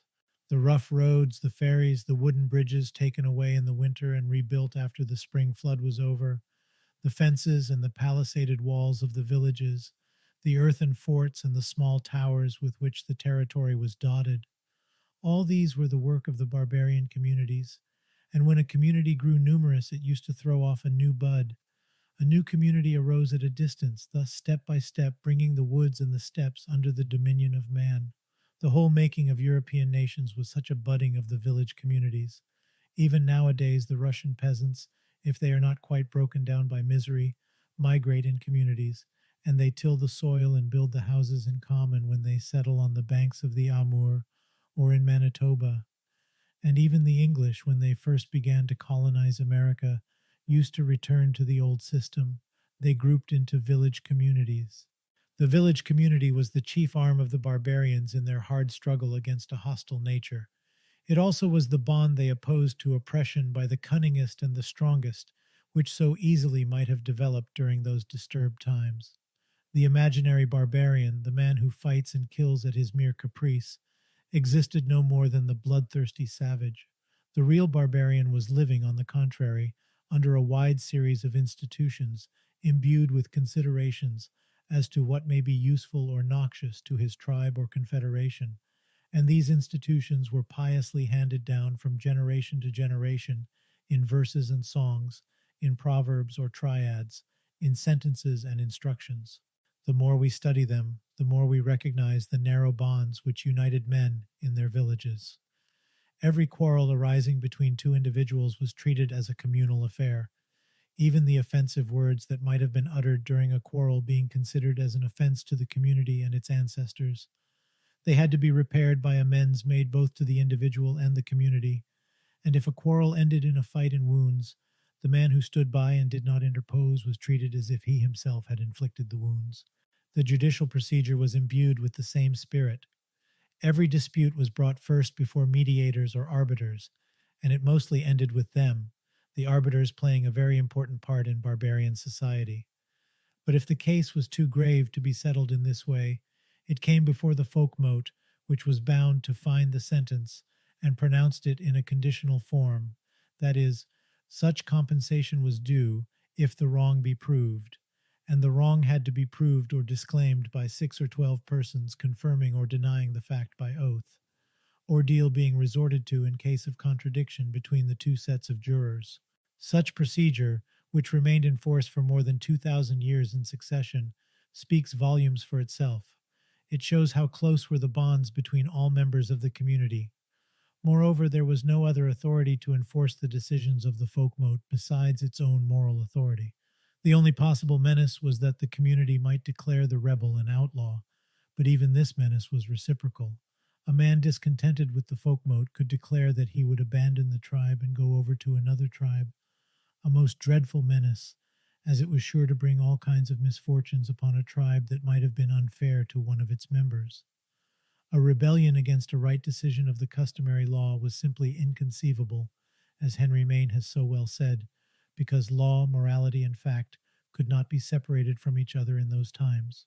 The moral authority of the commune was so great that even at a much later epoch, when the village communities fell into submission to the feudal lord, they maintained their judicial powers. They only permitted the lord, or his deputy, to find the above conditional sentence in accordance with the customary law he had sworn to follow, and to levy for himself the fine, the fred, due to the commune. But for a long time the lord himself, if he remained a co-proprietor in the wasteland of the commune, submitted in communal affairs to its decisions. Noble or ecclesiastic, he had to submit to the folkmote, where das selbst Wasser und Weid genüßt, muss gehorsam sein, who enjoys here the right of water and pasture must obey, was the old saying. Even when the peasants became serfs under the lord, he was bound to appear before the folkmote when they summoned him. In their conceptions of justice, the barbarians evidently did not much differ from the savages. They also maintained the idea that a murder must be followed by putting the murderer to death, that wounds had to be punished by equal wounds, and that the wronged family was bound to fulfill the sentence of the customary law. This was a holy duty, a duty towards the ancestors, which had to be accomplished in broad daylight, never in secrecy, and rendered widely known. Therefore, the most inspired passages of the sagas and epic poetry altogether are those which glorify what was supposed to be justice. The gods themselves joined in aiding it. However, the predominant feature of barbarian justice is, on the one hand, to limit the numbers of persons who may be involved in a feud, and, on the other hand, to extirpate the brutal idea of blood for blood and wounds for wounds by substituting for it the system of compensation. The barbarian codes, which were collections of common law rules written down for the use of judges, first permitted, then encouraged, and at last enforced compensation instead of revenge. The compensation has, however, been totally misunderstood by those who represented it as a fine and as a sort of carte blanche given to the rich man to do whatever he liked. The compensation money, Wehrgeld, which was quite different from the fine or fred, was habitually so high for all kinds of active offenses that it certainly was no encouragement for such offenses. In case of a murder, it usually exceeded all the possible fortune of the murderer. 18 times 18 cows is the compensation with the Ossets, who do not know how to reckon above 18, while with the African tribes it attains 800 cows, or 100 camels with their young, or 416 sheep in the poorer tribes. In the great majority of cases, the compensation money could not be paid at all, so that the murderer had no issue but to induce the wronged family, by repentance, to adopt him.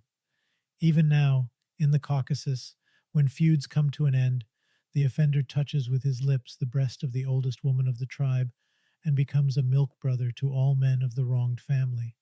With several African tribes, he must give his daughter or sister in marriage to someone of the family.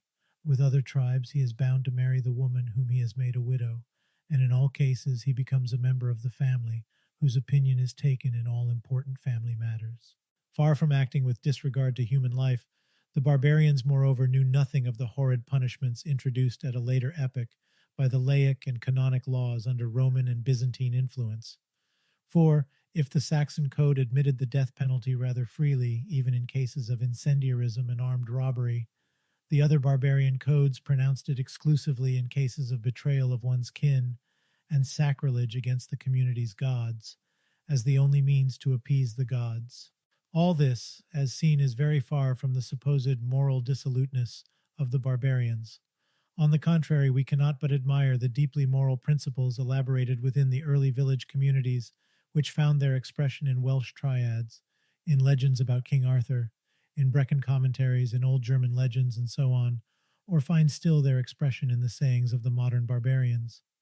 In his introduction to the story of Burnt Njal, George Dasent very justly sums up as follows the qualities of a Northman as they appear in the sagas: to do what lay before him openly and like a man, without fear of either foes, fiends, or fate, to be free and daring in all his deeds, to be gentle and generous to his friends and kinsmen, to be stern and grim to his foes, those who are under the lex talionis, but even towards them to fulfill all bounden duties, to be no truce-breaker, nor tale-bearer, nor backbiter, to utter nothing against any man that he would not dare to tell him to his face, to turn no man from his door who sought food or shelter, even though he were a foe.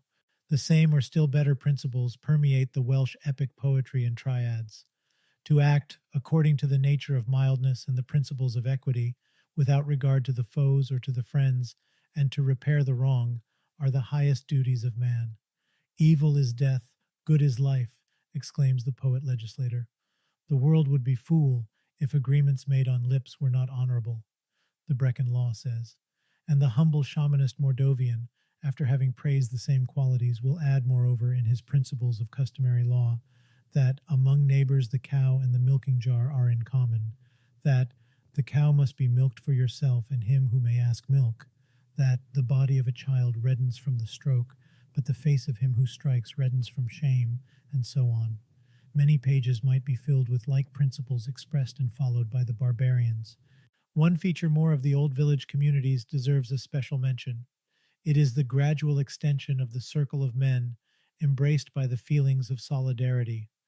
Not only the tribes federated into stems, but the stems as well, even though of different origin, joined together in confederations.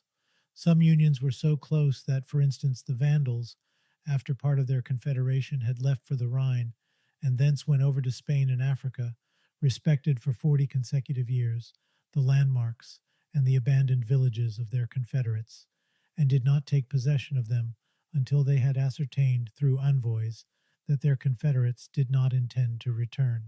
With other barbarians, the soil was cultivated by one part of the stem, while the other part fought on or beyond the frontiers of the common territory. As to the leagues between several stems, they were quite habitual. The Sicambers united with the Cherusks and the Sueves, the Quades with the Sarmates, the Sarmates with the Alans, the Carps, and the Huns. Later on, we also see the conception of nations gradually developing in Europe, long before anything like a state had grown in any part of the continent occupied by the barbarians. These nations, for it is impossible to refuse the name of a nation to the Merovingian France or to the Russia of the 11th and 12th century, were nevertheless kept together by nothing else but a community of language and a tacit agreement of the small republics to take their dukes from none but one special family. Wars were certainly unavoidable. Migration means war, but Sir Henry Maine has already fully proved in his remarkable study of the tribal origin of international law that man has never been so ferocious or so stupid as to submit to such an evil as war without some kind of effort to prevent it. And he has shown how exceedingly great is the number of ancient institutions which bear the marks of a design to stand in the way of war or to provide an alternative to it. In reality, man is so far from the warlike being he is supposed to be that when the barbarians had once settled, they so rapidly lost the very habits of warfare that very soon they were compelled to keep special dukes followed by special scoli or bands of warriors in order to protect them from possible intruders. They preferred peaceful toil to war, the very peacefulness of man being the cause of the specialization of the warrior's trade, which specialization resulted later on in serfdom and in all the wars of the states period of human history. History finds great difficulties in restoring to life the institutions of the barbarians. At every step, the historian meets with some faint indication which he is unable to explain with the aid of his own documents only. But a broad light is thrown on the past as soon as we refer to the institutions of the very numerous tribes, which are still living under a social organization almost identical with that of our barbarian ancestors. Here we simply have the difficulty of choice, because the islands of the Pacific, the steppes of Asia, and the tablelands of Africa are real historical museums containing specimens of all possible intermediate stages which mankind has lived through when passing from the savage gentes up to the state's organization. Let us then examine a few of those specimens. If we take the village communities of the Mongol Buryates, especially those of the Kudinsk steppe on the upper Lena, which have better escaped Russian influence, we have fair representatives of barbarians in a transitional state between cattle breeding and agriculture. These Buryates are still living in joint families. That is, although each son, when he is married, goes to live in a separate hut, the huts of at least 3 generations remain within the same enclosure, and the joint family work in common in their fields, and own in common their joint households and their cattle, as well as their calves' grounds, small fenced patches of soil kept under soft grass for the rearing of calves. As a rule, the meals are taken separately in each hut, but when meat is roasted, all the 20 to 60 members of the joint household feast together. Several joint households which live in a cluster, as well as several smaller families settled in the same village, mostly debris of joint households accidentally broken up, make the ulus, or the village community.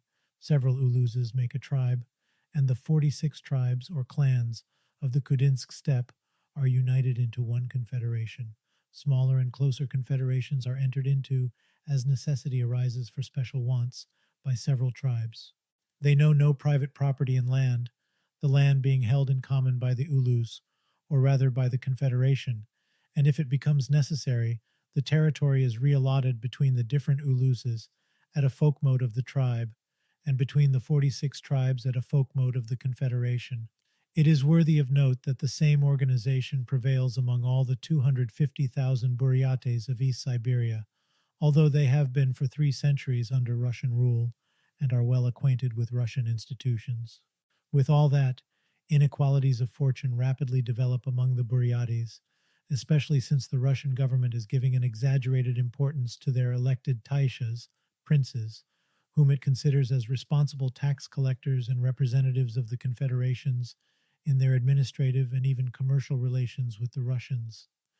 The channels for the enrichment of the few are thus many, while the impoverishment of the great number goes hand in hand through the appropriation of the Buryate lands by the Russians. But it is a habit with the Buryates, especially those of Kudinsk, and habit is more than law, that if a family has lost its cattle, the richer families give it some cows and horses that it may recover. As to the destitute man who has no family, he takes his meals in the huts of his congeners. He enters a hut, takes, by right, not for charity, his seat by the fire, and shares the meal which always is scrupulously divided into equal parts. He sleeps where he has taken his evening meal. Altogether, the Russian conquerors of Siberia were so much struck by the communistic practices of the Buryates that they gave them the name of Bratsky, the brotherly ones, and reported to Moscow. With them, everything is in common. Whatever they have is shared in common. Even now, when the Lena Buryates sell their wheat or send some of their cattle to be sold to a Russian butcher, the families of the Ulus, or the tribe, put their wheat and cattle together and sell it as a whole. Each Ulus has, moreover, its grain store for loans in case of need, its communal baking oven, the four banal of the old French communities, and its blacksmith, who, like the blacksmith of the Indian communities, being a member of the community, is never paid for his work within the community. He must make it for nothing, and if he utilizes his spare time for fabricating the small plates of chiseled and silvered iron which are used in Buryate land for the decoration of dress, he may occasionally sell them to a woman from another clan, but to the women of his own clan the attire is presented as a gift. Selling and buying cannot take place within the community, and the rule is so severe that when a richer family hires a laborer, the laborer must be taken from another clan or from among the Russians. This habit is evidently not specific to the Buryates. It is so widely spread among the modern barbarians, Aryan and Ural-Altayan, that it must have been universal among our ancestors. The feeling of union within the Confederation is kept alive by the common interests of the tribes, their folk motes, and the festivities which are usually kept in connection with the folk motes. The same feeling is, however, maintained by another institution, the Eba, or common hunt, which is a reminiscence of a very remote past. Every autumn, the 46 clans of Kudinsk come together for such a hunt, the produce of which is divided among all the families. Moreover, national abbas, to assert the unity of the whole Buryate nation, are convoked from time to time. In such cases, all Buryate clans which are scattered for hundreds of miles west and east of Lake Baikal are bound to send their delegate hunters. Thousands of men come together, each one bringing provisions for a whole month. Everyone's share must be equal to all the others, and therefore, before being put together, they are weighed by an elected elder, always with the hand. Scales would be a profanation of the old custom.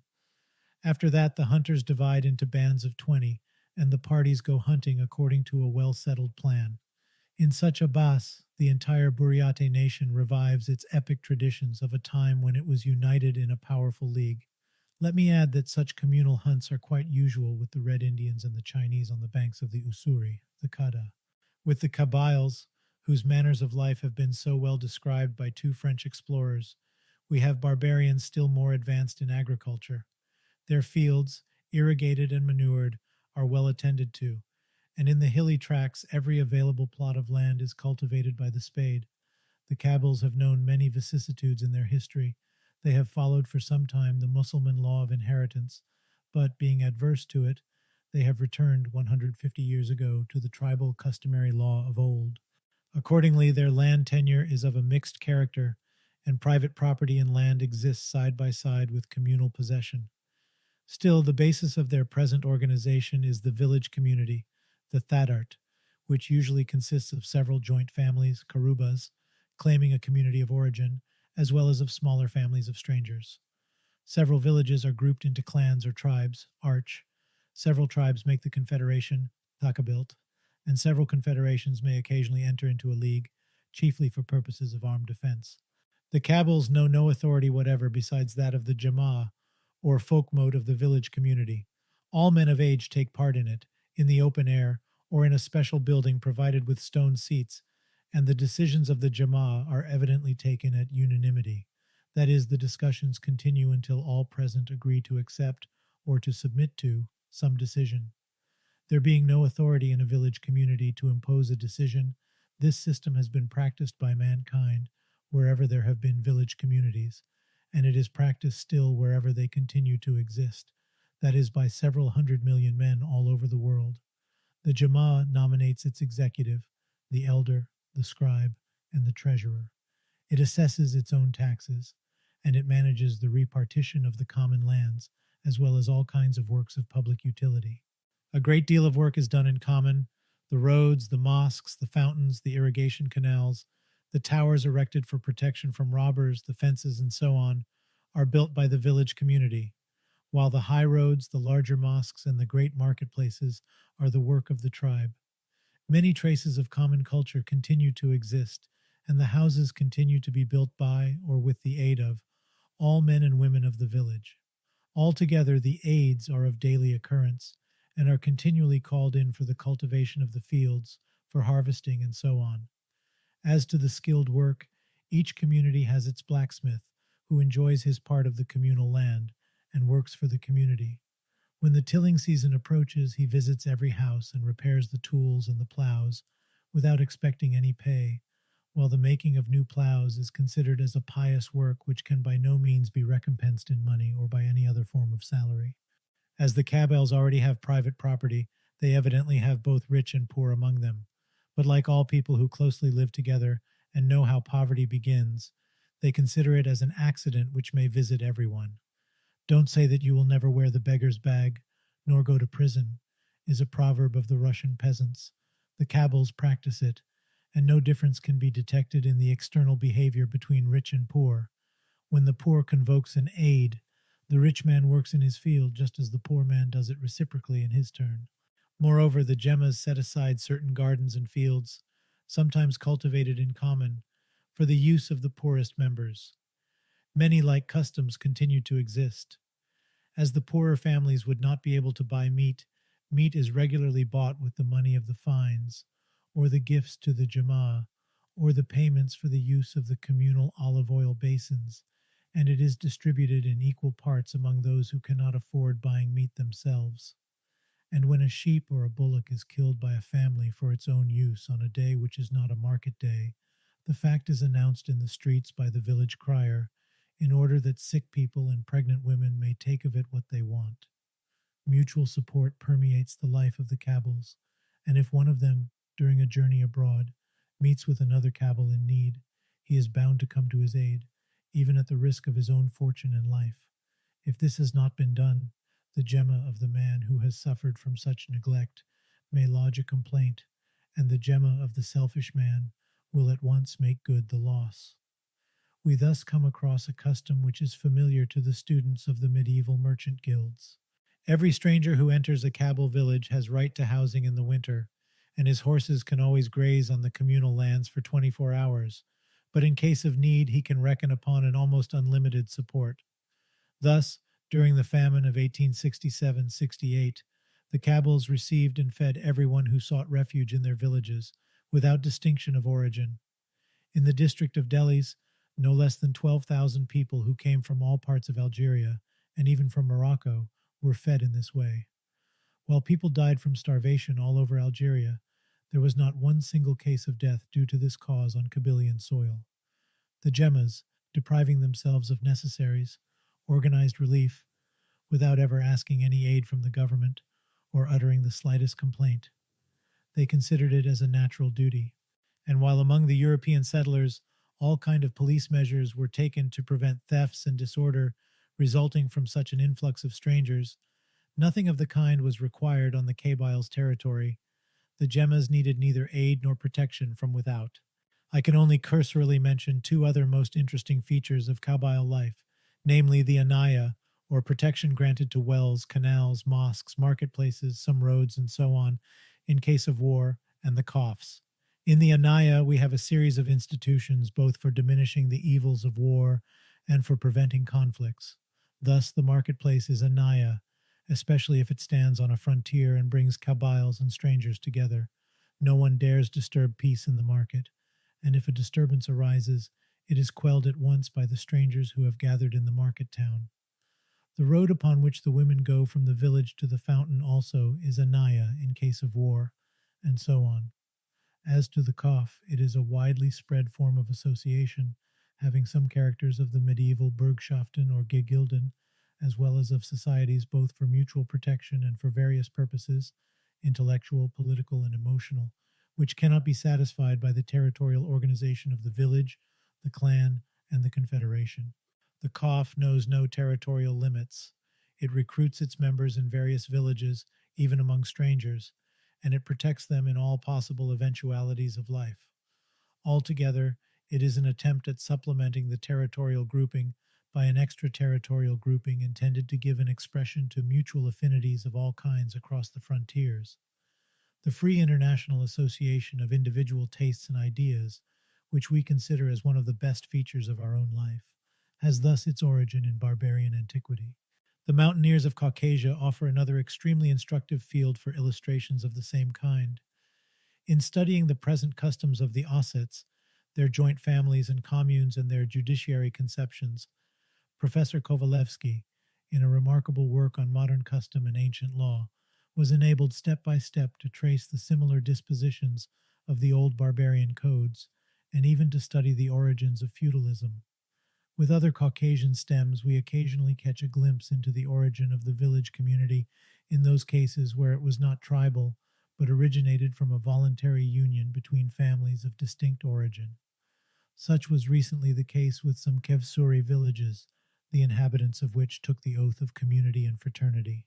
In another part of Caucasus, Dagestan, we see the growth of feudal relations between two tribes, both maintaining at the same time their village communities and even traces of the Gentile classes, and thus giving a living illustration of the forms taken by the conquest of Italy and Gaul by the barbarians. The victorious race, the Lezgins, who have conquered several Georgian and Tartar villages in the Zakatali district, did not bring them under the dominion of separate families. They constituted a feudal clan, which now includes 12,000 households in 3 villages, and owns in common no less than 20 Georgian and Tartar villages. The conquerors divided their own land among their clans, and the clans divided it in equal parts among the families, but they did not interfere with the gemmas of their tributaries, which still practiced the habit mentioned by Julius Caesar. Namely, the gemma decides each year which part of the communal territory must be cultivated, and this land is divided into as many parts as there are families, and the parts are distributed by lot. It is worthy of note that although proletarians are of common occurrence among the Lezgins, who live under a system of private property and land, and common ownership of serfs, they are rare among their Georgian serfs, who continue to hold their land in common. As to the customary law of the Caucasian mountaineers, it is much the same as that of the Longobards or Salic Franks, and several of its dispositions explain a good deal the judicial procedure of the barbarians of old. Being of a very impressionable character, they do their best to prevent quarrels from taking a fatal issue. So, with the Kevsuris, the swords are very soon drawn when a quarrel breaks out, but if a woman rushes out and throws among them the piece of linen which she wears on her head, the swords are at once returned to their sheaths, and the quarrel is appeased. The headdress of the women is a naya. If a quarrel has not been stopped in time and has ended in murder, the compensation money is so considerable that the aggressor is entirely ruined for his life, unless he is adopted by the wronged family. And if he has resorted to his sword in a trifling quarrel and has inflicted wounds, he loses forever the consideration of his kin. In all disputes, mediators take the matter in hand. They select from among the members of the clan the judges, 6 in smaller affairs, and from 10 to 15 in more serious matters. And Russian observers testify to the absolute incorruptibility of the judges. An oath has such a significance that men enjoying general esteem are dispensed from taking it. A simple affirmation is quite sufficient, the more so as in grave affairs the Kevsur never hesitates to recognize his guilt. I mean, of course, the Kevsur untouched yet by civilization. The oath is chiefly reserved for such cases like disputes about property, which require some sort of appreciation in addition to a simple statement of facts. And in such cases, the men whose affirmation will decide in the dispute act with the greatest circumspection. Altogether, it is certainly not a want of honesty or of respect to the rights of the congeners which characterizes the barbarian societies of Caucasus. The stems of Africa offer such an immense variety of extremely interesting societies, standing at all intermediate stages from the early village community to the despotic barbarian monarchies, that I must abandon the idea of giving here even the chief results of a comparative study of their institutions. Suffice it to say that even under the most horrid despotism of kings, the folkmotes of the village communities and their customary law remain sovereign in a wide circle of affairs. The law of the state allows the king to take anyone's life for a simple caprice or even for simply satisfying his gluttony. But the customary law of the people continues to maintain the same network of institutions for mutual support which exist among other barbarians or have existed among our ancestors. And with some better favored stems in Bornu, Uganda, Abyssinia, and especially the Bogos, some of the dispositions of the customary law are inspired with really graceful and delicate feelings. The village communities of the natives of both Americas have the same character. The Tupi of Brazil were found living in long houses, occupied by whole clans which used to cultivate their corn and manioc fields in common. The Irani, much more advanced in civilization, used to cultivate their fields in common. So also the Ukagas, who had learned under their system of primitive communism and long houses to build good roads and to carry on a variety of domestic industries, not inferior to those of the early medieval times in Europe. All of them were also living under the same customary law of which we have given specimens on the preceding pages. At another extremity of the world we find the Malayan feudalism, but this feudalism has been powerless to unroot the Nagaria, or village community, with its common ownership of at least part of the land, and the redistribution of land among the several Nagarias of the tribe. With the Alfuras of Minahasa, we find the communal rotation of the crops. With the Indian stem of the Wyandots, we have the periodical redistribution of land within the tribe and the clan culture of the soil. And in all those parts of Sumatra, where Moslem institutions have not yet totally destroyed the old organization, we find the joint family, Suka, and the village community, Kota, which maintains its right upon the land, even if part of it has been cleared without its authorization. But to say this is to say that all customs for mutual protection and prevention of feuds and wars, which have been briefly indicated in the preceding pages as characteristic of the village community, exist as well. More than that, the more fully the communal possession of land has been maintained, the better and the gentler are the habits. De Stuers positively affirms that wherever the institution of the village community has been less encroached upon by the conquerors, the inequalities of fortunes are smaller, and the very prescriptions of the lex talionis are less cruel, while, on the contrary, wherever the village community has been totally broken up, the inhabitants suffer the most unbearable oppression from their despotic rulers. This is quite natural, and when Waits made the remark that those stems which have maintained their tribal confederations stand on a higher level of development and have a richer literature than those stems which have forfeited the old bonds of union, he only pointed out what might have been foretold in advance. More illustrations would simply involve me in tedious repetitions. So strikingly similar are the barbarian societies under all climates and amidst all races. The same process of evolution has been going on in mankind with a wonderful similarity.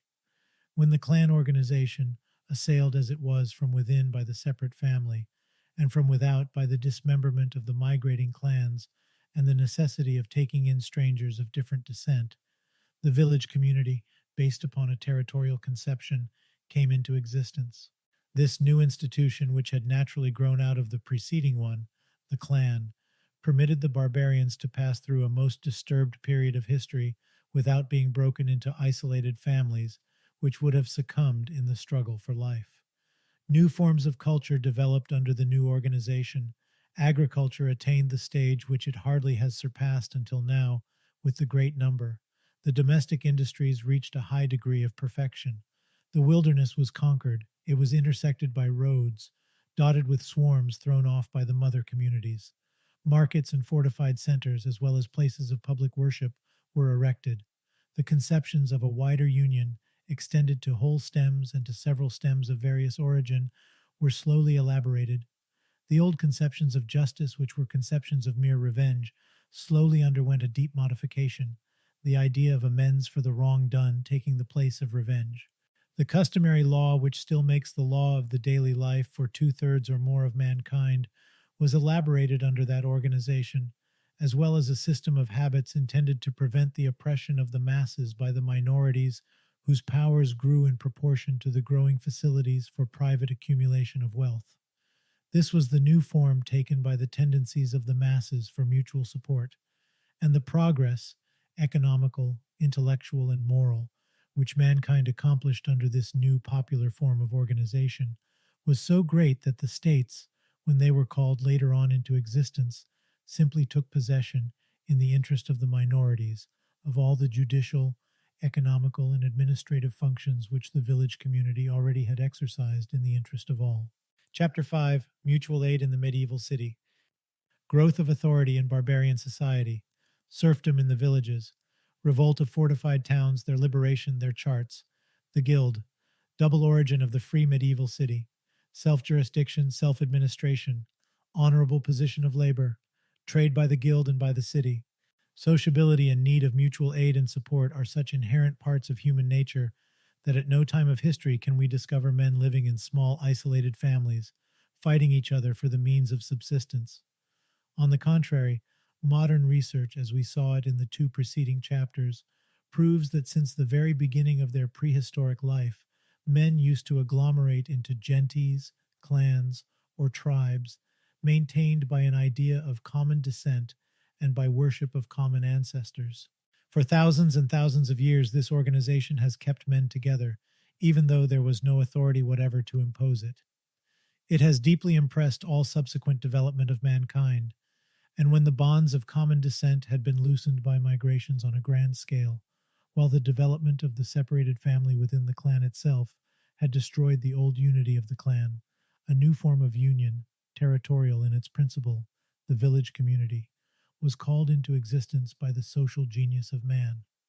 This institution, again, kept men together for a number of centuries, permitting them to further develop their social institutions and to pass through some of the darkest periods of history without being dissolved into loose aggregations of families and individuals, to make a further step in their evolution, and to work out a number of secondary social institutions, several of which have survived down to the present time. We have now to follow the further developments of the same ever-living tendency for mutual aid. Taking the village communities of the so-called barbarians at a time when they were making a new start of civilization after the fall of the Roman Empire, we have to study the new aspects taken by the sociable wants of the masses in the Middle Ages, and especially in the medieval guilds and the medieval city.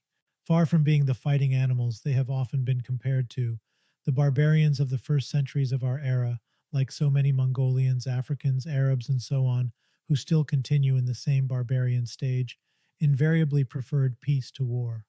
With the exception of a few tribes which had been driven during the great migrations into unproductive deserts or highlands, and were thus compelled periodically to prey upon their better favored neighbors. Apart from these, the great bulk of the Teutons, the Saxons, the Celts, the Slavonians, and so on, very soon after they had settled in their newly conquered abodes, reverted to the spade or to their herds. The earliest barbarian codes already represent to us societies composed of peaceful agricultural communities, not hordes of men at war with each other. These barbarians covered the country with villages and farmhouses. They cleared the forests, bridged the torrents, and colonized the formerly quite uninhabited wilderness, and they left the uncertain warlike pursuits to brotherhoods, scholae, or trusts of unruly men, gathered round temporary chieftains, who wandered about, offering their adventurous spirit, their arms, and their knowledge of warfare for the protection of populations, only too anxious to be left in peace. The warrior bands came and went, prosecuting their family feuds, but the great mass continued to till the soil, taking but little notice of their would-be rulers, so long as they did not interfere with the independence of their village communities. The new occupiers of Europe evolved the systems of land tenure and soil culture which are still in force with hundreds of millions of men. They worked out their systems of compensation for wrongs instead of the old tribal blood revenge. They learned the first rudiments of industry, and while they fortified their villages with palisaded walls, or erected towers and earthen forts, whereto to repair in case of a new invasion, they soon abandoned the task of defending these towers and forts to those who made of war a speciality.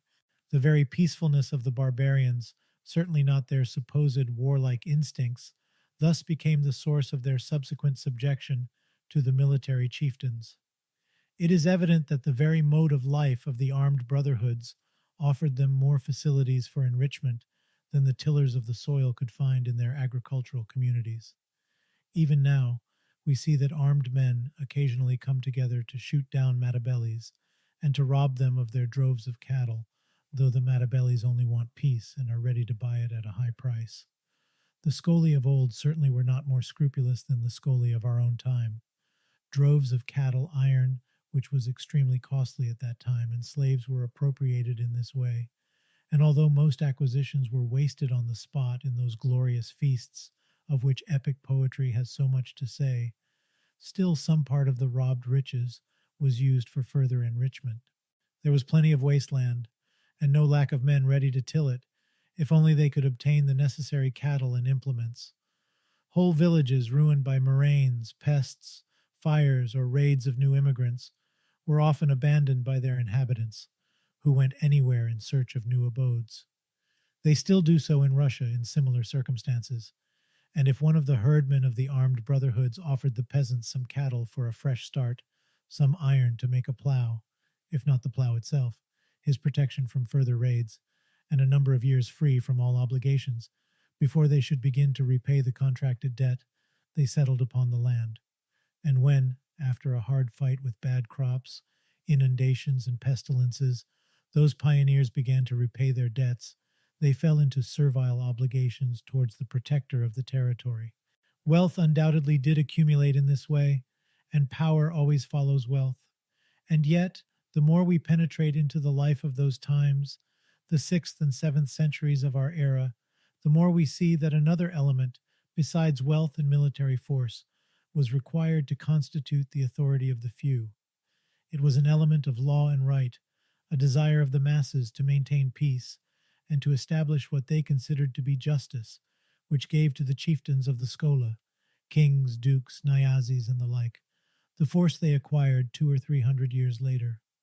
That same idea of justice, conceived as an adequate revenge for the wrong done, which had grown in the tribal stage, now passed as a red thread through the history of subsequent institutions, and, much more even than military or economic causes, it became the basis upon which the authority of the kings and the feudal lords was founded. In fact, one of the chief preoccupations of the barbarian village community always was, as it still is with our barbarian contemporaries, to put a speedy end to the feuds which arose from the then current conception of justice.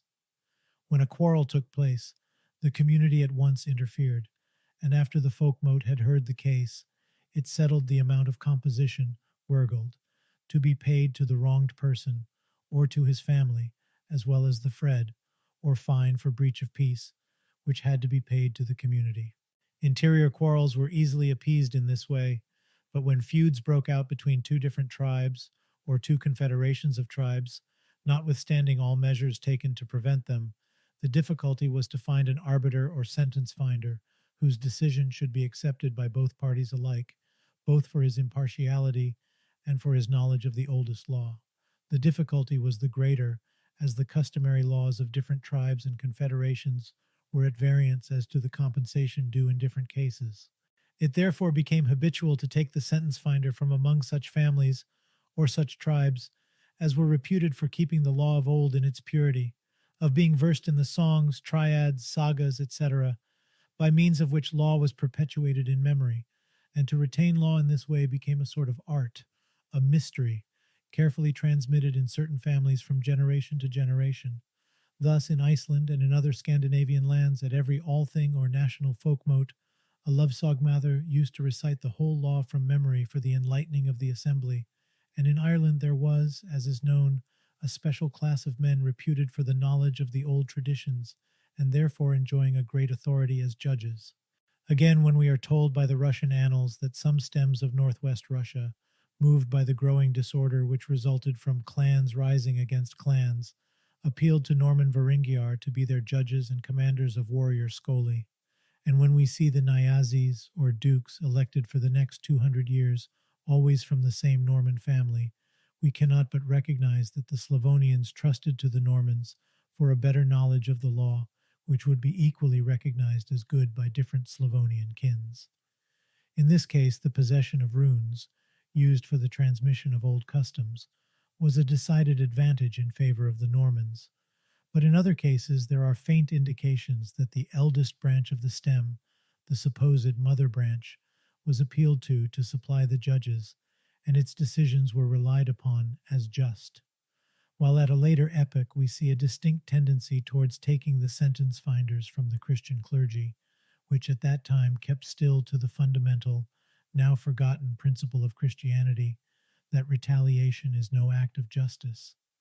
At that time the Christian clergy opened the churches as places of asylum for those who fled from blood revenge, and they willingly acted as arbiters in criminal cases, always opposing the old tribal principle of life for life and wound for wound. In short, the deeper we penetrate into the history of early institutions, the less we find grounds for the military theory of origin of authority. Even that power which later on became such a source of oppression seems, on the contrary, to have found its origin in the peaceful inclinations of the masses. In all these cases, the Fred, which often amounted to half the compensation, went to the folkmote, and from times immemorial it used to be applied to works of common utility and defense. It has still the same destination, the erection of towers, among the Kabyles and certain Mongolian stems, and we have direct evidence that even several centuries later the judicial fines in Pskov and several French and German cities continued to be used for the repair of the city walls. It was thus quite natural that the fines should be handed over to the sentence finder, who was bound in return both to maintain the schola of armed men to whom the defense of the territory was trusted, and to execute the sentences. This became a universal custom in the 8th and 9th centuries, even when the sentence finder was an elected bishop.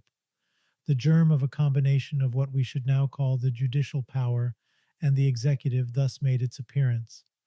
But to these two functions the attributions of the duke or king were strictly limited. He was no ruler of the people, the supreme power still belonging to the folkmote, not even a commander of the popular militia. When the folk took to arms, it marched under a separate, also elected commander, who was not a subordinate but an equal to the king. The king was a lord on his personal domain only. In fact, in barbarian language, the word konung, koning, or signing synonymous with the Latin rex, had no other meaning than that of a temporary leader or chieftain of a band of men. The commander of a flotilla of boats, or even of a single pirate boat, was also a konung.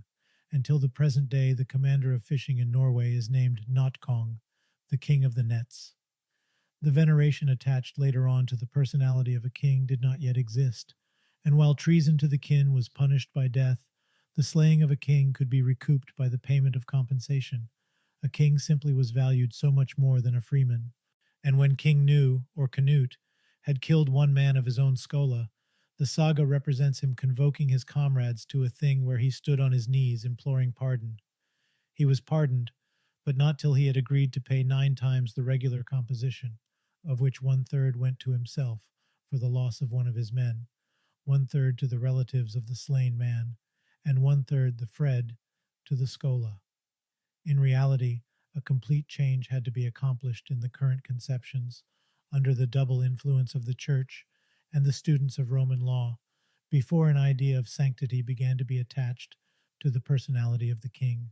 However, it lies beyond the scope of these essays to follow the gradual development of authority out of the elements just indicated.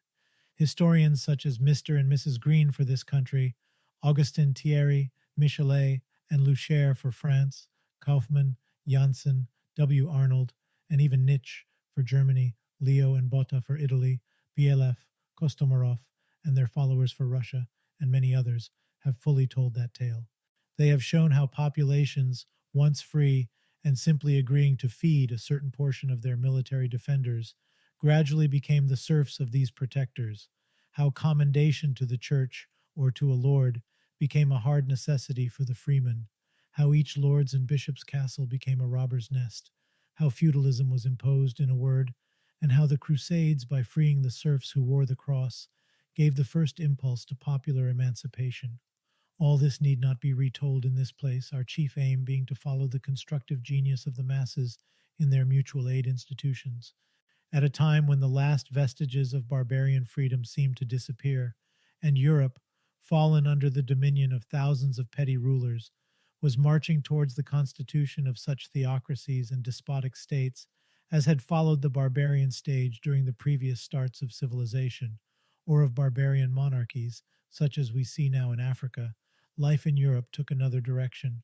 It went on lines similar to those it had once taken in the cities of antique Greece, with a unanimity which seems almost incomprehensible, and for a long time was not understood by historians. The urban agglomerations, down to the smallest burgs, began to shake off the yoke of their worldly and clerical lords. The fortified village rose against the lord's castle, defied it first, attacked it next, and finally destroyed it. The movement spread from spot to spot, involving every town on the surface of Europe, and in less than 100 years, free cities had been called into existence on the coasts of the Mediterranean, the North Sea, the Baltic, the Atlantic Ocean, down to the fjords of Scandinavia, at the feet of the Apennines, the Alps, the Black Forest, the Grampians, and the Carpathians, in the plains of Russia, Hungary, France, and Spain. Everywhere the same revolt took place, with the same features, passing through the same phases, leading to the same results. Wherever men had found or expected to find some protection behind their town walls, they instituted their co-jurations, their fraternities, their friendships, united in one common idea, and boldly marching towards a new life of mutual support and liberty. And they succeeded so well that in 300 or 400 years they had changed the very face of Europe. They had covered the country with beautiful, sumptuous buildings, expressing the genius of free unions of free men, unrivaled since for their beauty and expressiveness. And they bequeathed to the following generations all the arts, all the industries, of which our present civilization, with all its achievements and promises for the future, is only a further development. And when we now look to the forces which have produced these grand results, we find them, not in the genius of individual heroes, not in the mighty organization of huge states, or the political capacities of their rulers, but in the very same current of mutual aid and support which we saw at work in the village community, and which was vivified and reinforced in the Middle Ages by a new form of unions, inspired by the very same spirit but shaped on a new model, the guilds. It is well known by this time that feudalism did not imply a dissolution of the village community. Although the lord had succeeded in imposing servile labor upon the peasants, and had appropriated for himself such rights as were formerly vested in the village community alone, taxes, mortmain, duties on inheritances and marriages, the peasants had, nevertheless, maintained the two fundamental rights of their communities, the common possession of the land and self-jurisdiction. In olden times, when a king sent his vogt to a village, the peasants received him with flowers in one hand and arms in the other, and asked him which law he intended to apply, the one he found in the village or the one he brought with him. And in the first case they handed him the flowers and accepted him, while in the second case they fought him. Now they accepted the king's or the lord's official whom they could not refuse, but they maintained the folkmote's jurisdiction, and themselves nominated 6, 7, or 12 judges, who acted with the lord's judge in the presence of the folkmote as arbiters and sentence finders. In most cases the official had nothing left to him but to confirm the sentence and to levy the customary fred. This precious right of self-jurisdiction, which at that time meant self-administration and self-legislation, had been maintained through all the struggles, and even the lawyers by whom Karl the Great was surrounded could not abolish it. They were bound to confirm it. At the same time, in all matters concerning the community's domain, the folkmote retained its supremacy and, as shown by Maurer, often claimed submission from the lord himself in land tenure matters. No growth of feudalism could break this resistance. The village community kept its ground, and when, in the 9th and 10th centuries, the invasions of the Normans, the Arabs, and the Ugrians had demonstrated that military scoli were of little value for protecting the land, a general movement began all over Europe for fortifying the villages with stone walls and citadels. Thousands of fortified centers were then built by the energies of the village communities, and once they had built their walls, once a common interest had been created in this new sanctuary, the town walls, they soon understood that they could henceforward resist the encroachments of the inner enemies, the lords, as well as the invasions of foreigners. A new life of freedom began to develop within the fortified enclosures. The medieval city was born. No period of history could better illustrate the constructive powers of the popular masses than the 10th and 11th centuries, when the fortified villages and marketplaces, representing so many oases amidst the feudal forest, began to free themselves from their lord's yoke and slowly elaborated the future city organization.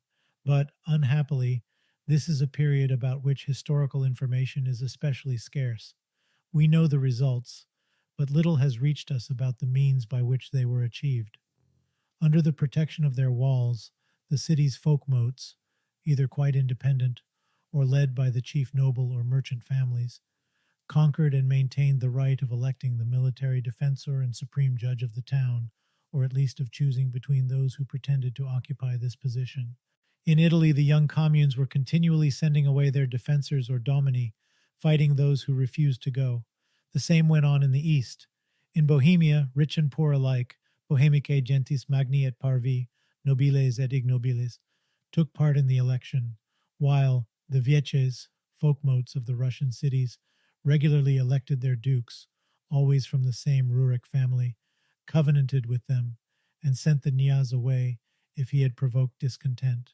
At the same time, in most cities of Western and Southern Europe, the tendency was to take for defensor a bishop whom the city had elected itself, and so many bishops took the lead in protecting the immunities of the towns and in defending their liberties, that numbers of them were considered after their death as saints and special patrons of different cities. Saint Uthelred of Winchester, Saint Ulrich of Augsburg, Saint Wolfgang of Ratisbon, Saint Heribert of Cologne, Saint Adalbert of Prague, and so on, as well as many abbots and monks, became so many cities' saints for having acted in defense of popular rights.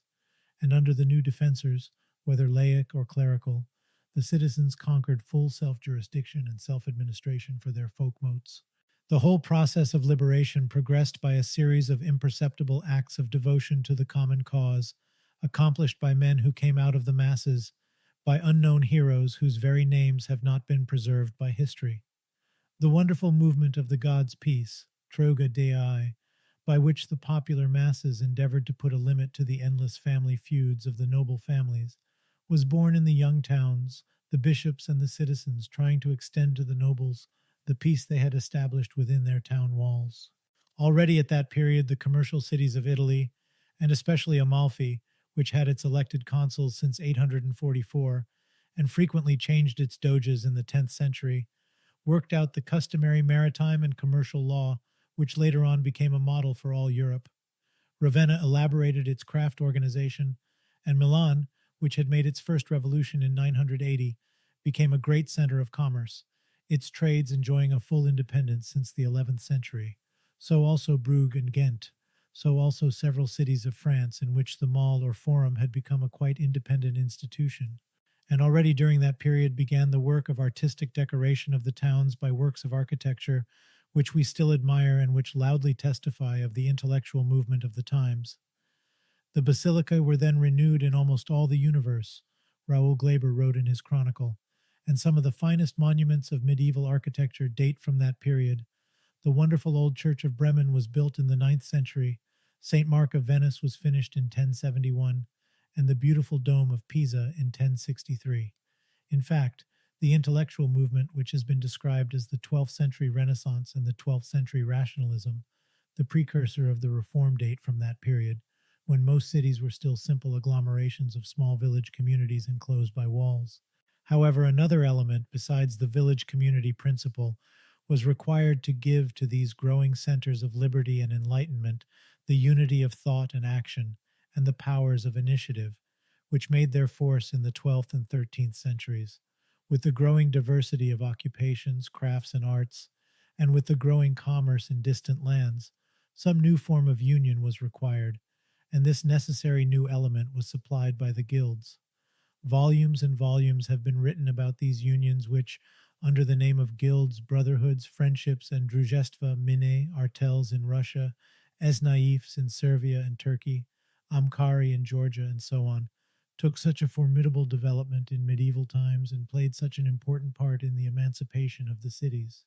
But it took historians more than 60 years before the universality of this institution and its true characters were understood. Only now, when hundreds of guild statutes have been published and studied, and their relationship to the Roman collegiae and the earlier unions in Greece and in India is known, can we maintain with full confidence that these brotherhoods were but a further development of the same principles which we saw at work in the gens and the village community. Nothing illustrates better these medieval brotherhoods than those temporary guilds which were formed on board ships. When a ship of the Hansa had accomplished her first half-day passage after having left the port, the captain, Schiffer, gathered all crew and passengers on the deck and held the following language, as reported by a contemporary. As we are now at the mercy of God and the waves, he said, each one must be equal to each other. And as we are surrounded by storms, high waves, pirates, and other dangers, we must keep a strict order that we may bring our voyage to a good end. That is why we shall pronounce the prayer for a good wind and good success, and according to marine law, we shall name the occupiers of the judges' seats, Schoffenstellen. Thereupon the crew elected a Vogt and 4 Scabini to act as their judges. At the end of the voyage, the Vogt and the Scabini abdicated their functions and addressed the crew as follows. What has happened on board ship, we must pardon to each other and consider as dead, Tod und absehen lassen. What we have judged right was for the sake of justice. This is why we beg you all, in the name of honest justice, to forget all the animosity one may nourish against another, and to swear on bread and salt that he will not think of it in a bad spirit. If anyone, however, considers himself wronged, he must appeal to the Landvogt and ask justice from him before sunset. On landing, the stock with the Fred fines was handed over to the Vogt of the seaport for distribution among the poor. This simple narrative, perhaps better than anything else, depicts the spirit of the medieval guilds. Like organizations came into existence wherever a group of men, fishermen, hunters, traveling merchants, builders, or settled craftsmen, came together for a common pursuit. Thus there was on board ship the naval authority of the captain, but for the very success of the common enterprise, all men on board, rich and poor, masters and crew, captain and sailors, agreed to be equals in their mutual relations, to be simply men, bound to aid each other and to settle their possible disputes before judges elected by all of them. So also when a number of craftsmen, masons, carpenters, stonecutters, etc., came together for building, say, a cathedral, they all belonged to a city which had its political organization, and each of them belonged moreover to his own craft. But they were united besides by their common enterprise, which they knew better than anyone else, and they joined into a body united by closer, although temporary, bonds. They founded the guild for the building of the cathedral. We may see the same till now in the Kabylian Koff. The Kabyles have their village community, but this union is not sufficient for all political, commercial, and personal needs of union, and the closer brotherhood of the Koff is constituted. As to the social characters of the medieval guild, any guild statute may illustrate them. Taking, for instance, the Skra of some early Danish guild, we read in it first a statement of the general brotherly feelings which must reign in the guild. Next come the regulations relative to self-jurisdiction in cases of quarrels arising between two brothers or a brother and a stranger, and then the social duties of the brethren are enumerated. If a brother's house is burned, or he has lost his ship, or has suffered on a pilgrim's voyage, all the brethren must come to his aid. If a brother falls dangerously ill, 2 brethren must keep watch by his bed till he is out of danger, and if he dies, the brethren must bury him, a great affair in those times of pestilences, and follow him to the church and the grave. After his death, they must provide for his children if necessary. Very often the widow becomes a sister to the guild.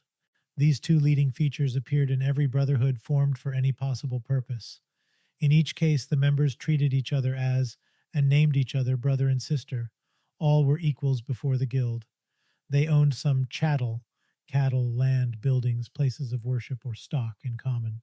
All brothers took the oath of abandoning all feuds of old, and without imposing upon each other the obligation of never quarreling again, they agreed that no quarrel should degenerate into a feud or into a lawsuit before another court than the tribunal of the brothers themselves.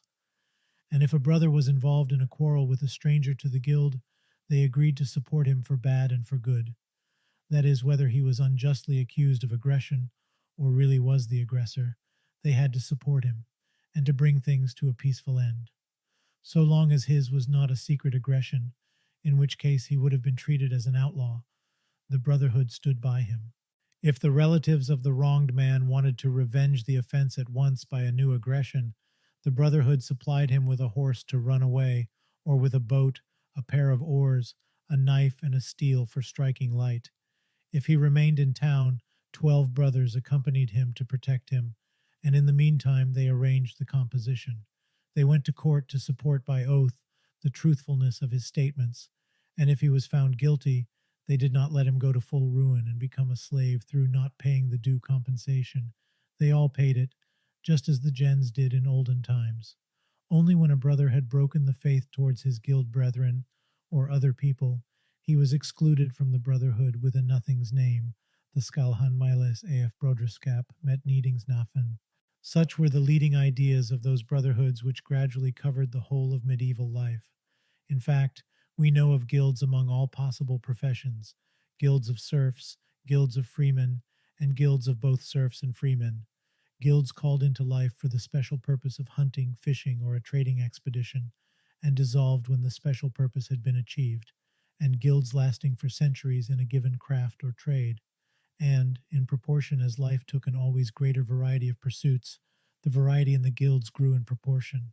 So we see not only merchants, craftsmen, hunters, and peasants united in guilds, we also see guilds of priests, painters, teachers of primary schools and universities, guilds for performing the passion play, for building a church, for developing the mystery of a given school of art or craft, or for a special recreation, even guilds among beggars, executioners, and lost women, all organized on the same double principle of self-jurisdiction and mutual support. For Russia, we have positive evidence showing that the very making of Russia was as much the work of its hunters, fishermen's, and traders' artels as of the budding village communities, and up to the present day, the country is covered with artels. These few remarks show how incorrect was the view taken by some early explorers of the guilds when they wanted to see the essence of the institution in its yearly festival. In reality, the day of the common meal was always the day, or the morrow of the day, of election of aldermen, of discussion of alterations in the statutes, and very often the day of judgment of quarrels that had risen among the brethren, or of renewed allegiance to the guild. The common meal, like the festival at the old tribal folkmote, the Mal or Malam, or the Buryate Abba, or the parish feast and the harvest supper, was simply an affirmation of brotherhood. It symbolized the times when everything was kept in common by the clan. This day, at least, all belonged to all sat at the same table and partook of the same meal. Even at a much later time, the inmate of the almshouse of a London guild sat this day by the side of the rich alderman. As to the distinction which several explorers have tried to establish between the Old Saxon Frith Guild and the so-called social or religious guilds, all were Frith guilds in the sense above mentioned, and all were religious in the sense in which a village community or a city placed under the protection of a special saint is social and religious. If the institution of the guild has taken such an immense extension in Asia, Africa, and Europe, if it has lived thousands of years, reappearing again and again when similar conditions called it into existence, it is because it was much more than an eating association, or an association for going to church on a certain day, or a burial club. It answered to a deeply enrooted want of human nature, and it embodied all the attributes which the state appropriated later on for its bureaucracy and police, and much more than that. It was an association for mutual support in all circumstances and in all accidents of life, by deed and advice, and it was an organization for maintaining justice, with this difference from the state, that on all these occasions a humane, a brotherly element was introduced instead of the formal element which is the essential characteristic of state interference. Even when appearing before the guild tribunal, the guild brother answered before men who knew him well and had stood by him before in their daily work, at the common meal, in the performance of their brotherly duties, men who were his equals and brethren indeed, not theorists of law nor defenders of someone else's interests. It is evident that an institution so well suited to serve the need of union without depriving the individual of his initiative could but spread, grow, and fortify. The difficulty was only to find such form as would permit to federate the unions of the guilds without interfering with the unions of the village communities, and to federate all these into one harmonious whole. And when this form of combination had been found, and a series of favorable circumstances permitted the cities to affirm their independence, they did so with a unity of thought which can but excite our admiration, even in our century of railways, telegraphs, and printing. Hundreds of charters in which the cities inscribed their liberation have reached us, and through all of them, notwithstanding the infinite variety of details which depended upon the more or less greater fullness of emancipation, the same leading ideas run. The city organized itself as a federation of both small village communities and guilds. All those who belong to the friendship of the town, so runs a charter given in 1188 to the burgesses of Ayr by Philip, Count of Flanders, have promised and confirmed by faith and oath that they will aid each other as brethren in whatever is useful and honest, that if one commits against another an offense in words or in deeds, the one who has suffered therefrom will not take revenge, either himself or his people. He will lodge a complaint, and the offender will make good for his offense, according to what will be pronounced by 12 elected judges acting as arbiters. And if the offender or the offended, after having been warned thrice, does not submit to the decision of the arbiters, he will be excluded from the friendship as a wicked man and a perjurer. Each one of the men of the commune will be faithful to his conjurer, and will give him aid and advice according to what justice will dictate him. The Amiens and Abbeville charters say, all will aid each other according to their powers within the boundaries of the commune, and will not suffer that anyone takes anything from any one of them, or makes one pay contributions. Do we read in the charters of Soissons, Compiègne, Senlis, and many others of the same type, and so on with countless variations on the same theme. The commune, Gilbert de Nogent wrote, is an oath of mutual aid, mutui agitorii conjuratio, a new and detestable word. Through it the serfs, capite sensi, are freed from all serfdom. Through it they can only be condemned to a legally determined fine for breaches of the law. Through it they cease to be liable to payments which the serfs always used to pay. The same wave of emancipation ran, in the 12th century, through all parts of the continent, involving both rich cities and the poorest towns. And if we may say that, as a rule, the Italian cities were the first to free themselves, we can assign no center from which the movement would have spread. Very often a small burg in Central Europe took the lead for its region, and big agglomerations accepted the little town's charter as a model for their own. Thus, the charter of a small town, Loris, was adopted by 83 towns in southwest France, and that of Beaumont became the model for over 500 towns and cities in Belgium and France. Special deputies were dispatched by the cities to their neighbors to obtain a copy from their charter, and the Constitution was framed upon that model. However, they did not simply copy each other, they framed their own charters in accordance with the concessions they had obtained from their lords, and the result was that, as remarked by an historian, the charters of the medieval communes offer the same variety as the Gothic architecture of their churches and cathedrals. The same leading ideas in all of them, the cathedral symbolizing the union of parish and guild in the city, and the same infinitely rich variety of detail. Self-jurisdiction was the essential point, and self-jurisdiction meant self-administration, but the commune was not simply an autonomous part of the state. Such ambiguous words had not yet been invented by that time. It was a state in itself. It had the right of war and peace, of federation and alliance with its neighbors. It was sovereign in its own affairs, and mixed with no others. The supreme political power could be vested entirely in a democratic forum, as was the case in Scoff, whose Vieci sent and received ambassadors, concluded treaties, accepted and sent away princes, or went on without them for dozens of years, or it was vested in or usurped by an aristocracy of merchants or even nobles, as was the case in hundreds of Italian and Middle European cities. The principle nevertheless remained the same. The city was a state, and, what was perhaps still more remarkable, when the power in the city was usurped by an aristocracy of merchants or even nobles, the inner life of the city and the democratism of its daily life did not disappear. They depended but little upon what may be called the political form of the state. The secret of this seeming anomaly lies in the fact that a medieval city was not a centralized state. During the first centuries of its existence, the city hardly could be named a state as regards its interior organization, because the Middle Ages knew no more of the present centralization of functions than of the present territorial centralization. Each group had its share of sovereignty. The city was usually divided into 4 quarters or into 5 to 7 sections radiating from a center, each quarter or section roughly corresponding to a certain trade or profession which prevailed in it, but nevertheless containing inhabitants of different social positions and occupations, nobles, merchants, artisans, or even half serfs, and each section or quarter constituted a quite independent agglomeration. In Venice, each island was an independent political community. It had its own organized trades, its own commerce in salt, its own jurisdiction and administration, its own forum, and the nomination of a doge by the city changed nothing in the inner independence of the units.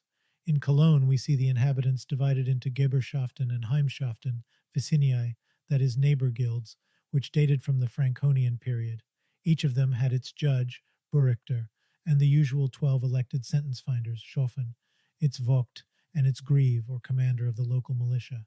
The story of early London before the conquest, Mr. Green says, is that of a number of little groups scattered here and there over the area within the walls, each growing up with its own life and institutions, guilds, soaks, religious houses, and the like, and only slowly drawing together into a municipal union.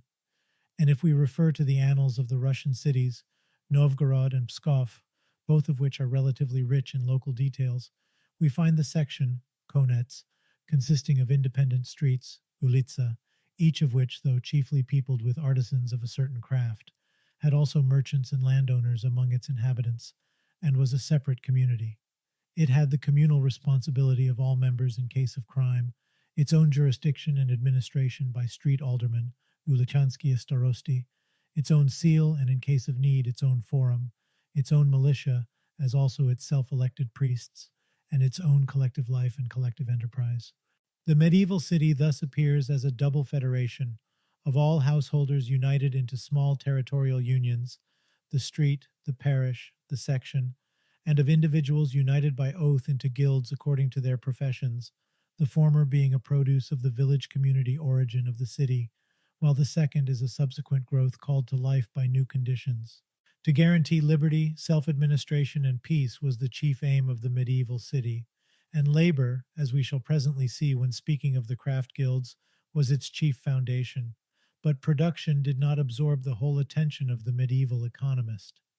With his practical mind, he understood that consumption must be guaranteed in order to obtain production, and therefore to provide for the common first food and lodging of poor and rich alike, gemeine Notdurft und Gemach armer und richer, was the fundamental principle in each city. The purchase of food supplies and other first necessaries, coal, wood, etc., before they had reached the market, or altogether in especially favorable conditions from which others would be excluded, the preemptio, in a word, was entirely prohibited. Everything had to go to the market and be offered there for everyone's purchase, till the ringing of the bell had closed the market. Then only could the retailer buy the remainder, and even then his profit should be an honest profit only. Moreover, when corn was bought by a baker wholesale after the close of the market, every citizen had the right to claim part of the corn, about half a quarter, for his own use, at wholesale price, if he did so before the final conclusion of the bargain, and reciprocally, every baker could claim the same if the citizen purchased corn for reselling it. In the first case, the corn had only to be brought to the town mill to be ground in its proper turn for a settled price, and the bread could be baked in the four banal or communal oven. In short, if a scarcity visited the city, all had to suffer from it more or less. But apart from the calamities, so long as the free cities existed, no one could die in their midst from starvation, as is unhappily too often the case in our own times. However, all such regulations belong to later periods of the city's life, while at an earlier period it was the city itself which used to buy all food supplies for the use of the citizens. The documents recently published by Mr. Gross are quite positive on this point, and fully support his conclusion to the effect that the cargoes of subsistences were purchased by certain civic officials in the name of the town, and then distributed in shares among the merchant burgesses, no one being allowed to buy wares landed in the port, unless the municipal authorities refused to purchase them. This seemed, she adds, to have been quite a common practice in England, Ireland, Wales, and Scotland. Even in the 16th century, we find that common purchases of corn were made for the commodity and profit in all things of this city and chamber of London, and of all the citizens and inhabitants of the same as mochi as in us lieth, as the mayor wrote in 1565. In Venice, the whole of the trade in corn is well known to have been in the hands of the city. The quarters, on receiving the cereals from the board which administrated the imports, being bound to send to every citizen's house the quantity allotted to him. In France, the city of Amiens used to purchase salt and to distribute it to all citizens at cost price. And even now one sees in many French towns the halls, which formerly were municipal depots for corn and salt. In Russia, it was a regular custom in Novgorod and Pskov. The whole matter relative to the communal purchases for the use of the citizens and the manner in which they used to be made seems not to have yet received proper attention from the historians of the period. But there are here and there some very interesting facts which throw a new light upon it. Thus there is, among Mr. Gross's documents, a Kilkenny ordinance of the year 1367, from which we learn how the prices of the goods were established. The merchants and the sailors, Mr. Gross writes, were to state on oath the first cost of the goods and the expenses of transportation.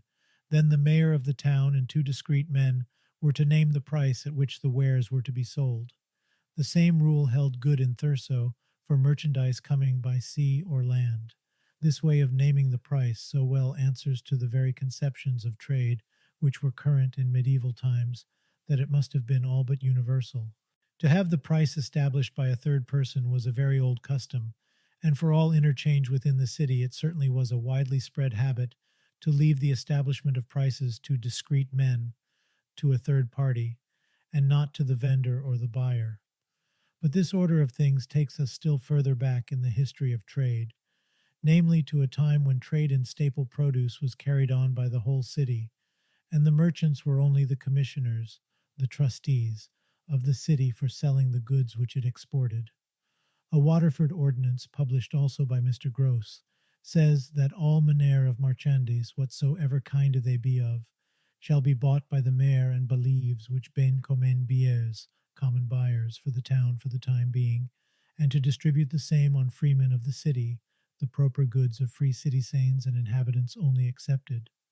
This ordinance can hardly be explained otherwise than by admitting that all the exterior trade of the town was carried on by its agents. Moreover, we have direct evidence of such having been the case for Novgorod and Pskov. It was the sovereign Novgorod and the sovereign Pskov who sent their caravans of merchants to distant lands.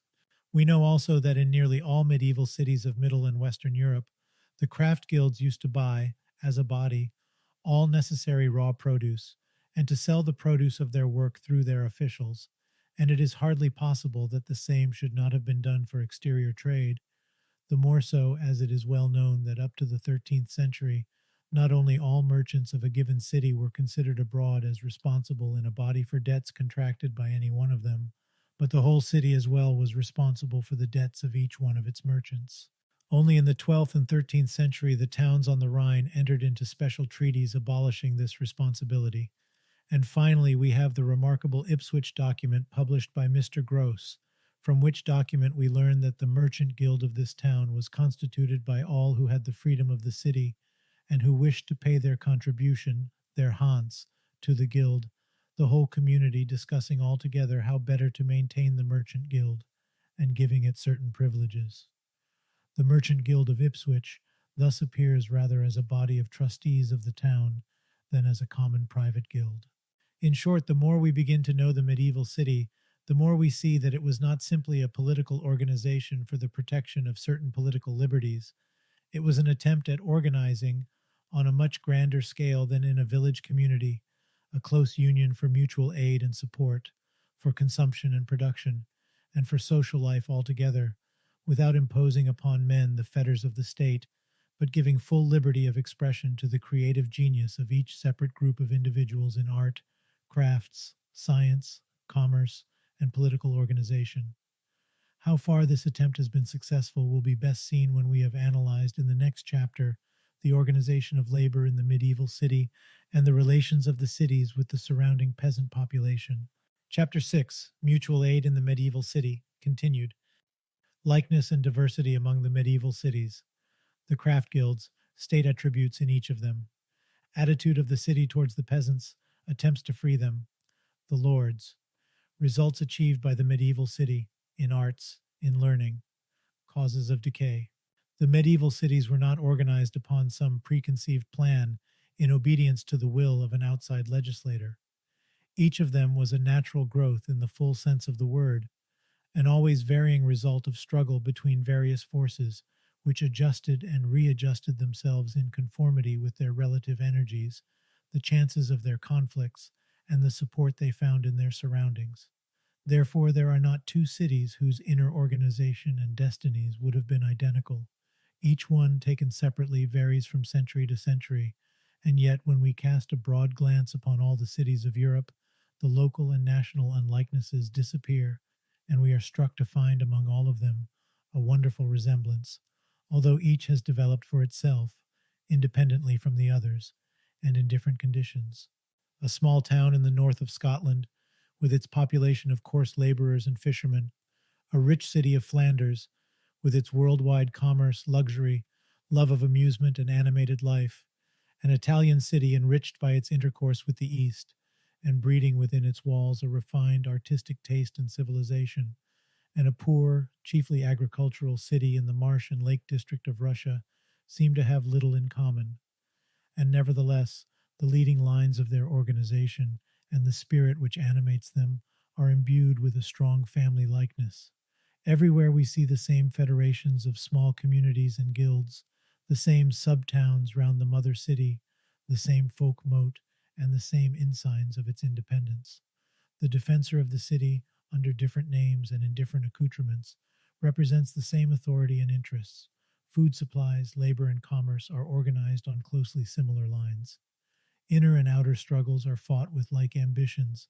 Nay, the very formulae used in the struggles, as also in the annals, the ordinances, and the rolls, are identical, and the architectural monuments, whether Gothic, Roman, or Byzantine in style, express the same aspirations and the same ideals.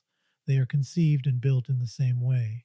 Many dissemblances are mere differences of age, and those disparities between sister cities which are real are repeated in different parts of Europe. The unity of the leading idea and the identity of origin make up for differences of climate, geographical situation, wealth, language, and religion.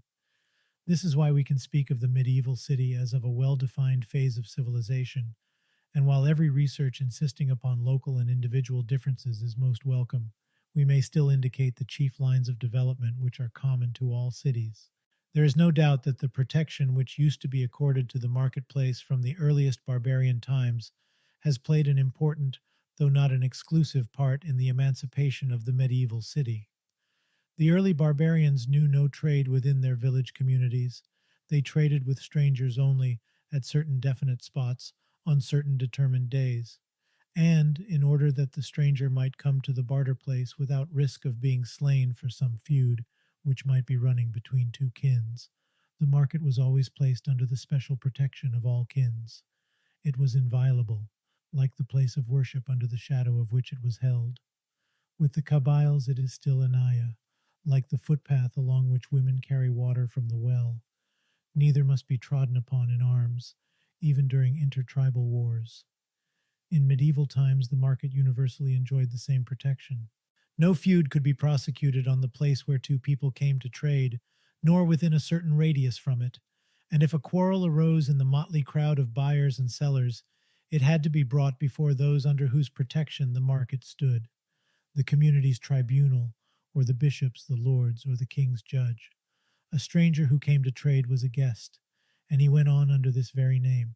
Even the lord, who had no scruples about robbing a merchant on the high road, respected the Weikbild, that is, the pole which stood in the marketplace and bore either the king's arms, or a glove, or the image of the local saint, or simply a cross, according to whether the market was under the protection of the king, the lord, the local church, or the folk mote, the Wiech. It is easy to understand how the self jurisdiction of the city could develop out of the special jurisdiction in the marketplace when this last right was conceded, willingly or not, to the city itself. And such an origin of the city's liberties, which can be traced in very many cases, necessarily laid a special stamp upon their subsequent development. It gave a predominance to the trading part of the community, the burghers who possessed a house in the city at the time being, and were co-owners in the townlands, constituted very often a merchant guild which held in its hands the city's trade. And although at the outset every burgher, rich and poor, could make part of the merchant guild, and the trade itself seems to have been carried on for the entire city by its trustees, the guild gradually became a sort of privileged body. It jealously prevented the outsiders who soon began to flock into the free cities from entering the guild, and kept the advantages resulting from trade for the few families which had been burghers at the time of the emancipation. There evidently was a danger of a merchant oligarchy being thus constituted. But already in the 10th, and still more during the two next centuries, the chief crafts, also organized in guilds, were powerful enough to check the oligarchic tendencies of the merchants. The craft guild was then a common seller of its produce and a common buyer of the raw materials, and its members were merchants and manual workers at the same time. Therefore, the predominance taken by the old craft guilds from the very beginnings of the free city life guaranteed to manual labor the high position which it afterwards occupied in the city. In fact, in a medieval city, manual labor was no token of inferiority. It bore, on the contrary, traces of the high respect it had been kept in the village community. Manual labor in a mystery was considered as a pious duty towards the citizens, a public function, AMT, as honorable as any other, an idea of justice to the community, of right towards both producer and consumer, which would seem so extravagant now, penetrated production and exchange.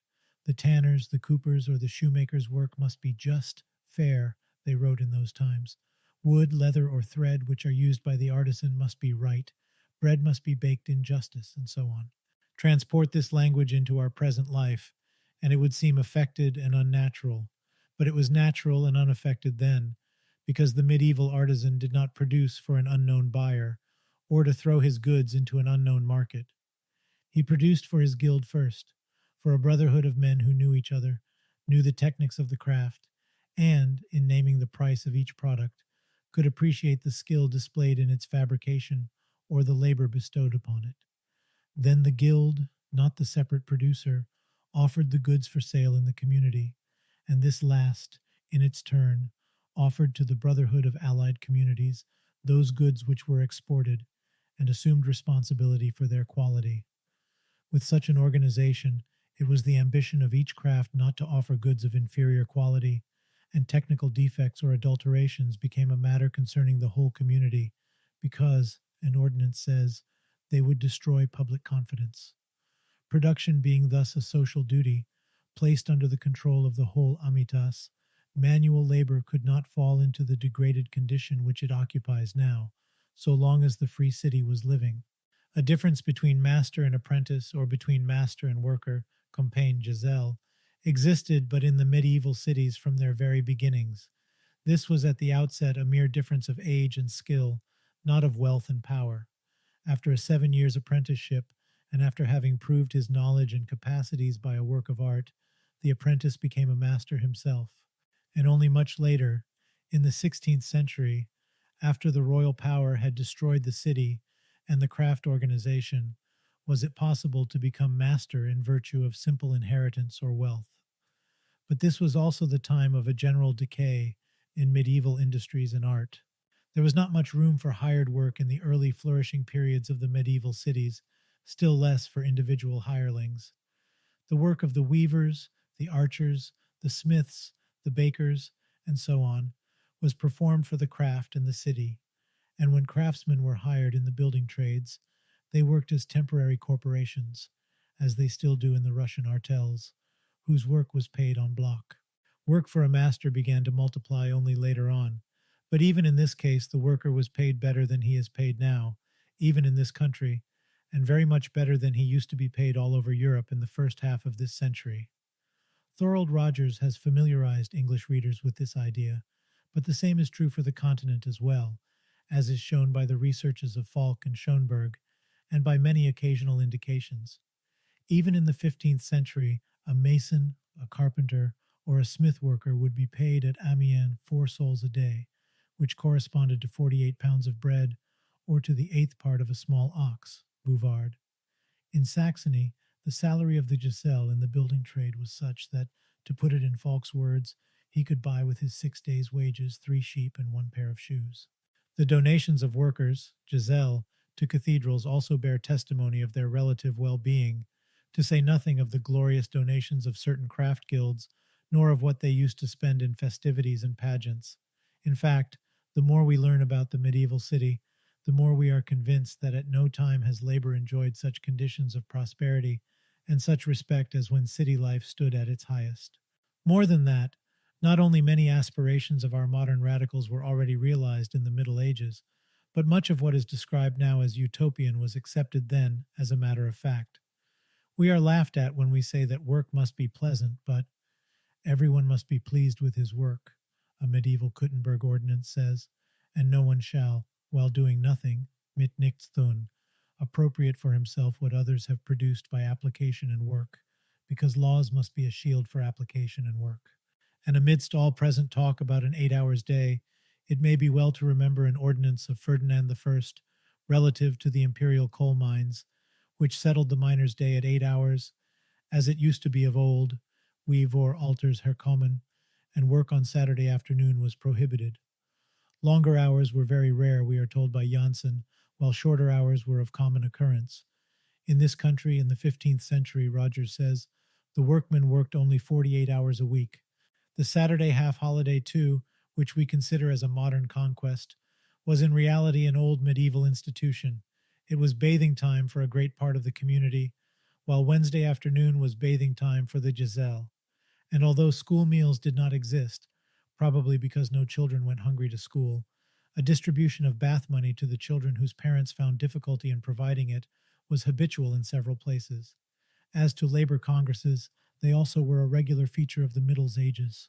In some parts of Germany, craftsmen of the same trade, belonging to different communes, used to come together every year to discuss questions relative to their trade, the years of apprenticeship, the wandering years, the wages, and so on.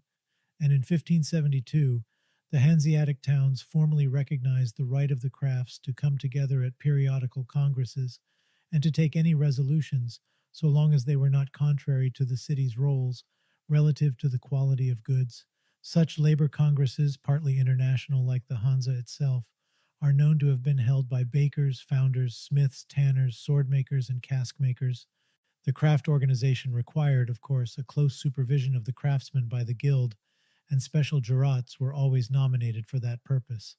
But it is most remarkable that so long as the cities lived their free life, no complaints were heard about the supervision, while, after the state had stepped in, confiscating the property of the guilds and destroying their independence in favor of its own bureaucracy, the complaints became simply countless. On the other hand, the immensity of progress realized in all arts under the medieval guild system is the best proof that the system was no hindrance to individual initiative. The fact is that the medieval guild, like the medieval parish, street, or quarter, was not a body of citizens placed under the control of state functionaries. It was a union of all men connected with a given trade, jurati buyers of raw produce, sellers of manufactured goods, and artisans, masters, compagnes, and apprentices. For the inner organization of the trade, its assembly was sovereign, so long as it did not hamper the other guilds, in which case the matter was brought before the guild of the guilds, the city. But there was in it something more than that. It had its own self-jurisdiction, its own military force, its own general assemblies, its own traditions of struggles, glory, and independence, its own relations with other guilds of the same trade in other cities. It had, in a word, a full organic life which could only result from the integrality of the vital functions.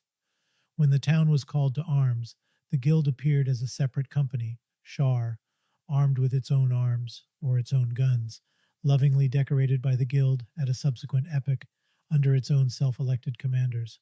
It was, in a word, as independent a unit of the Federation as the Republic of Uri or Geneva was 50 years ago in the Swiss Confederation, so that, to compare it with a modern trade union, divested of all attributes of state sovereignty and reduced to a couple of functions of secondary importance, is as unreasonable as to compare Florence or Brugge with a French commune vegetating under the Code Napoleon, or with a Russian town placed under Catherine II's municipal law. Both have elected mayors, and the latter has also its craft corporations. But the difference is all the difference that exists between Florence and Fontenay-les-Voix or Tsarevo-Kokshaisk, or between a Venetian doge and a modern mayor who lifts his hat before the sous-prefet's clerk.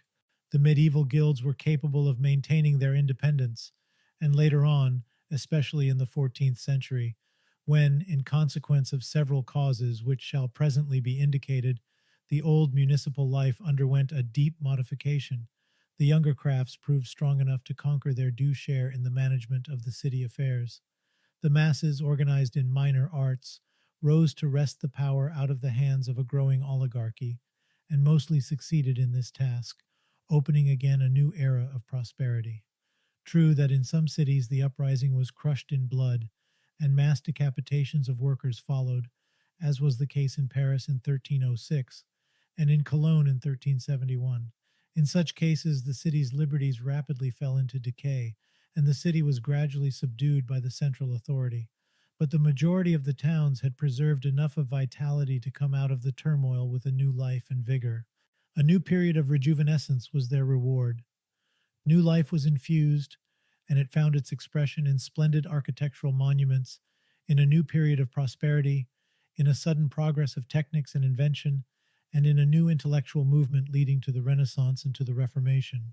The life of a medieval city was a succession of hard battles to conquer liberty and to maintain it.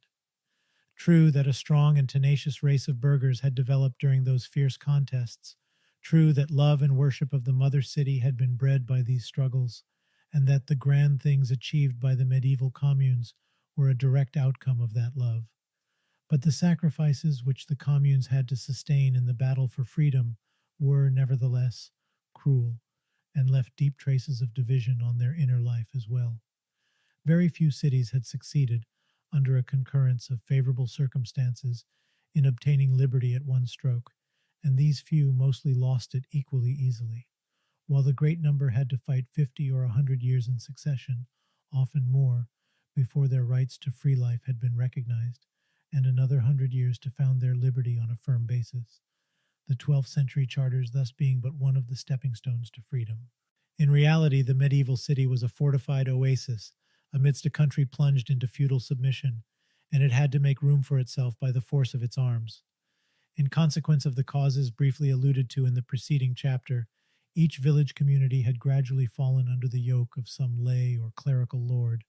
His house had grown to be a castle, and his brothers-in-arms were now the scum of adventurers, always ready to plunder the peasants.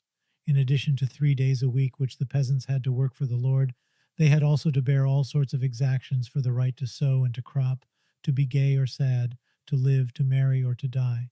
And worst of all, they were continually plundered by the armed robbers of some neighboring lord, who chose to consider them as their master's kin, and to take upon them, and upon their cattle and crops, the revenge for a feud he was fighting against their owner. Every meadow, every field, every river and road around the city, and every man upon the land was under some lord. The hatred of the burghers towards the feudal barons has found a most characteristic expression in the wording of the different charters which they compelled them to sign. Heinrich V is made to sign in the charter granted to Speyer in 1111 that he frees the burghers from the horrible and execrable law of Mortmain, through which the town has been sunk into deepest poverty. Von dem scheußlichen und nichtswürdigen Gesetze, welches gemein Budel genannt wird, Carlson, i.e. 307. The Coutume of Bayonne, written about 1273, contains such passages as these. The people is anterior to the lords. It is the people, more numerous than all others, who, desirous of peace, has made the lords for bridling and knocking down the powerful ones, and so on. Giry, Établissement de Rouen, I 117, quoted by Luchaire, p. 24. A charter submitted for King Robert's signature is equally characteristic. He is made to say in it, "I shall rob no oxen nor other animals. I shall seize no merchants, nor take their moneys, nor impose ransom. From Lady Day to the All Saints' Day I shall seize no horse, nor mare, nor foals in the meadows. I shall not burn the mills, nor rob the flour. I shall offer no protection to thieves, etc. Pfister has published that document, reproduced by Luchaire. The charter granted by the Besançon Archbishop Hugues, in which he has been compelled to enumerate all the mischiefs due to his mortmain rights, is equally characteristic, and so on. Freedom could not be maintained in such surroundings, and the cities were compelled to carry on the war outside their walls. The burghers sent out emissaries to lead revolt in the villages. They received villages into their corporations, and they waged direct war against the nobles. In Italy, where the land was thickly sprinkled with feudal castles, the war assumed heroic proportions and was fought with a stern acrimony on both sides. Florence sustained for 77 years a succession of bloody wars in order to free its contado from the nobles, but when the conquest had been accomplished in 1181, all had to begin anew. The nobles rallied. They constituted their own leagues in opposition to the leagues of the towns, and, receiving fresh support from either the emperor or the pope, they made the war last for another 130 years. The same took place in Rome, in Lombardy, all over Italy. Prodigies of valor, audacity, and tenaciousness were displayed by the citizens in these wars, but the bows and the hatchets of the arts and crafts had not always the upper hand in their encounters with the armor-clad knights, and many castles withstood the ingenious siege machinery and the perseverance of the citizens. Some cities, like Florence, Bologna, and many towns in France, Germany, and Bohemia, succeeded in emancipating the surrounding villages, and they were rewarded for their efforts by an extraordinary prosperity and tranquility. But even here, and still more in the less strong or less impulsive towns, the merchants and artisans, exhausted by war and misunderstanding their own interests, bargained over the peasants' heads. They compelled the lord to swear allegiance to the city. His country castle was dismantled, and he agreed to build a house and to reside in the city, of which he became a co-burgher, combourgeois, concitadino. But he maintained in return most of his rights upon the peasants, who only won a partial relief from their burdens. The burgher could not understand that equal rights of citizenship might be granted to the peasant upon whose food supplies he had to rely, and a deep rent was traced between town and village. In some cases, the peasants simply changed owners, the city buying out the baron's rights and selling them in shares to her own citizens. Serfdom was maintained, and only much later on, towards the end of the 13th century, it was the craft revolution which undertook to put an end to it, and abolished personal servitude, but dispossessed at the same time the serfs of the land. It hardly need be added that the fatal results of such policy were soon felt by the cities themselves. The country became the city's enemy. The war against the castles had another bad effect.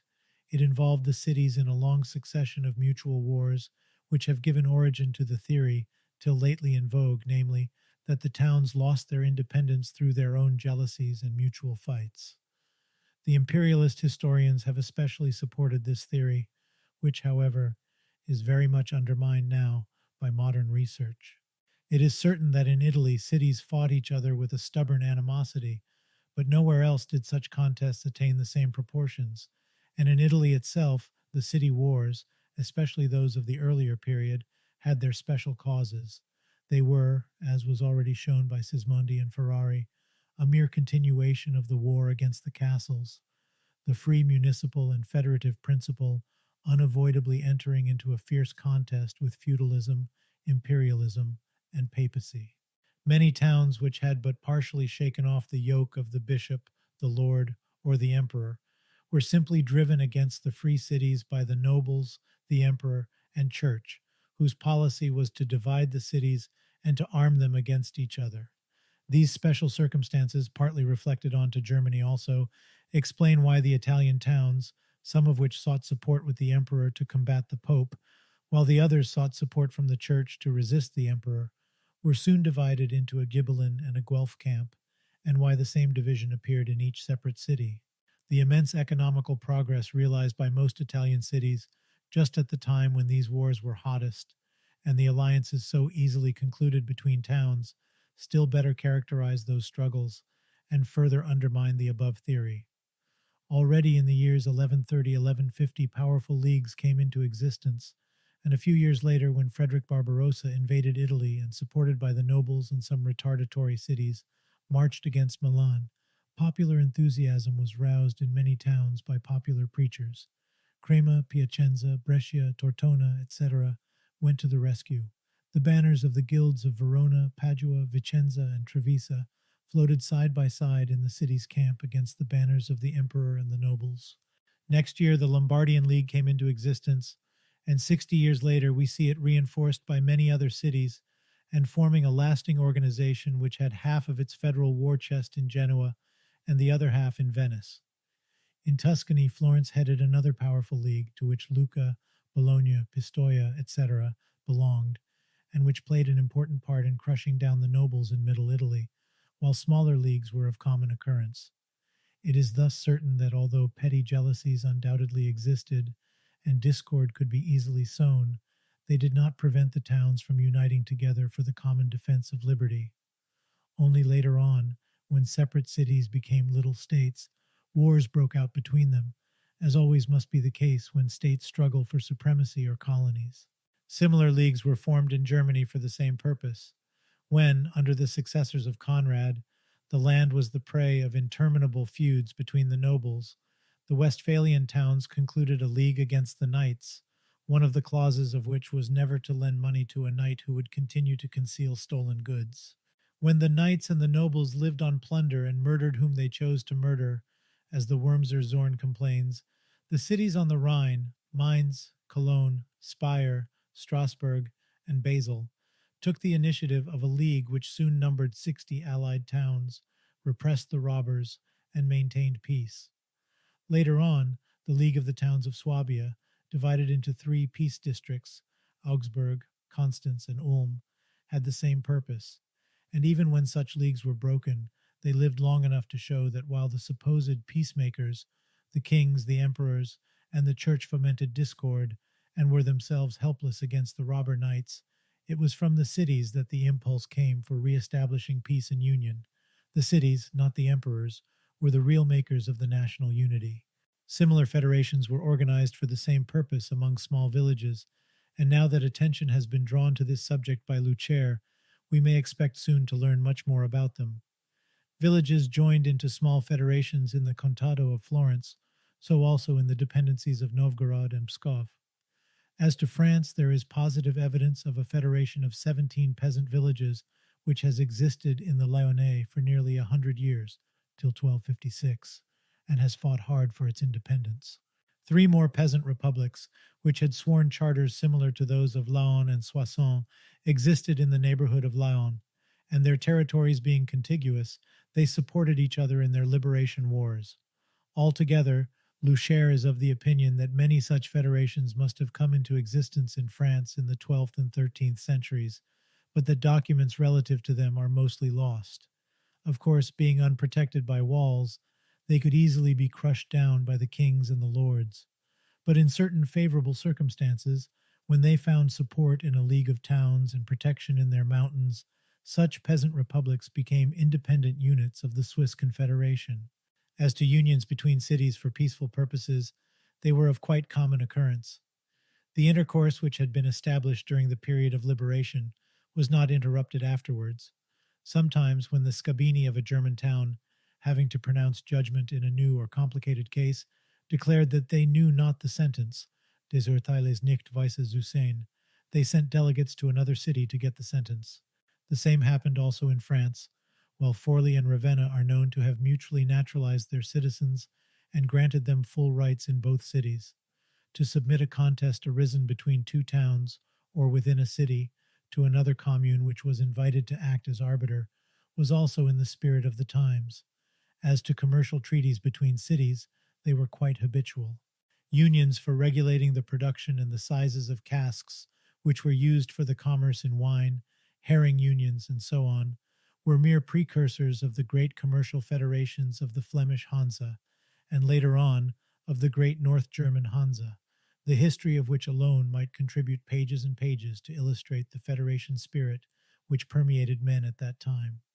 It hardly need be added that through the Hanseatic unions, the medieval cities have contributed more to the development of international intercourse, navigation, and maritime discovery than all the states of the first 17 centuries of our era.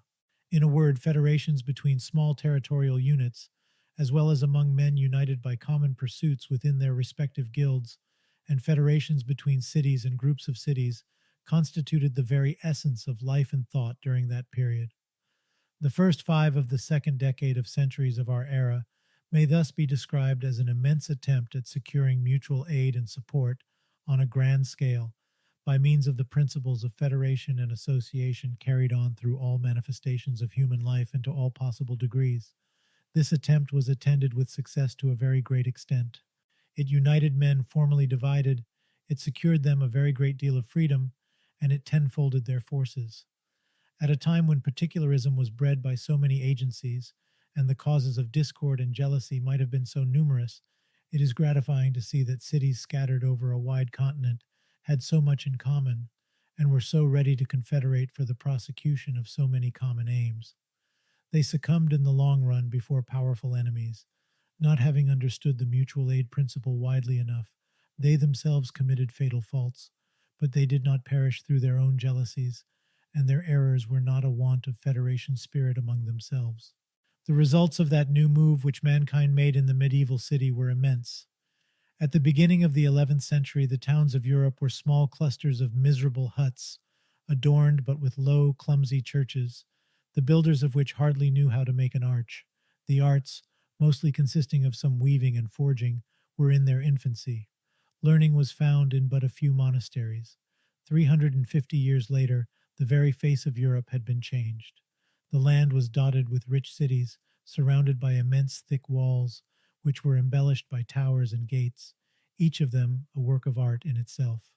The cathedrals, conceived in a grand style and profusely decorated, lifted their bell towers to the skies, displaying a purity of form and a boldness of imagination which we now vainly strive to attain. The crafts and arts had risen to a degree of perfection which we can hardly boast of having superseded in many directions, if the inventive skill of the worker and the superior finish of his work be appreciated higher than rapidity of fabrication. The navies of the free cities furrowed in all directions the northern and the southern Mediterranean. One effort more and they would cross the oceans. Over large tracts of land, well-being had taken the place of misery, learning had grown and spread, the methods of science had been elaborated, the basis of natural philosophy had been laid down, and the way had been paved for all the mechanical inventions of which our own times are so proud. Such were the magic changes accomplished in Europe in less than 400 years, and the losses which Europe sustained through the loss of its free cities can only be understood when we compare the 17th century with the 14th or the 13th. The prosperity which formerly characterized Scotland, Germany, the plains of Italy, was gone. The roads had fallen into an abject state, the cities were depopulated, labor was brought into slavery, art had vanished, commerce itself was decaying. If the medieval cities had bequeathed to us no written documents to testify of their splendor, and left nothing behind but the monuments of building art which we see now all over Europe, from Scotland to Italy, and from Girona in Spain to Breslau in Slavonian territory, we might yet conclude that the times of independent city life were times of the greatest development of human intellect during the Christian era down to the end of the 18th century. On looking, for instance, at a medieval picture representing Nuremberg with its scores of towers and lofty spires, each of which bore the stamp of free creative art, we can hardly conceive that 300 years before the town was but a collection of miserable hovels. And our admiration grows when we go into the details of the architecture and decorations of each of the countless churches, bell towers, gates, and communal houses, which are scattered all over Europe as far east as Bohemia and the now dead towns of Polish Galicia. Not only Italy, that mother of art, but all Europe is full of such monuments. The very fact that of all arts, architecture, a social art above all, had attained the highest development is significant in itself. To be what it was, it must have originated from an eminently social life. Medieval architecture attained its grandeur, not only because it was a natural development of handicraft, not only because each building, each architectural decoration, had been devised by men who knew through the experience of their own hands what artistic effects can be obtained from stone, iron, bronze, or even from simple logs and mortar. Not only because each monument was a result of collective experience accumulated in each mystery or craft, it was grand because it was born out of a grand idea. Like Greek art, it sprang out of a conception of brotherhood and unity fostered by the city. It had an audacity which could only be won by audacious struggles and victories. It had that expression of vigor because vigor permeated all the life of the city. A cathedral or a communal house symbolized the grandeur of an organism of which every mason and stonecutter was the builder, and a medieval building appears, not as a solitary effort to which thousands of slaves would have contributed the share assigned them by one man's imagination. All the city contributed to it. The lofty bell tower rose upon a structure, grand in itself, in which the life of the city was throbbing, not upon a meaningless scaffold like the Paris Iron Tower, not as a sham structure in stone intended to conceal the ugliness of an iron frame, as has been done in the Tower Bridge. Like the Acropolis of Athens, the cathedral of a medieval city was intended to glorify the grandeur of the victorious city, to symbolize the union of its crafts, to express the glory of each citizen in a city of his own creation. After having achieved its craft revolution, the city often began a new cathedral in order to express the new, wider, and broader union which had been called into life. The means at hand for these grand undertakings were disproportionately small. Cologne Cathedral was begun with a yearly outlay of but 500 marks. A gift of 100 marks was inscribed as a grand donation, and even when the work approached completion and gifts poured in proportion, the yearly outlay in money stood at about 5,000 marks and never exceeded 14,000. The Cathedral of Basel was built with equally small means, but each corporation contributed its part of stone, work, and decorative genius to their common monument. Each guild expressed in it its political conceptions, telling in stone or in bronze the history of the city, glorifying the principles of liberty, equality, and fraternity, praising the city's allies, and sending to eternal fire its enemies. And each guild bestowed its love upon the communal monument by richly decorating it with stained windows, paintings, gates, worthy to be the gates of paradise, as Michelangelo said, or stone decorations of each minutest corner of the building. Small cities, even small parishes, vied with the big agglomerations in this work, and the cathedrals of Leon and St. Ouen hardly stand behind that of Reims, or the communal house of Bremen, or the Folkmote's bell tower of Breslau. No works must be begun by the commune but such as are conceived in response to the grand heart of the commune, composed of the hearts of all citizens, united in one common will. Such were the words of the Council of Florence, and this spirit appears in all communal works of common utility, such as the canals, terraces, vineyards, and fruit gardens around Florence, or the irrigation canals which intersected the plains of Lombardy, or the port and aqueduct of Genoa, or in fact any works of the kind which were achieved by almost every city. All arts had progressed in the same way in the medieval cities, those of our own days mostly being but a continuation of what had grown at that time. The prosperity of the Flemish cities was based upon the fine woolen cloth they fabricated. Florence, at the beginning of the 14th century, before the Black Death, fabricated from 70,000 to 100,000 panni of woolen stuffs, which were valued at 1,200,000 golden florins. The chiseling of precious metals, the art of casting, the fine forging of iron, were creations of the medieval mysteries, which had succeeded in attaining in their own domains all that could be made by the hand, without the use of a powerful prime motor, by the hand and by invention, because, to use Whewell's words, parchment and paper, printing and engraving, improved glass and steel, gunpowder, clocks, telescopes, the mariner's compass, the reformed calendar, the decimal notation, algebra, trigonometry, chemistry, counterpoint, an invention equivalent to a new creation of music. These are all possessions which we inherit from that which has so disparagingly been termed the stationary period, History of Inductive Sciences, I 252. True that no new principle was illustrated by any of these discoveries, as Whewell said, but medieval science had done something more than the actual discovery of new principles. It had prepared the discovery of all the new principles which we know at the present time in mechanical sciences. It had accustomed the explorer to observe facts and to reason from them. It was inductive science, even though it had not yet fully grasped the importance and the powers of induction, and it laid the foundations of both mechanics and natural philosophy. Francis Bacon, Galileo, and Copernicus were the direct descendants of a Roger Bacon and a Michael Scott, as the steam engine was a direct product of the researches carried on in the Italian universities on the weight of the atmosphere and of the mathematical and technical learning which characterized Nuremberg. But why should one take trouble to insist upon the advance of science and art in the medieval city? Is it not enough to point to the cathedrals in the domain of skill, and to the Italian language and the poem of Dante in the domain of thought, to give at once the measure of what the medieval city created during the 4 centuries it lived? The medieval cities have undoubtedly rendered an immense service to European civilization. They have prevented it from being drifted into the theocracies and despotical states of old. They have endowed it with the variety, the self-reliance, the force of initiative, and the immense intellectual and material energies it now possesses, which are the best pledge for its being able to resist any new invasion of the East. But why did these centers of civilization, which attempted to answer to deeply seated needs of human nature and were so full of life, not live further on? Why were they seized with senile debility in the 16th century, and after having repulsed so many assaults from without, and only borrowed new vigor from their interior struggles, why did they finally succumb to both?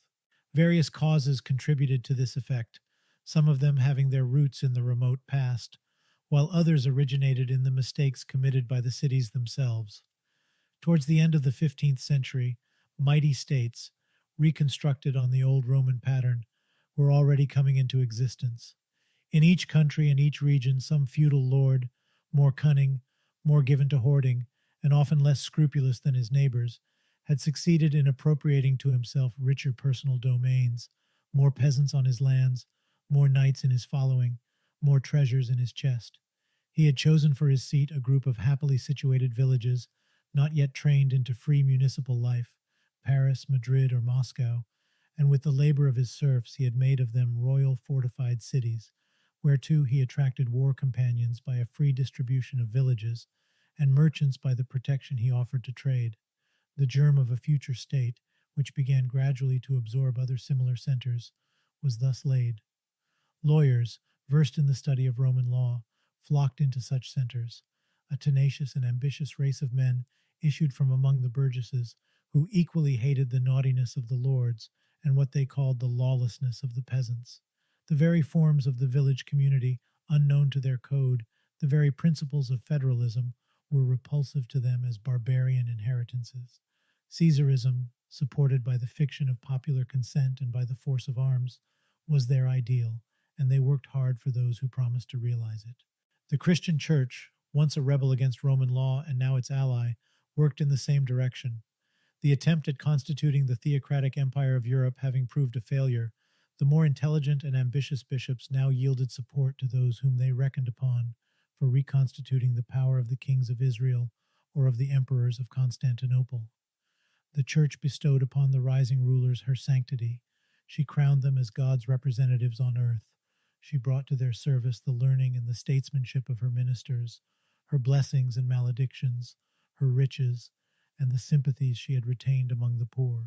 The peasants whom the cities had failed or refused to free, on seeing the burghers impotent to put an end to the interminable wars between the knights, which wars they had so dearly to pay for, now set their hopes upon the king, the emperor, or the great prince, and while aiding them to crush down the mighty feudal owners, they aided them to constitute the centralized state, and finally the invasions of the Mongols and the Turks, the holy war against the Moors in Spain, as well as the terrible wars which soon broke out between the growing centers of sovereignty, Ile-de-France and Burgundy, Scotland and England, England and France, Lithuania and Poland, Moscow and Tver, and so on, contributed to the same end. Mighty states made their appearance, and the cities had now to resist not only loose federations of lords, but strongly organized centers, which had armies of serfs at their disposal. The worst was that the growing autocracies found support in the divisions which had grown within the cities themselves.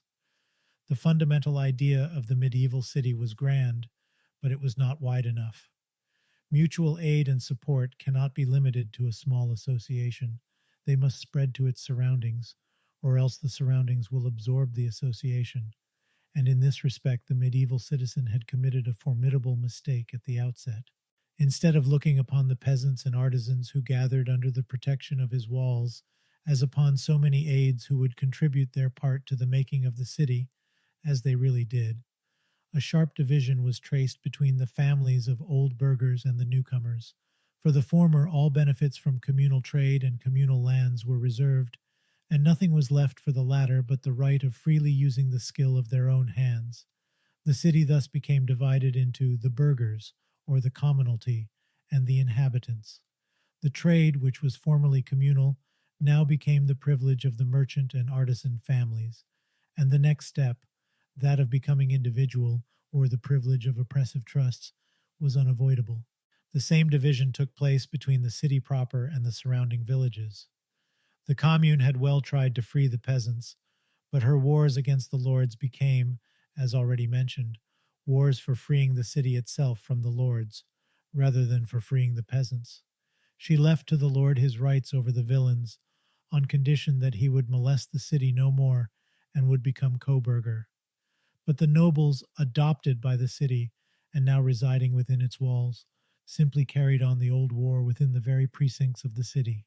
They disliked to submit to a tribunal of simple artisans and merchants, and fought their old feuds in the streets.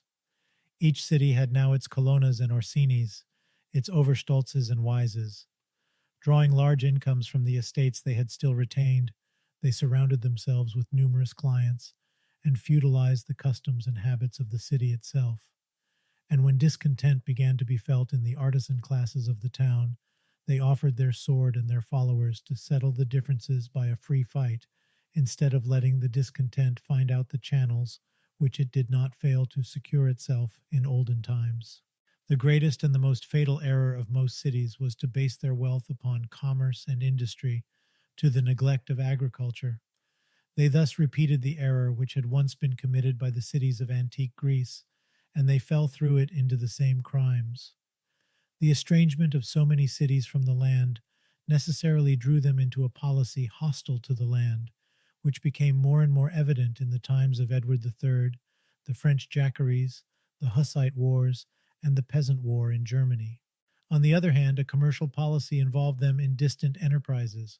Colonies were founded by the Italians in the southeast, by German cities in the east, by Slavonian cities in the far northeast. Mercenary armies began to be kept for colonial wars, and soon for local defense as well. Loans were contracted to such an extent as to totally demoralize the citizens, and internal contests grew worse and worse at each election, during which the colonial politics in the interest of a few families was at stake. The division into rich and poor grew deeper, and in the 16th century in each city, the royal authority found ready allies and support among the poor. And there is yet another cause of the decay of communal institutions, which stands higher and lies deeper than all the above. The history of the medieval cities offers one of the most striking illustrations of the power of ideas and principles upon the destinies of mankind, and of the quite opposed results which are obtained when a deep modification of leading ideas has taken place. Self-reliance and federalism, the sovereignty of each group, and the construction of the political body from the simple to the composite were the leading ideas in the 11th century. But since that time, the conceptions had entirely changed. The students of Roman law and the prelates of the Church, closely bound together since the time of Innocent III, had succeeded in paralyzing the idea, the antique Greek idea, which presided at the foundation of the cities. For 200 or 300 years they taught from the pulpit, the university chair, and the judge's bench that salvation must be sought for in a strongly centralized state, placed under a semi-divine authority, that one man can and must be the savior of society, and that in the name of public salvation he can commit any violence, burn men and women at the stake, make them perish under indescribable tortures, plunge whole provinces into the most abject misery. Nor did they fail to give object lessons to this effect on a grand scale, and with an unheard-of cruelty, wherever the king's sword and the church's fire, or both at once, could reach. By these teachings and examples, continually repeated and enforced upon public attention, the very minds of the citizens had been shaped into a new mold. They began to find no authority too extensive, no killing by degrees too cruel, once it was for public safety. And with this new direction of mind and this new belief in one man's power, the old Federalist principle faded away, and the very creative genius of the masses died out. The Roman idea was victorious, and in such circumstances the centralized state had in the cities a ready prey. Florence in the 15th century is typical of this change. Formerly, a popular revolution was the signal of a new departure. Now, when the people, brought to despair, insurged, it had constructive ideas no more. No fresh idea came out of the movement. 1,000 representatives were put into the communal council instead of 400. 100 men entered the signoria instead of 80. But a revolution of figures could be of no avail. The people's discontent was growing up, and new revolts followed. A savior, the tyrant, was appealed to. He massacred the rebels, but the disintegration of the communal body continued worse than ever.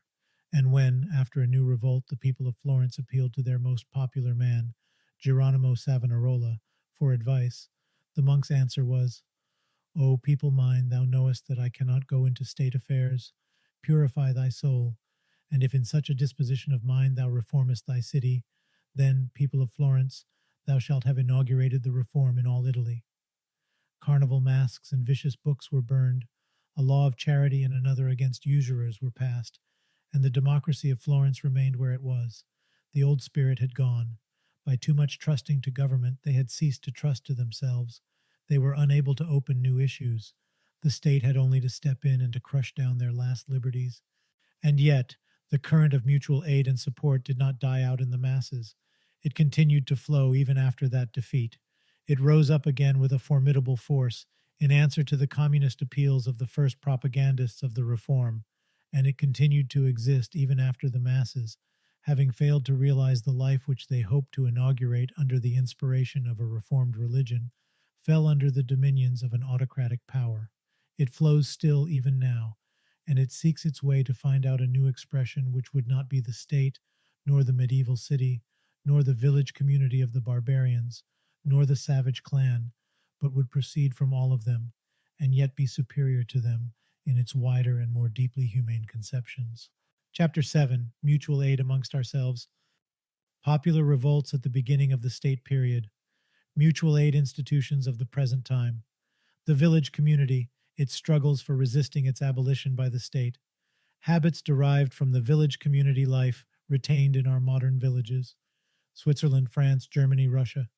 The mutual aid tendency in man has so remote an origin, and is so deeply interwoven with all the past evolution of the human race, that it has been maintained by mankind up to the present time, notwithstanding all vicissitudes of history. It was chiefly evolved during periods of peace and prosperity, but when even the greatest calamities befell men, when whole countries were laid waste by wars, and whole populations were decimated by misery, or groaned under the yoke of tyranny, the same tendency continued to live in the villages and among the poorer classes in the towns. It still kept them together, and in the long run it reacted even upon those ruling, fighting, and devastating minorities which dismissed it as sentimental nonsense. And whenever mankind had to work out a new social organization, adapted to a new phase of development, its constructive genius always drew the elements and the inspiration for the new departure from that same ever-living tendency. New economical and social institutions, insofar as they were a creation of the masses, new ethical systems, and new religions, all have originated from the same source, and the ethical progress of our race, viewed in its broad lines, appears as a gradual extension of the mutual aid principles from the tribe to always larger and larger agglomerations, so as to finally embrace one day the whole of mankind, without respect to its diverse creeds, languages, and races.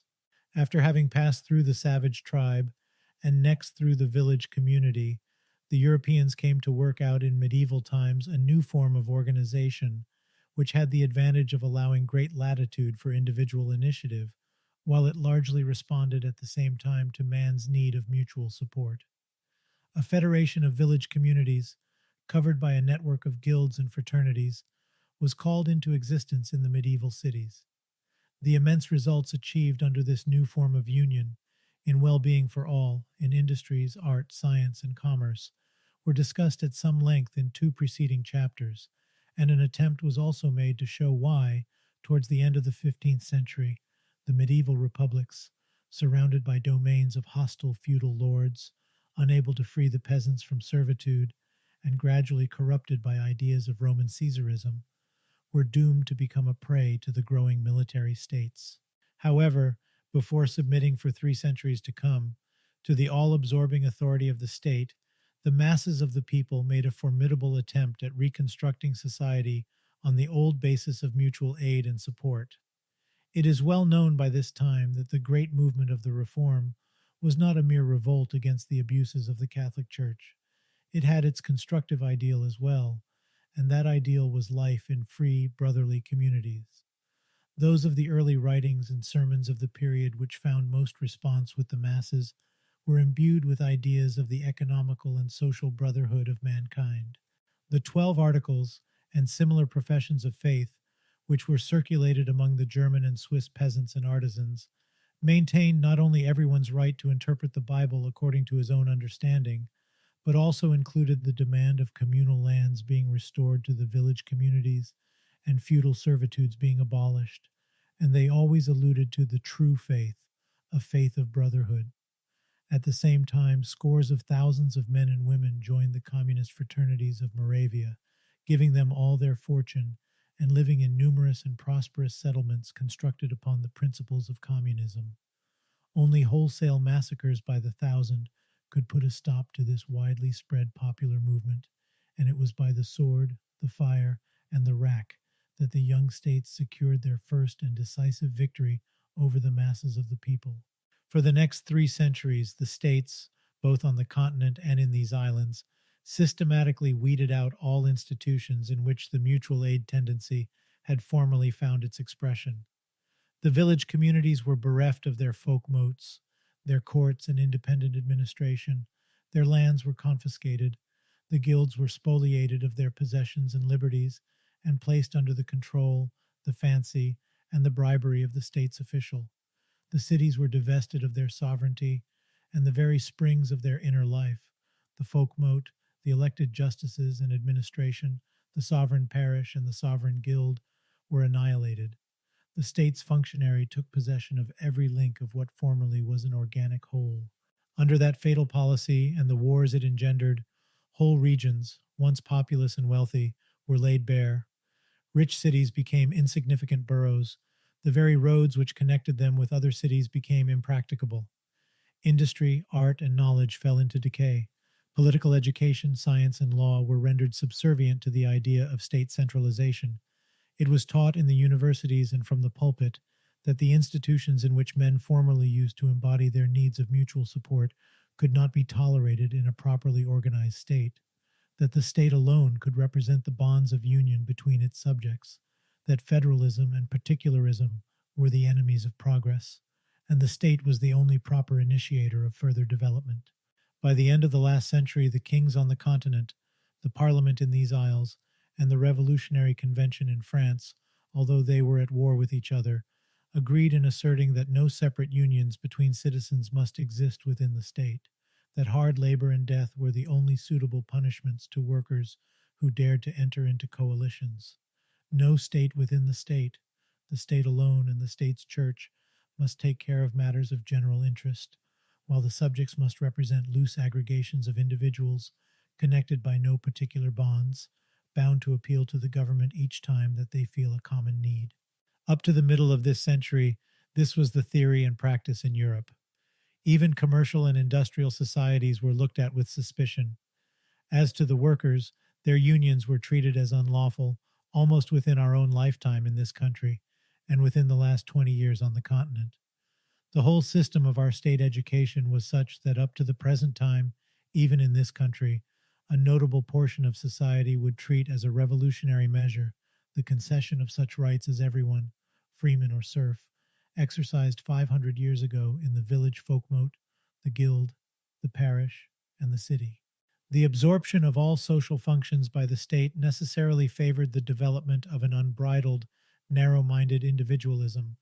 In proportion as the obligations towards the state grew in numbers, The citizens were evidently relieved from their obligations towards each other. In the guild, and in medieval times, every man belonged to some guild or fraternity. Two brothers were bound to watch in turns a brother who had fallen ill. It would be sufficient now to give one's neighbor the address of the next pauper's hospital. In barbarian society, to assist at a fight between two men, arisen from a quarrel, and not to prevent it from taking a fatal issue, meant to be oneself treated as a murderer. But under the theory of the all-protecting state, the bystander need not intrude. It is the policeman's business to interfere, or not. And while in a savage land among the Hottentots, it would be scandalous to eat without having loudly called out thrice whether there is not somebody wanting to share the food. All that a respectable citizen has to do now is to pay the poor tax and to let the starving starve. The result is that the theory which maintains that men can and must seek their own happiness in a disregard of other people's wants is now triumphant all round in law, in science, in religion. It is the religion of the day, and to doubt of its efficacy is to be a dangerous utopian. Science loudly proclaims that the struggle of each against all is the leading principle of nature and of human societies as well. To that struggle, biology ascribes the progressive evolution of the animal world. History takes the same line of argument, and political economists, in their naive ignorance, trace all progress of modern industry and machinery to the wonderful effects of the same principle. The very religion of the pulpit is a religion of individualism, slightly mitigated by more or less charitable relations to one's neighbors, chiefly on Sundays. Practical men and theorists, men of science and religious preachers, lawyers and politicians, all agree upon one thing: that individualism may be more or less softened in its harshest effects by charity, but that it is the only secure basis for the maintenance of society and its ulterior progress. It seems therefore hopeless to look for mutual aid institutions and practices in modern society. What could remain of them?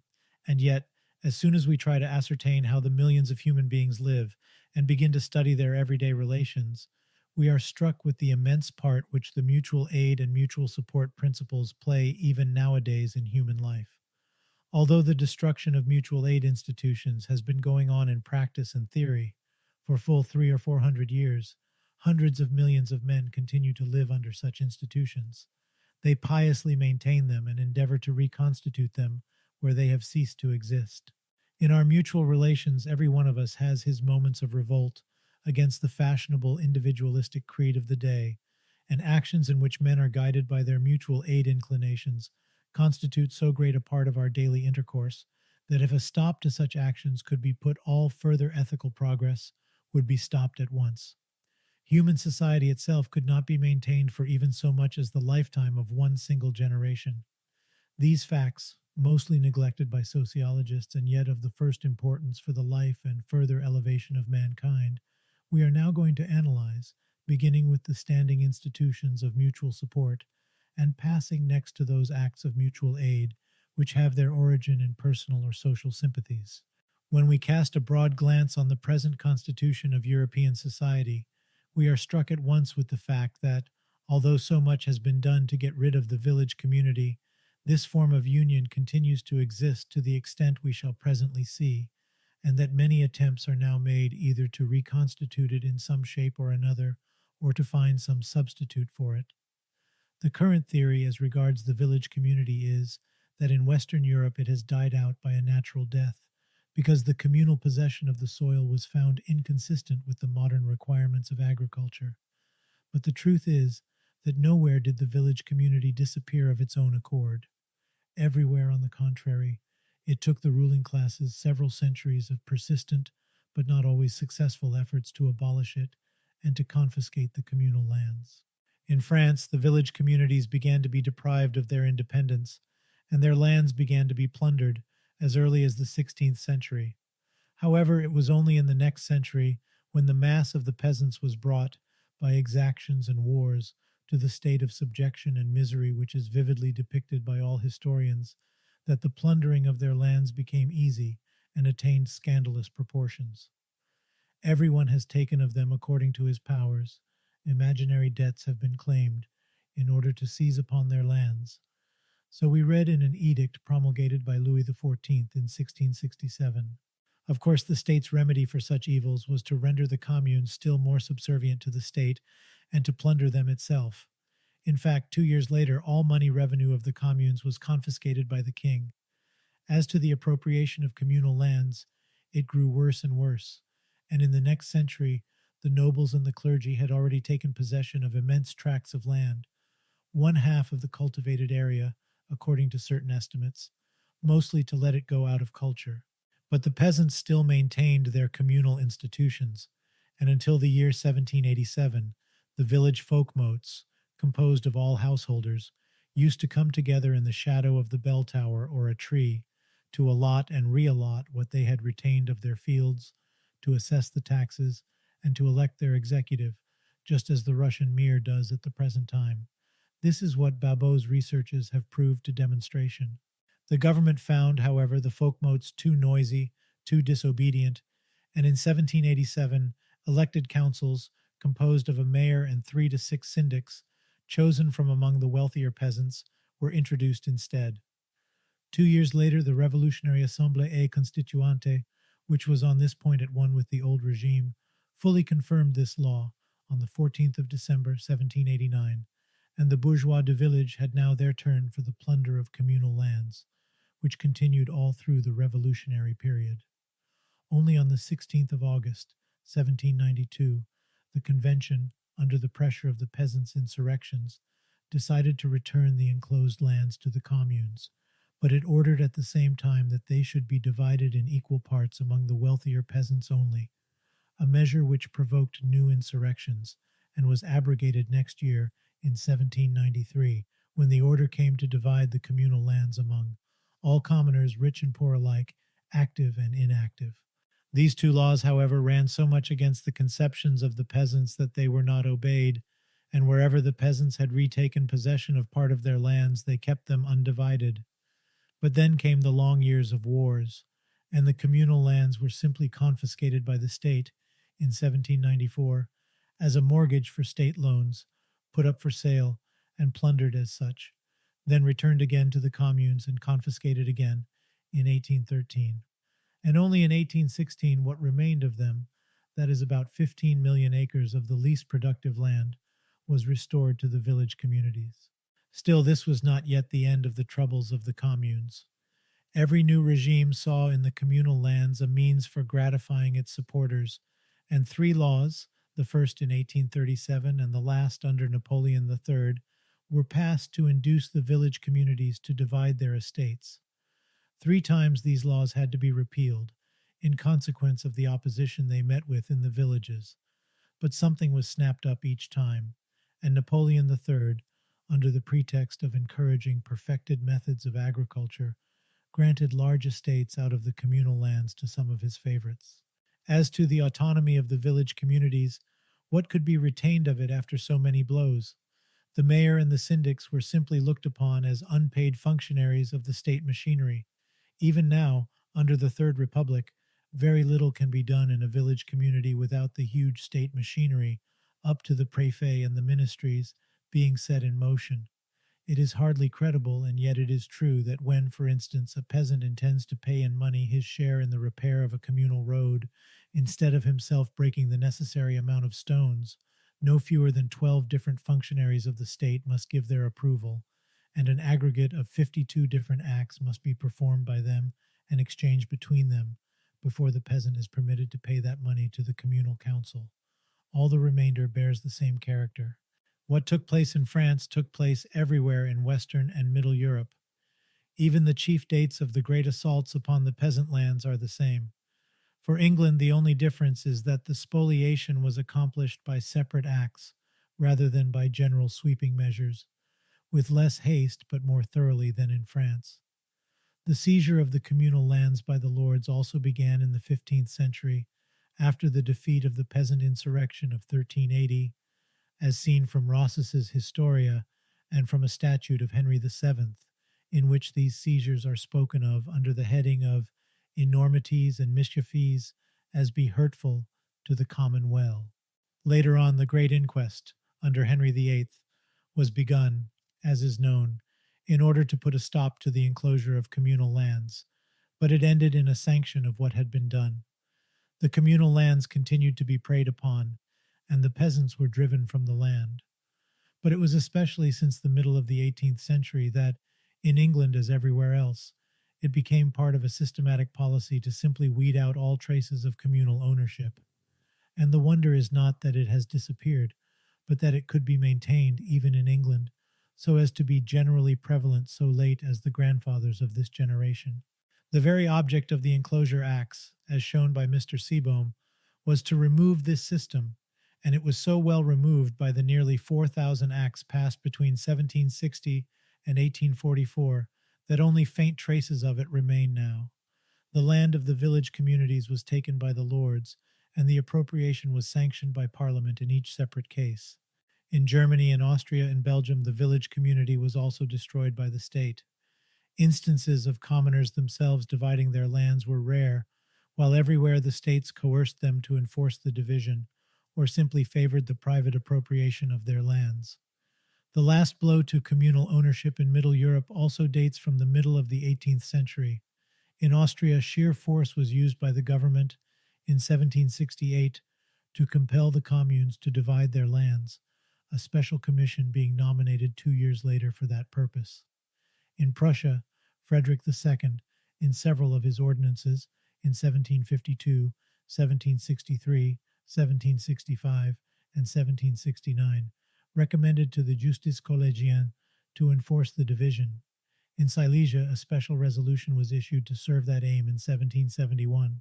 The same took place in Belgium, and as the communes did not obey, a law was issued in 1847 empowering the government to buy communal meadows in order to sell them in retail and to make a forced sale of the communal land when there was a would-be buyer for it.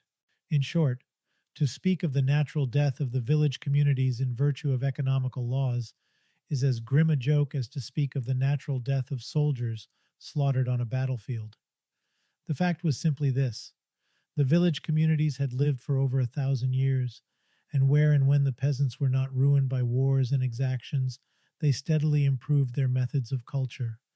But as the value of land was increasing in consequence of the growth of industries, and the nobility had acquired under the state organization a power which it never had had under the feudal system, it took possession of the best parts of the communal lands and did its best to destroy the communal institutions. However, the village community institutions so well respond to the needs and conceptions of the tillers of the soil that, in spite of all, Europe is up to this date covered with living survivals of the village communities, and European country life is permeated with customs and habits dating from the community period. Even in England, notwithstanding all the drastic measures taken against the old order of things, it prevailed as late as the beginning of the 19th century. Mr. Gomme, one of the very few English scholars who have paid attention to the subject, shows in his work that many traces of the communal possession of the soil are found in Scotland, run-rig tenancy having been maintained in Forfarshire up to 1813, while in certain villages of Inverness the custom was, up to 1801, to plough the land for the whole community, without leaving any boundaries, and to allot it after the ploughing was done. In Kilmorey, the allotment and reallotment of the fields was in full vigor till the last 25 years, and the Crofters Commission found it still in vigor in certain islands. In Ireland, the system prevailed up to the Great Famine, and as to England, Marshall's works, which passed unnoticed until NASA and Sir Henry Maine drew attention to them, leave no doubt as to the village community system having been widely spread in nearly all English counties at the beginning of the 19th century. No more than 20 years ago, Sir Henry Maine was greatly surprised at the number of instances of abnormal property rights, necessarily implying the former existence of collective ownership and joint cultivation, which a comparatively brief inquiry brought under his notice. And, communal institutions having persisted so late as that, a great number of mutual aid habits and customs would undoubtedly be discovered in English villages if the writers of this country only paid attention to village life. As to the continent, we find the communal institutions fully alive in many parts of France, Switzerland, Germany, Italy, the Scandinavian lands, and Spain, to say nothing of Eastern Europe. The village life in these countries is permeated with communal habits and customs, and almost every year the continental literature is enriched by serious works dealing with this and connected subjects. I must therefore limit my illustrations to the most typical instances. Switzerland is undoubtedly one of them. Not only the five republics of Uri, Schwyz, Appenzell, Glarus, and Unterwalden hold their lands as undivided estates and are governed by their popular folkmotes, but in all other cantons too, the village communities remain in possession of a wide self-government and own large parts of the federal territory. Two-thirds of all the alpine meadows and two-thirds of all the forests of Switzerland are until now communal land, and a considerable number of fields, orchards, vineyards, peat bogs, quarries, and so on are owned in common. In the Vaud, where all the householders continue to take part in the deliberations of their elected communal councils, the communal spirit is especially alive. Towards the end of the winter, all the young men of each village go to stay a few days in the woods, to fell timber and to bring it down the steep slopes tobogganing way, the timber and the fuel wood being divided among all households or sold for their benefit. These excursions are real feats of manly labor. On the banks of Lake Leman, part of the work required to keep up the terraces of the vineyards is still done in common, and in the spring, when the thermometer threatens to fall below zero before sunrise, the watchman wakes up all householders, who light fires of straw and dung and protect their vine trees from the frost by an artificial cloud. In nearly all cantons, the village communities possess so-called Bürgernutzen, that is, they hold in common a number of cows, in order to supply each family with butter, or they keep communal fields or vineyards, of which the produce is divided between the burghers, or they rent their land for the benefit of the community. It may be taken as a rule that where the communes have retained a wide sphere of functions, so as to be living parts of the national organism, and where they have not been reduced to sheer misery, they never fail to take good care of their lands.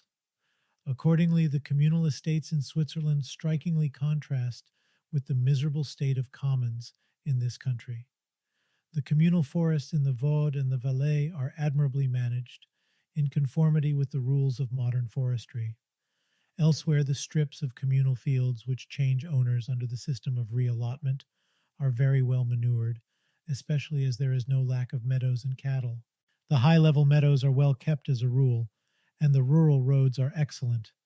And when we admire the Swiss chalet, the mountain road, the peasants' cattle, the terraces of vineyards, or the schoolhouse in Switzerland, we must keep in mind that without the timber for the chalet being taken from the communal woods, and the stone from the communal quarries, without the cows being kept on the communal meadows, and the roads being made and the schoolhouses built by communal work, there would be little to admire. It hardly need be said that a great number of mutual aid habits and customs continue to persist in the Swiss villages. The evening gatherings for shelling walnuts, which take place in turns in each household, the evening parties for sowing the dowry of the girl who is going to marry, the calling of aids for building the houses and taking in the crops, as well as for all sorts of work which may be required by one of the commoners, the custom of exchanging children from one canton to the other in order to make them learn two languages, French and German, and so on. All these are quite habitual, while on the other side, diverse modern requirements are met in the same spirit. Thus, in Glarus, most of the alpine meadows have been sold during a time of calamity, but the communes still continue to buy field land, and after the newly bought fields have been left in the possession of separate commoners for 10, 20, or 30 years, as the case might be, they return to the common stock, which is reallotted according to the needs of all. A great number of small associations are formed to produce some of the necessaries for life, bread, cheese, and wine, by common work, be it only on a limited scale, and agricultural cooperation altogether spreads in Switzerland with the greatest ease. Associations formed between 10 to 30 peasants who buy meadows and fields in common and cultivate them as co-owners are of common occurrence, while dairy associations for the sale of milk, butter, and cheese are organized everywhere. In fact, Switzerland was the birthplace of that form of cooperation. It offers, moreover, an immense field for the study of all sorts of small and large societies, formed for the satisfaction of all sorts of modern wants. In certain parts of Switzerland, one finds in almost every village a number of associations for protection from fire, for boating, for maintaining the quays on the shores of a lake, for the supply of water, and so on. and the country is covered with societies of archers, sharpshooters, topographers, footpath explorers, and the like, originated from modern militarism. Switzerland is, however, by no means an exception in Europe, because the same institutions and habits are found in the villages of France, of Italy, of Germany, of Denmark, and so on. We have just seen what has been done by the rulers of France in order to destroy the village community and to get hold of its lands. But notwithstanding all that 1/10 part of the whole territory available for culture, that is 13,500,000 acres, including 1/2 of all the natural meadows and nearly 1/5 part of all the forests of the country, remain in communal possession. The woods supply the communers with fuel, and the timber wood is cut, mostly by communal work, with all desirable regularity. The grazing lands are free for the commoners' cattle, and what remains of communal fields is allotted and reallotted in certain parts Ardennes, in the usual of France, namely, in the way. These additional sources of supply, which aid the poorer peasants to pass through a year of bad crops, without parting with their small plots of land, and without running into irredeemable debts, have certainly their importance for both the agricultural laborers and the nearly 3 millions of small peasant proprietors. It is even doubtful whether small peasant proprietorship could be maintained without these additional resources, but the ethical importance of the communal possessions, small as they are, is still greater than their economical value. They maintain in village life a nucleus of customs and habits of mutual aid, which undoubtedly acts as a mighty check upon the development of reckless individualism and greediness, which small land ownership is only too prone to develop. Mutual aid in all possible circumstances of village life is part of the routine life in all parts of the country. Everywhere we meet, under different names, with the charroi, that is the free aid of the neighbors for taking in a crop, for vintage, or for building a house. Everywhere we find the same evening gatherings as have just been mentioned in Switzerland, and everywhere the commoners associate for all sorts of work. Such habits are mentioned by nearly all those who have written upon French village life. But it will perhaps be better to give in this place some abstracts from letters which I have just received from a friend of mine, whom I have asked to communicate to me his observations on this subject. They come from an aged man who for years has been the mayor of his commune in South France, in Ariège. The facts he mentions are known to him from long years of personal observation, and they have the advantage of coming from one neighborhood instead of being skimmed from a large area. Some of them may seem trifling, but as a whole they depict quite a little world of village life. In several communes in our neighborhood, my friend writes, the old custom of l'emprunt is in vigor. When many hands are required in a metairie for rapidly making some work, dig out potatoes or mow the grass, the youth of the neighborhood is convoked. Young men and girls come in numbers, make it gaily and for nothing, and in the evening after a gay meal they dance. In the same communes, when a girl is going to marry, the girls of the neighborhood come to aid in sowing the dowry. In several communes, the women still continue to spin a good deal. When the winding off has to be done in a family, it is done in one evening, all friends being convoked for that work. In many communes of the Ariège and other parts of the southwest, the shelling of the Indian corn sheaves is also done by all the neighbors. They are treated with chestnuts and wine, and the young people dance after the work has been done. The same custom is practiced for making nut oil and crushing hemp. In the commune of L, the same is done for bringing in the corn crops. These days of hard work become fete days, as the owner stakes his honor on serving a good meal. No remuneration is given, all do it for each other. In the commune of S, the common grazing land is every year increased, so that nearly the whole of the land of the commune is now kept in common. The shepherds are elected by all owners of the cattle, including women. The bulls are communal. In the commune of Monsieur, the 40 to 50 small sheep flocks of the commoners are brought together and divided into 3 or 4 flocks before being sent to the higher meadows. Each owner goes for a week to serve as shepherd. In the hamlet of C, a threshing machine has been bought in common by several households, the 15 to 20 persons required to serve the machine being supplied by all the families. 3 other threshing machines have been bought and are rented out by their owners, but the work is performed by outside helpers, invited in the usual way. In our commune of R, we had to raise the wall of the cemetery. Half of the money which was required for buying lime and for the wages of the skilled workers was supplied by the county council, and the other half by subscription. As to the work of carrying sand and water, making mortar, and serving the masons, It was done entirely by volunteers, just as in the Kabul Jama'a. The rural roads were repaired in the same way, by volunteer days of work given by the commoners. Other communes have built in the same way their fountains. The wine press and other smaller appliances are frequently kept by the commune. Two residents of the same neighborhood, questioned by my friend, add the following. At O, a few years ago there was no mill. The commune has built one, levying a tax upon the commoners. As to the miller, they decided, in order to avoid frauds and partiality, that he should be paid 2 francs for each bread eater, and the corn be ground free. At St. G, few peasants are insured against fire. When a conflagration has taken place, so it was lately, all give something to the family which has suffered from it, a chaldron, a bedcloth, a chair, and so on, and a modest household is thus reconstituted. All the neighbors aid to build the house, and in the meantime the family is lodged free by the neighbors. Such habits of mutual support, of which many more examples could be given, undoubtedly account for the easiness with which the French peasants associate for using, in turn, the plough with its team of horses, the wine press, and the threshing machine, when they are kept in the village by one of them only, as well as for the performance of all sorts of rural work in common. Canals were maintained, forests were cleared, trees were planted, and marshes were drained by the village communities from time immemorial, and the same continues still. Quite lately, in Labourne of Lozère, barren hills were turned into rich gardens by communal work. The soil was brought on men's backs, terraces were made and planted with chestnut trees, peach trees, and orchards, and water was brought for irrigation in canals 2 or 3 miles long.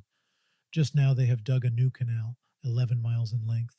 To the same spirit is also due the remarkable success lately obtained by the syndicats agricoles, or peasants and farmers associations. It was not until 1884 that associations of more than 19 persons were permitted in France, and I need not say that when this dangerous experiment was ventured upon, so it was styled in the chambers, all due precautions which functionaries can invent were taken. Notwithstanding all that, France begins to be covered with syndicates. At the outset, they were only formed for buying manures and seeds, falsification having attained colossal proportions in these 2 branches, but gradually they extended their functions in various directions, including the sale of agricultural produce and permanent improvements of the land. In South France, the ravages of the phylloxera have called into existence a great number of wine growers' associations.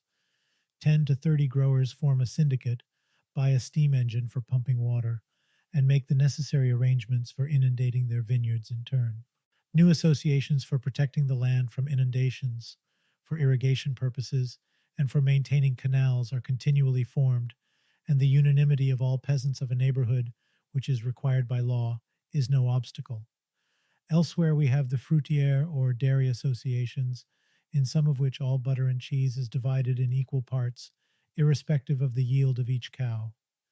In the Ariège we find an association of 8 separate communes for the common culture of their lands, which they have put together.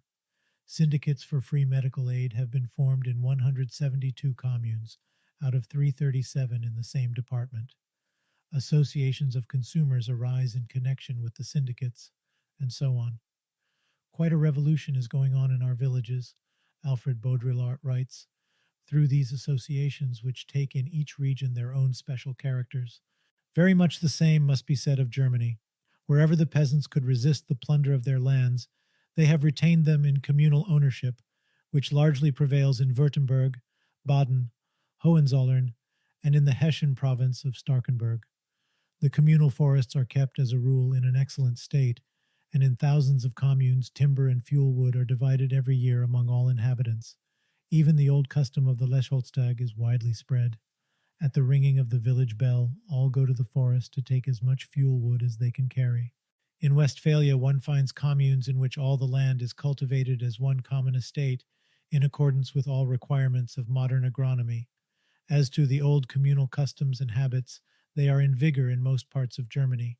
The calling in of aids, which are real fates of labor, is known to be quite habitual in Westphalia, Hesse, and Nassau. In well-timbered regions, the timber for a new house is usually taken from the communal forest, and all the neighbors join in building the house. Even in the suburbs of Frankfurt, it is a regular custom among the gardeners that in case of one of them being ill, all come on Sunday to cultivate his garden.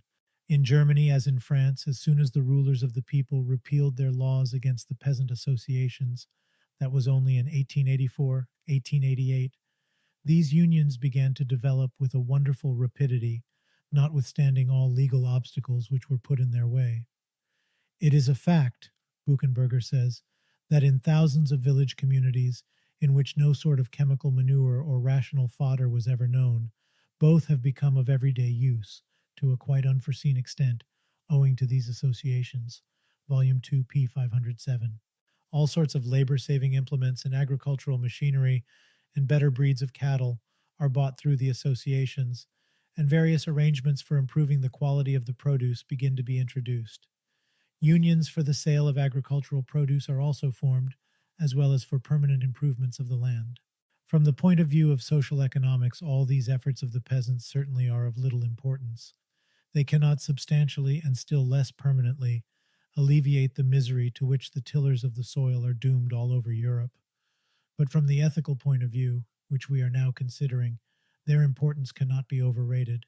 They prove that even under the system of reckless individualism, which now prevails, the agricultural masses piously maintain their mutual support inheritance, and as soon as the states relax the iron laws by means of which they have broken all bonds between men, these bonds are at once reconstituted, notwithstanding the difficulties, political, economical, and social, which are many, and in such forms as best answer to the modern requirements of production. They indicate in which direction and in which form further progress must be expected. I might easily multiply such illustrations, taking them from Italy, Spain, Denmark, and so on, and pointing out some interesting features which are proper to each of these countries. The Slavonian populations of Austria and the Balkan Peninsula, among whom the compound family, or undivided household, is found in existence, ought also to be mentioned. But I hasten to pass on to Russia, where the same mutual support tendency takes certain new and unforeseen forms. Moreover, in dealing with the village community in Russia, we have the advantage of possessing an immense mass of materials collected during the colossal house-to-house inquest, which was lately made by several zemstvos, county councils, and which embraces a population of nearly 20 million peasants in different parts of the country. Two important conclusions may be drawn from the bulk of evidence collected by the Russian inquests.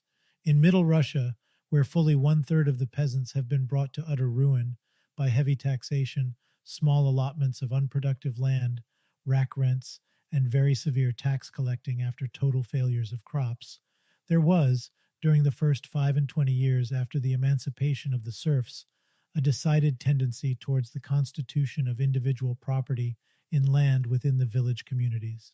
Many impoverished, horseless peasants abandoned their allotments, and this land often became the property of those richer peasants who borrow additional incomes from trade or of outside traders, who buy land chiefly for exacting rack rents from the peasants. It must also be added that a flaw in the land redemption law of 1861 offered great facilities for buying peasants' lands at a very small expense, and that the state officials mostly used their weighty influence in favor of individual as against communal ownership.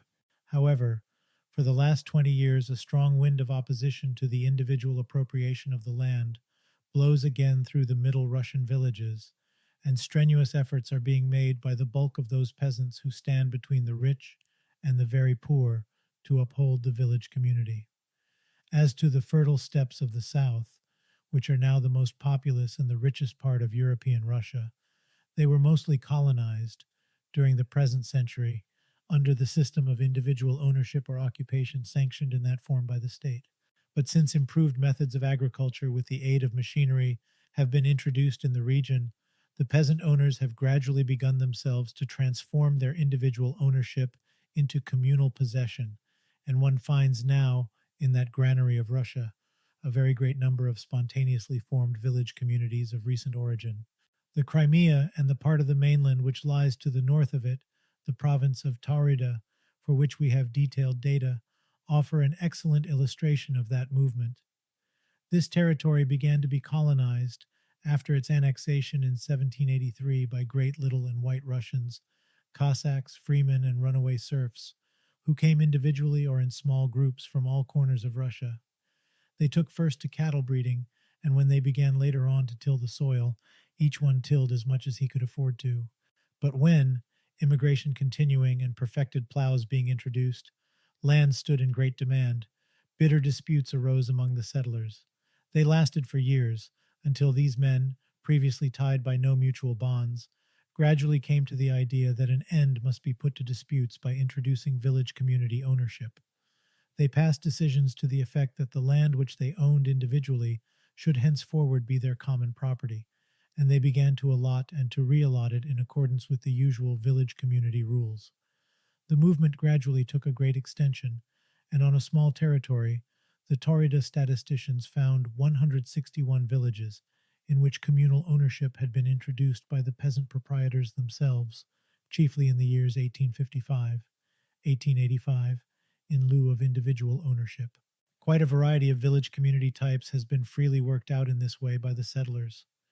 What adds to the interest of this transformation is that it took place not only among the Great Russians, who are used to village community life, but also among Little Russians, who have long since forgotten it under Polish rule, among Greeks and Bulgarians, and even among Germans, who have long since worked out in their prosperous and half-industrial Volga colonies their own type of village community. It is evident that the Mussulman Tartars of Taurida hold their land under the Mussulman customary law, which is limited personal occupation, but even with them, the European village community has been introduced in a few cases. As to other nationalities in Taurida, individual ownership has been abolished in 6 Estonian, 2 Greek, 2 Bulgarian, 1 Czech, and 1 German village. This movement is characteristic for the whole of the fertile steppe region of the south, but separate instances of it are also found in Little Russia. Thus, in a number of villages of the province of Chernigov, the peasants were formerly individual owners of their plots. They had separate legal documents for their plots and used to rent and to sell their land at will. But in the 50s of the 19th century, a movement began among them in favor of communal possession, the chief argument being the growing number of pauper families. The initiative of the reform was taken in one village, and the others followed suit, the last case on record dating from 1882. Of course, there were struggles between the poor, who usually claim for communal possession, and the rich, who usually prefer individual ownership, and the struggles often lasted for years. In certain places, the unanimity required then by the law being impossible to obtain, the village divided into 2 villages, one under individual ownership and the other under communal possession, and so they remained until the 2 coalesced into one community, or else they remained divided still. As to Middle Russia, it's a fact that in many villages which were drifting towards individual ownership, there began since 1880 a mass movement in favor of re-establishing the village community.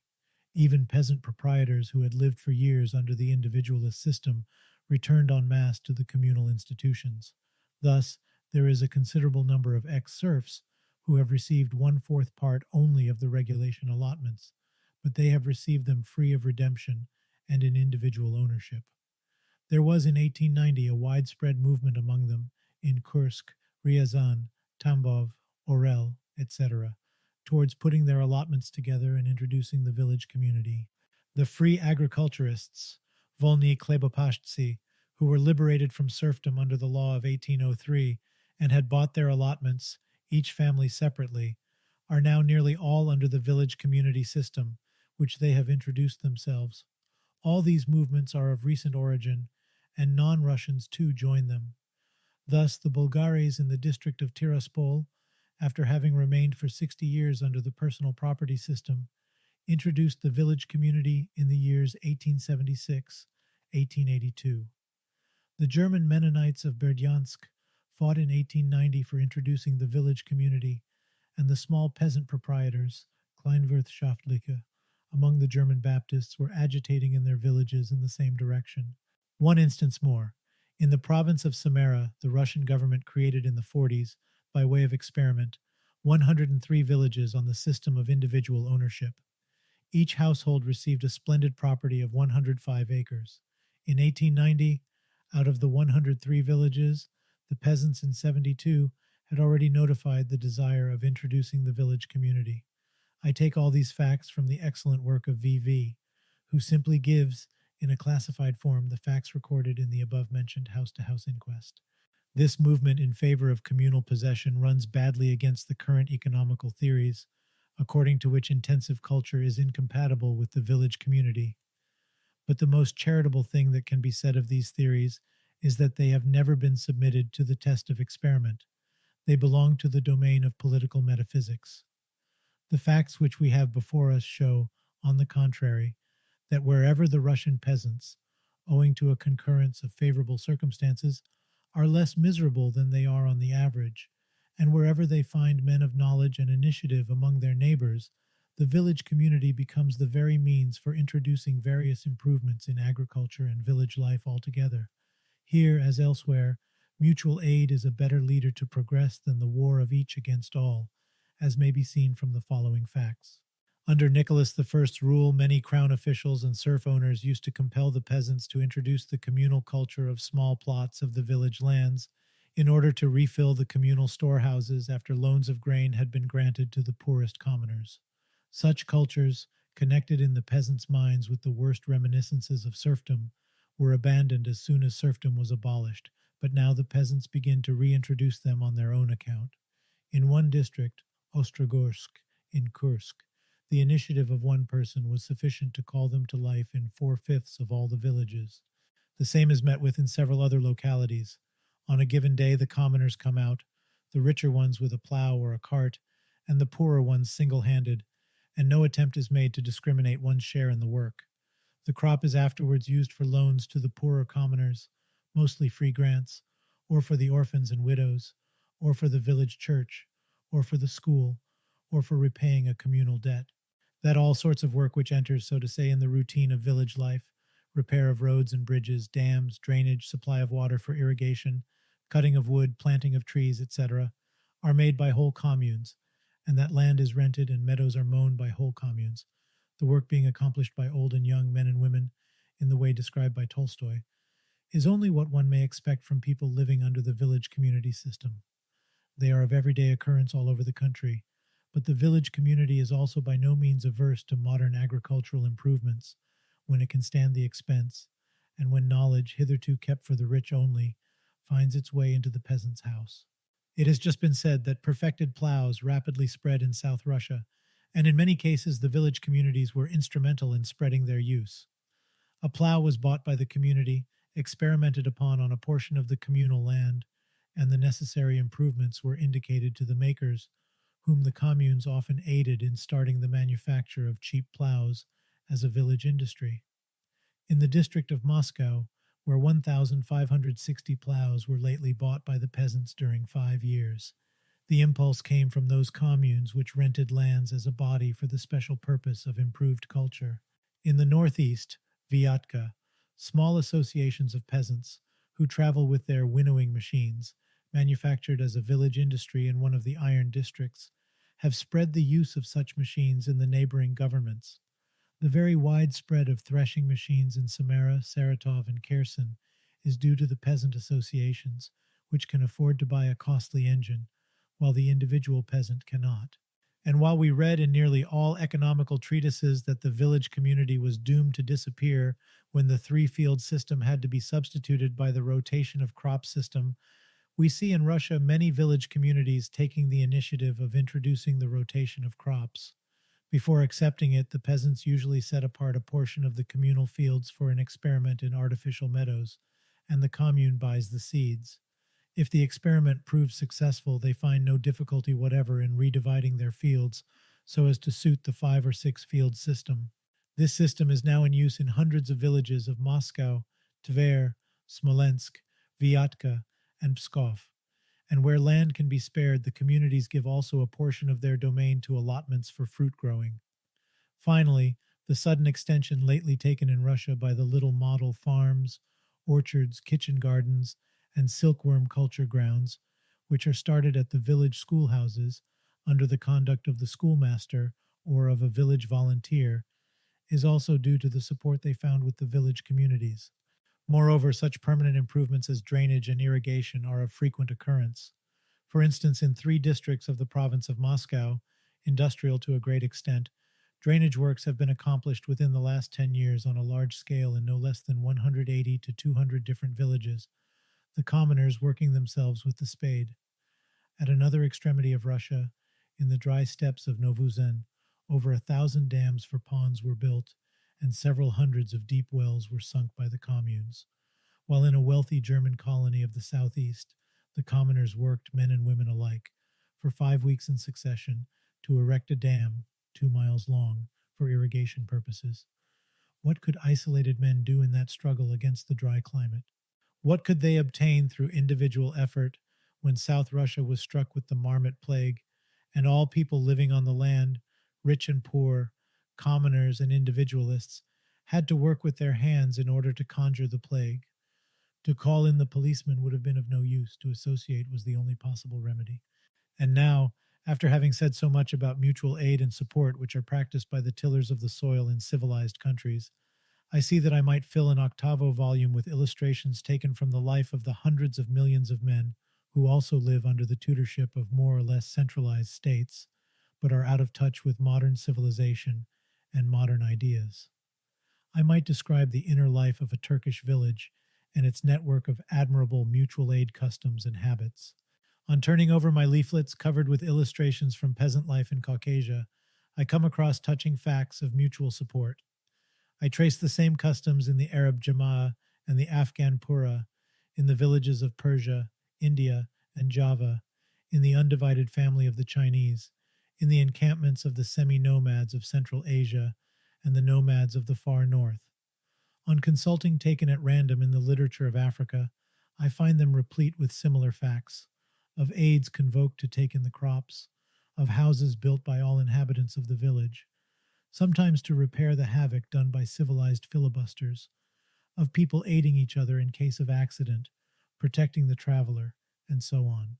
And when I peruse such works as Post's Compendium of African Customary Law, I understand why, notwithstanding all tyranny, oppression, robberies and raids, tribal wars, glutton kings, deceiving witches and priests, slave hunters and the like, these populations have not gone astray in the woods, why they have maintained a certain civilization and have remained men instead of dropping to the level of straggling families of decaying orang-utans.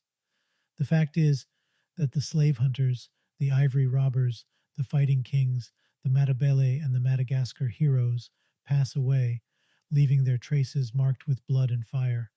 But the nucleus of mutual aid institutions, habits, and customs, grown up in the tribe and the village community, remains. And it keeps men united in societies, open to the progress of civilization, and ready to receive it when the day comes that they shall receive civilization instead of bullets. The same applies to our civilized world. The natural and social calamities pass away. Whole populations are periodically reduced to misery or starvation. The very springs of life are crushed out of millions of men, reduced to city pauperism. The understanding and the feelings of the millions are vitiated by teachings worked out in the interest of the few. All this is certainly a part of our existence, but the nucleus of mutual support institutions, habits, and customs remains alive with the millions. It keeps them together, and they prefer to cling to their customs, beliefs, and traditions, rather than to accept the teachings of a war of each against all, which are offered to them under the title of science, but are no science at all. Chapter 8, Mutual Aid Amongst Ourselves, continued. Labor unions grown after the destruction of the guilds by the state. Their struggles, mutual aid in strikes, cooperation, free associations for various purposes, self-sacrifice, countless societies for combined action under all possible aspects, mutual aid in slum life, personal aid. When we examine the everyday life of the rural populations of Europe, we find that, notwithstanding all that has been done in modern states for the destruction of the village community, the life of the peasants remains honeycombed with habits and customs of mutual aid and support, that important vestiges of the communal possession of the soil are still retained, and that, as soon as the legal obstacles to rural association were lately removed, a network of free unions for all sorts of economical purposes rapidly spread among the peasants, the tendency of this young movement being to reconstitute some sort of union similar to the village community of old. Such being the conclusions arrived at in the preceding chapter, we have now to consider What institutions for mutual support can be found at the present time amongst the industrial populations? For the last 300 years, the conditions for the growth of such institutions have been as unfavorable in the towns as they have been in the villages. It is well known indeed that when the medieval cities were subdued in the 16th century by growing military states, all institutions which kept the artisans, the masters, and the merchants together in the guilds in the cities were violently destroyed. The self government and the self jurisdiction of both, the guild and the city, were abolished. The oath of allegiance between guild brothers became an act of felony towards the state. The properties of the guilds were confiscated in the same way as the lands of the village communities, and the inner and technical organization of each trade was taken in hand by the state. Laws, gradually growing in severity, were passed to prevent artisans from combining in any way. For a time, some shadows of the old guilds were tolerated. Merchants' guilds were allowed to exist under the condition of freely granting subsidies to the kings, and some artisan guilds were kept in existence as organs of administration. Some of them still drag on their meaningless existence, but what formerly was the vital force of medieval life and industry has long since disappeared under the crushing weight of the centralized state. In Great Britain, which may be taken as the best illustration of the industrial policy of the modern states, we see the Parliament beginning the destruction of the guilds as early as the 15th century, but it was especially in the next century that decisive measures were taken. Henry VIII not only ruined the organization of the guilds, but also confiscated their properties with even less excuse and manners, as Toulmin Smith wrote, than he had produced for confiscating the estates of the monasteries. Edward VI completed his work, and already in the second part of the 16th century, we find the Parliament settling all the disputes between craftsmen and merchants, which formerly were settled in each city separately. The Parliament and the King not only legislated in all such contests, but, keeping in view the interests of the Crown in the exports, they soon began to determine the number of apprentices in each trade, and minutely to regulate the very techniques of each fabrication, the weights of the stuffs, the number of threads in the yard of cloth, and the like. With little success, it must be said, because contests and technical difficulties which were arranged for centuries in succession by agreement between closely interdependent guilds and federated cities lay entirely beyond the powers of the centralized state. The continual interference of its officials paralyzed the trades, bringing most of them to a complete decay, and the last century economists, when they rose against the state regulation of industries, only ventilated a widely felt discontent. The abolition of that interference by the French Revolution was greeted as an act of liberation, and the example of France was soon followed elsewhere. With the regulation of wages, the state had no better success. In the medieval cities, when the distinction between masters and apprentices or journeymen became more and more apparent in the 15th century, unions of apprentices, Gesellenverbande, occasionally assuming an international character, were opposed to the unions of masters and merchants. Now it was the state which undertook to settle their griefs, and under the Elizabethan Statute of 1563, the justices of peace had to settle the wages, so as to guarantee a convenient livelihood to journeymen and apprentices. The justices, however, proved helpless to conciliate the conflicting interests, and still less to compel the masters to obey their decisions. The law gradually became a dead letter, and was repealed by the end of the 18th century. But while the state thus abandoned the function of regulating wages, it continued severely to prohibit all combinations which were entered upon by journeymen and workers in order to raise their wages or to keep them at a certain level. All through the 18th century it legislated against the workers' unions, and in 1799 it finally prohibited all sorts of combinations under the menace of severe punishments. In fact, the British Parliament only followed in this case the example of the French Revolutionary Convention, which had issued a draconic law against coalitions of workers' coalitions between a number of citizens, being considered as attempts against the sovereignty of the state, which was supposed equally to protect all its subjects. The work of destruction of the medieval unions was thus completed. Both in the town and in the village, the state reigned over loose aggregations of individuals, and was ready to prevent by the most stringent measures the reconstitution of any sort of separate unions among them. These were, then, the conditions under which the mutual aid tendency had to make its way in the 19th century.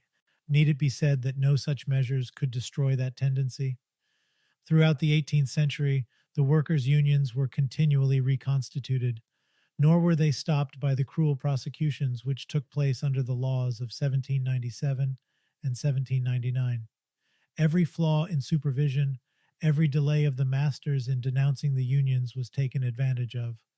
Under the cover of friendly societies, burial clubs, or secret brotherhoods, the unions spread in the textile industries, among the Sheffield cutlers, the miners, and vigorous federal organizations were formed to support the branches during strikes and prosecutions. The repeal of the combination laws in 1825 gave a new impulse to the movement.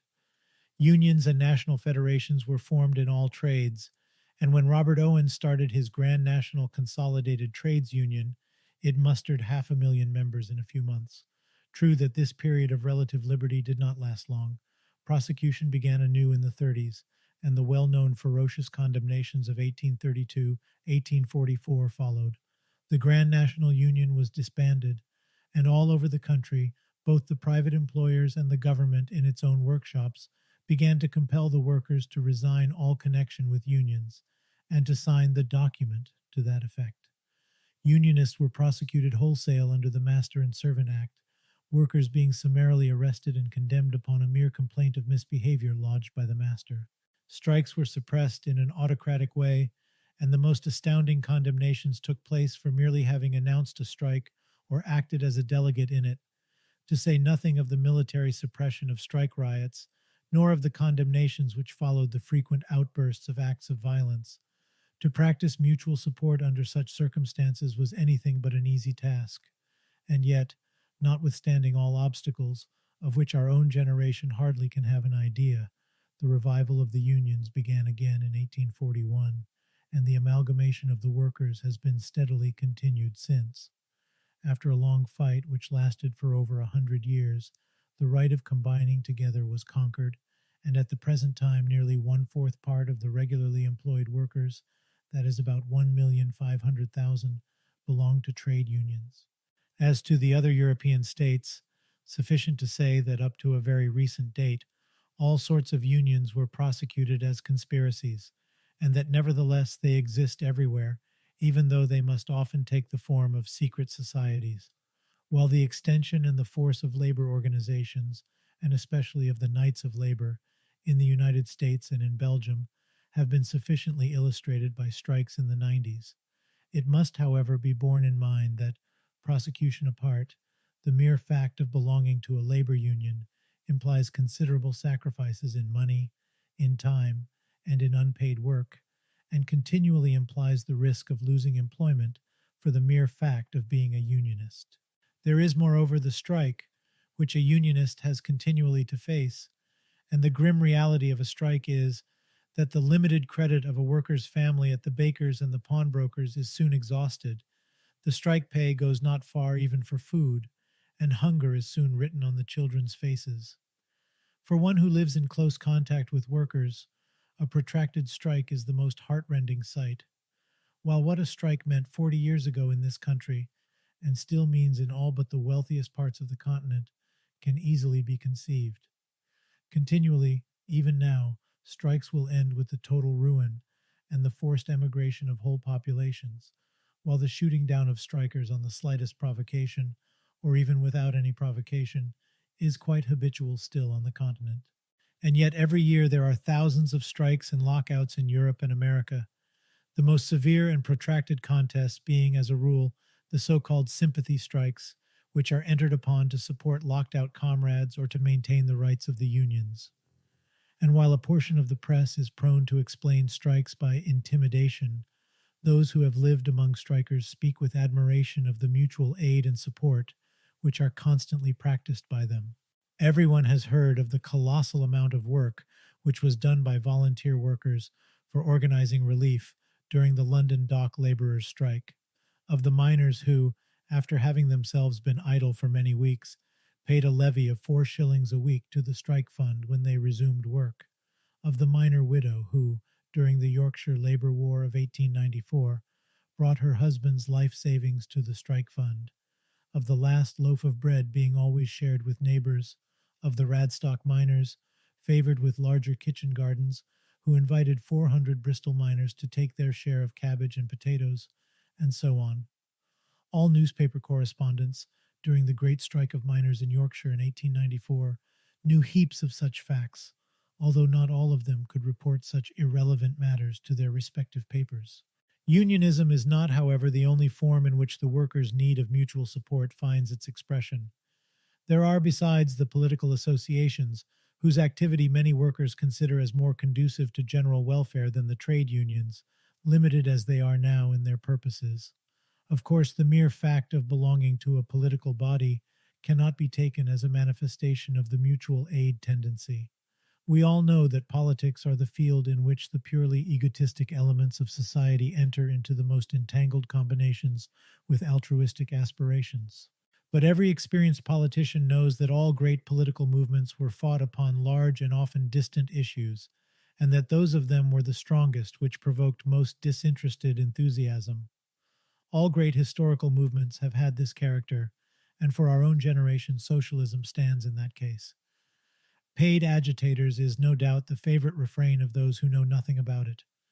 The truth, however, is that, to speak only of what I know personally, if I had kept a diary for the last 24 years and inscribed in it all the devotion and self-sacrifice which I came across in the socialist movement, the reader of such a diary would have had the word heroism constantly on his lips. But the men I would have spoken of were not heroes. They were average men, inspired by a grand idea. Every socialist newspaper, and there are hundreds of them in Europe alone, has the same history of years of sacrifice without any hope of reward, and, in the overwhelming majority of cases, even without any personal ambition. I have seen families living without knowing what would be their food tomorrow, the husband boycotted all round in his little town for his part in the paper, and the wife supporting the family by sewing, and such a situation lasting for years, until the family would retire without a word of reproach, simply saying, "Continue, we can hold on no more." I have seen men dying from consumption and knowing it, and yet knocking about in snow and fog to prepare meetings, speaking at meetings within a few weeks from death, and only then retiring to the hospital with the words, "Now, friends, I am done. The doctors say I have but a few weeks to live. Tell the comrades that I shall be happy if they come to see me." I have seen facts which would be described as idealization if I told them in this place, and the very names of these men, hardly known outside a narrow circle of friends, will soon be forgotten when the friends, too, have passed away.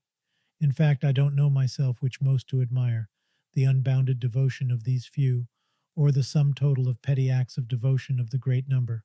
Every quire of a penny paper sold, every meeting, every 100 votes which are won at a socialist election, represent an amount of energy and sacrifices of which no outsider has the faintest idea. And what is now done by socialists has been done in every popular and advanced party, political and religious, in the past. All past progress has been promoted by like men and by a like devotion. Cooperation, especially in Britain, is often described as joint stock individualism, and such as it is now, it undoubtedly tends to breed a cooperative egotism, not only towards the community at large, but also among the cooperators themselves. It is nevertheless certain that at its origin the movement had an essentially mutual aid character. Even now, its most ardent promoters are persuaded that cooperation leads mankind to a higher harmonic stage of economical relations, and it is not possible to stay in some of the strongholds of cooperation in the North without realizing that the great number of the rank and file hold the same opinion. Most of them would lose interest in the movement if that faith were gone, and it must be owned that within the last few years, broader ideals of general welfare and of the producers' solidarity have begun to be current among the cooperators. There is undoubtedly now a tendency towards establishing better relations between the owners of the cooperative workshops and the workers. The importance of cooperation in this country, in Holland and in Denmark, is well known, while in Germany, and especially on the Rhine, the cooperative societies are already an important factor of industrial life.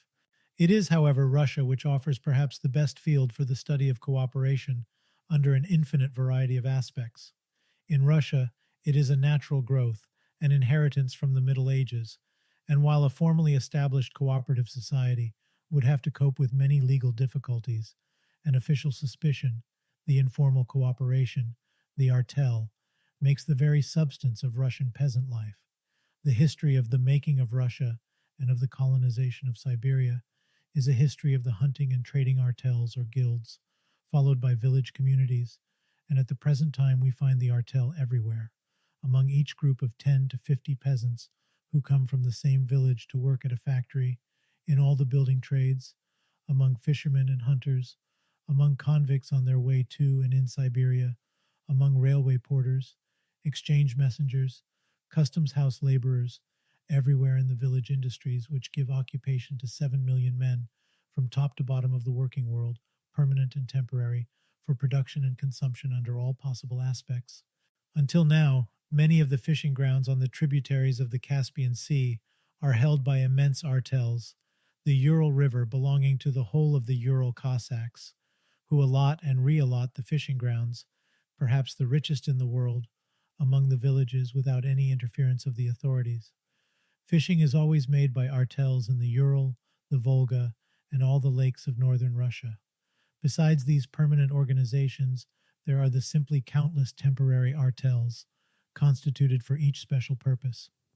When 10 or 20 peasants come from some locality to a big town to work as weavers, carpenters, masons, boat builders, and so on, they always constitute an artel. They hire rooms, hire a cook, very often the wife of one of them acts in this capacity, elect an elder, and take their meals in common, each one paying his share for food and lodging to the artel. A party of convicts on its way to Siberia always does the same, and its elected elder is the officially recognized intermediary between the convicts and the military chief of the party. In the hard labor prisons, they have the same organization. The railway porters, the messengers at the exchange, the workers at the custom house, the town messengers in the capitals, who are collectively responsible for each member, enjoy such a reputation that any amount of money or banknotes is trusted to the artel member by the merchants. In the building trades, artels of from 10 to 200 members are formed, and the serious builders and railway contractors always prefer to deal with an artel than with separately hired workers. The last attempts of the Ministry of War to deal directly with productive artels, formed ad hoc in the domestic trades, and to give them orders for boots and all sorts of brass and iron goods, are described as most satisfactory, while the renting of a crown ironwork, Votkinsk, to an artel of workers, which took place 7 or 8 years ago, has been a decided success. We can thus see in Russia how the old medieval institution, having not been interfered with by the state in its informal manifestations, has fully survived until now, and takes the greatest variety of forms in accordance with the requirements of modern industry and commerce. As to the Balkan Peninsula, the Turkish Empire, and Caucasia, the old guilds are maintained there in full. The esnafs of Servia have fully preserved their medieval character. They include both masters and journeymen, regulate the trades, and are institutions for mutual support in labor and sickness. While the Amkari of Caucasia, and especially at Tiflis, add to these functions a considerable influence in municipal life. In connection with cooperation, I ought perhaps to mention also the friendly societies, the unities of oddfellows, the village and town clubs organized for meeting the doctor's bills, the dress and burial clubs, the small clubs very common among factory girls, to which they contribute a few pence every week, and afterwards draw by lot the sum of £1, which can at least be used for some substantial purchase, and many others. A not inconsiderable amount of sociable or jovial spirit is alive in all such societies and clubs, even though the credit and debit of each member are closely watched over. But there are so many associations based on the readiness to sacrifice time, health, and life if required, that we can produce numbers of illustrations of the best forms of mutual support. The Lifeboat Association in this country, and similar institutions on the continent, must be mentioned in the first place. The former has now over 300 boats along the coasts of these isles, and it would have twice as many were it not for the poverty of the fishermen who cannot afford to buy lifeboats.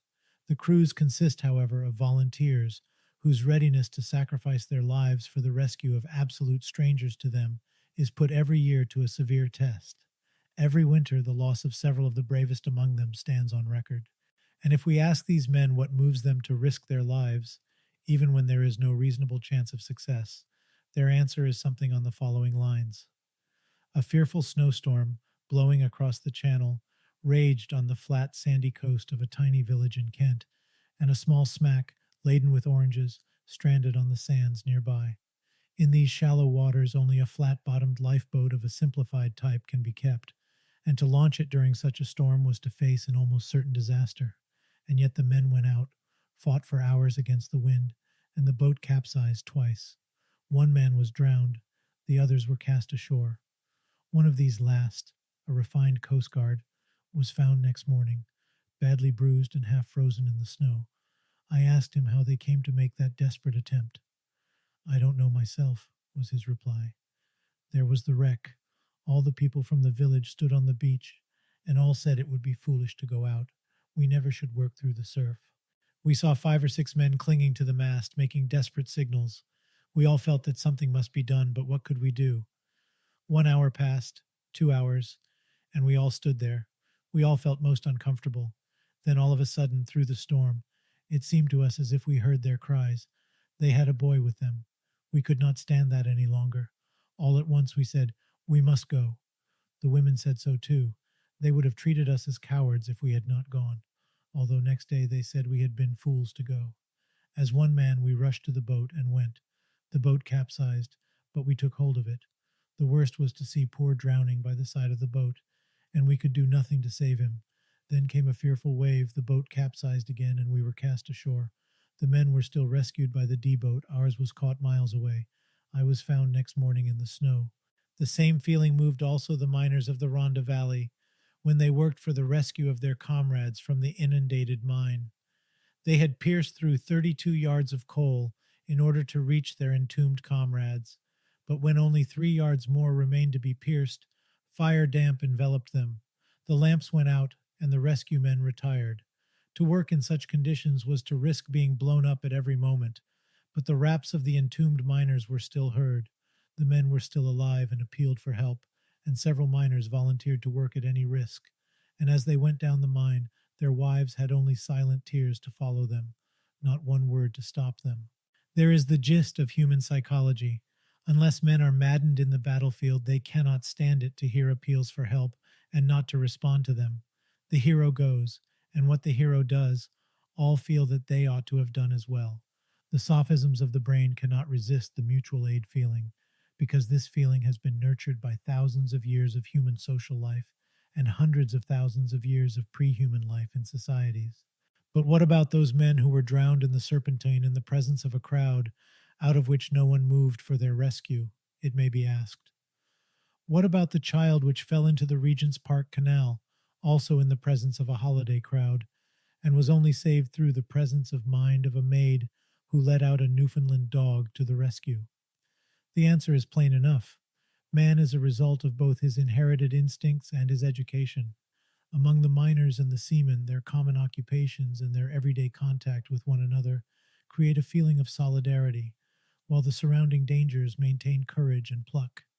In the cities, on the contrary, the absence of common interest nurtures indifference, while courage and pluck, which seldom find their opportunities, disappear or take another direction. Moreover, the tradition of the hero of the mine and the sea lives in the miners' and fishermen's villages, adorned with a poetical halo. But what are the traditions of a motley London crowd? The only tradition they might have in common ought to be created by literature, but a literature which would correspond to the village epics hardly exists. The clergy are so anxious to prove that all that comes from human nature is sin, and that all good in man has a supernatural origin, that they mostly ignore the facts which cannot be produced as an example of higher inspiration or grace coming from above. And as to the lay writers, their attention is chiefly directed towards one sort of heroism, the heroism which promotes the idea of the state. Therefore they admire the Roman hero or the soldier in the battle, while they pass by the fisherman's heroism, hardly paying attention to it. The poet and the painter might, of course, be taken by the beauty of the human heart in itself, but both seldom know the life of the poorer classes, and while they can sing or paint the Roman or the military hero in conventional surroundings, they can neither sing nor paint impressively the hero who acts in those modest surroundings which they ignore. If they venture to do so, they produce a mere piece of rhetoric. The countless societies, clubs, and alliances for the enjoyment of life, for study and research, for education, and so on, which have lately grown up in such numbers that it would require many years to simply tabulate them, are another manifestation of the same ever working tendency for association and mutual support. Some of them, like the broods of young birds of different species which come together in the autumn, are entirely given to share in common the joys of life. Every village in this country, in Switzerland, Germany, and so on, has its cricket, football, tennis, nine pins, pigeon, musical, or singing clubs. Other societies are much more numerous, and some of them, like the Cyclists' Alliance, have suddenly taken a formidable development. Although the members of this alliance have nothing in common but the love of cycling, there is already among them a sort of Freemasonry for mutual help, especially in the remote nooks and corners which are not flooded by cyclists. They look upon the KC, the Cyclists' Alliance Club, in a village as a sort of home, and at the yearly cyclists' camp, many a standing friendship has been established. The Kegelbrüder, the Brothers of the Nine Pins in Germany, are a similar association. So also the gymnast societies, 300,000 members in Germany, the informal brotherhood of paddlers in France, the yacht clubs, and so on. Such associations certainly do not alter the economical stratification of society, but, especially in the small towns, they contribute to smooth social distinctions, and as they all tend to join in large national and international federations, they certainly aid the growth of personal friendly intercourse between all sorts of men scattered in different parts of the globe. The Alpine clubs, the Jagdschutzverein in Germany, which has over 100,000 members, hunters, educated foresters, zoologists, and simple lovers of nature, and the International Ornithological Society, which includes zoologists, breeders, and simple peasants in Germany, have the same character. Not only have they done in a few years a large amount of very useful work, which large associations alone could do properly, maps, refuge huts, mountain roads, studies of animal life, of noxious insects, of migrations of birds, and so on, but they create new bonds between men. Two alpinists of different nationalities who meet in a refuge hut in the Caucasus, or the professor and the peasant ornithologist who stay in the same house, are no more strangers to each other. While the Uncle Toby's Society at Newcastle, which has already induced over 260,000 boys and girls never to destroy birds' nests and to be kind to all animals, has certainly done more for the development of human feelings and of taste in natural science than lots of moralists and most of our schools. We cannot omit, even in this rapid review, the thousands of scientific, literary, artistic, and educational societies. Up till now, the scientific bodies, closely controlled and often subsidized by the state, have generally moved in a very narrow circle, and they often came to be looked upon as mere openings for getting state appointments, while the very narrowness of their circles undoubtedly bred petty jealousies. Still, it is a fact that the distinctions of birth, political parties, and creeds are smoothed to some extent by such associations, while in the smaller and remote towns the scientific, geographical, or musical societies, especially those of them which appeal to a larger circle of amateurs, become small centers of intellectual life, a sort of link between the little spot and the wide world, and a place where men of very different conditions meet on a footing of equality. To fully appreciate the value of such centers, one ought to know them, say, in Siberia. As to the countless educational societies which only now begin to break down the state's and the church's monopoly in education, they are sure to become before long the leading power in that branch. To the frugal unions we already owe the kindergarten system, and to a number of formal and informal educational associations we owe the high standard of women's education in Russia, although all the time these societies and groups had to act in strong opposition to a powerful government. As to the various pedagogical societies in Germany, it is well known that they have done the best part in the working out of the modern methods of teaching science in popular schools. In such associations, the teacher finds also his best support. How miserable the overworked and underpaid village teacher would have been without their aid. All these associations, societies, brotherhoods, alliances, institutes, and so on, which must now be counted by the 10,000 in Europe alone, and each of which represents an immense amount of voluntary, unambitious, and unpaid or underpaid work. What are they but so many manifestations, under an infinite variety of aspects, of the same ever-living tendency of man towards mutual aid and support. For nearly 3 centuries, men were prevented from joining hands even for literary, artistic, and educational purposes. Societies could only be formed under the protection of the state or the church, or as secret brotherhoods like Freemasonry. But now that the resistance has been broken, they swarm in all directions. They extend over all multifarious branches of human activity. They become international, and they undoubtedly contribute, to an extent which cannot yet be fully appreciated, to break down the screens erected by states between different nationalities.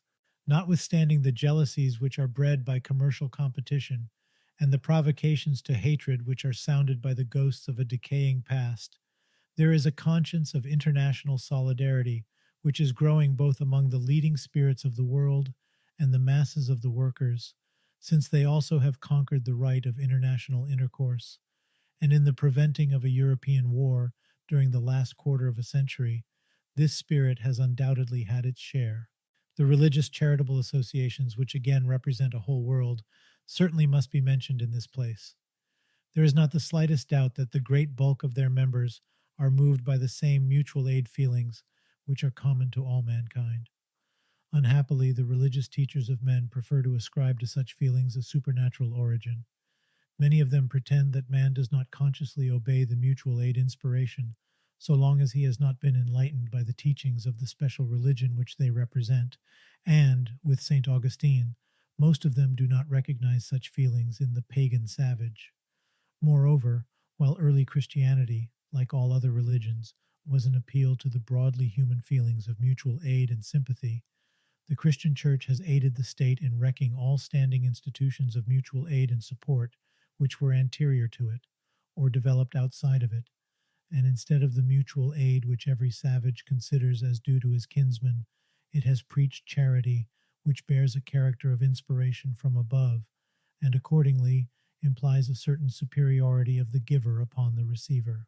With this limitation, and without any intention to give offense to those who consider themselves as a body elect when they accomplish acts simply humane, we certainly may consider the immense numbers of religious charitable associations as an outcome of the same mutual aid tendency.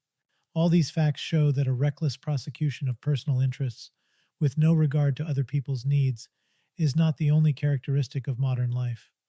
By the side of this current which so proudly claims leadership in human affairs, we perceive a hard struggle sustained by both the rural and industrial populations in order to reintroduce standing institutions of mutual aid and support. And we discover, in all classes of society, a widely spread movement towards the establishment of an infinite variety of more or less permanent institutions for the same purpose. But when we pass from public life to the private life of the modern individual, we discover another extremely wide world of mutual aid and support, which only passes unnoticed by most sociologists because it is limited to the narrow circle of the family and personal friendship. Under the present social system, all bonds of union among the inhabitants of the same street or neighborhood have been dissolved. In the richer parts of the large towns, people live without knowing who are their next-door neighbors. But in the crowded lanes, people know each other perfectly and are continually brought into mutual contact.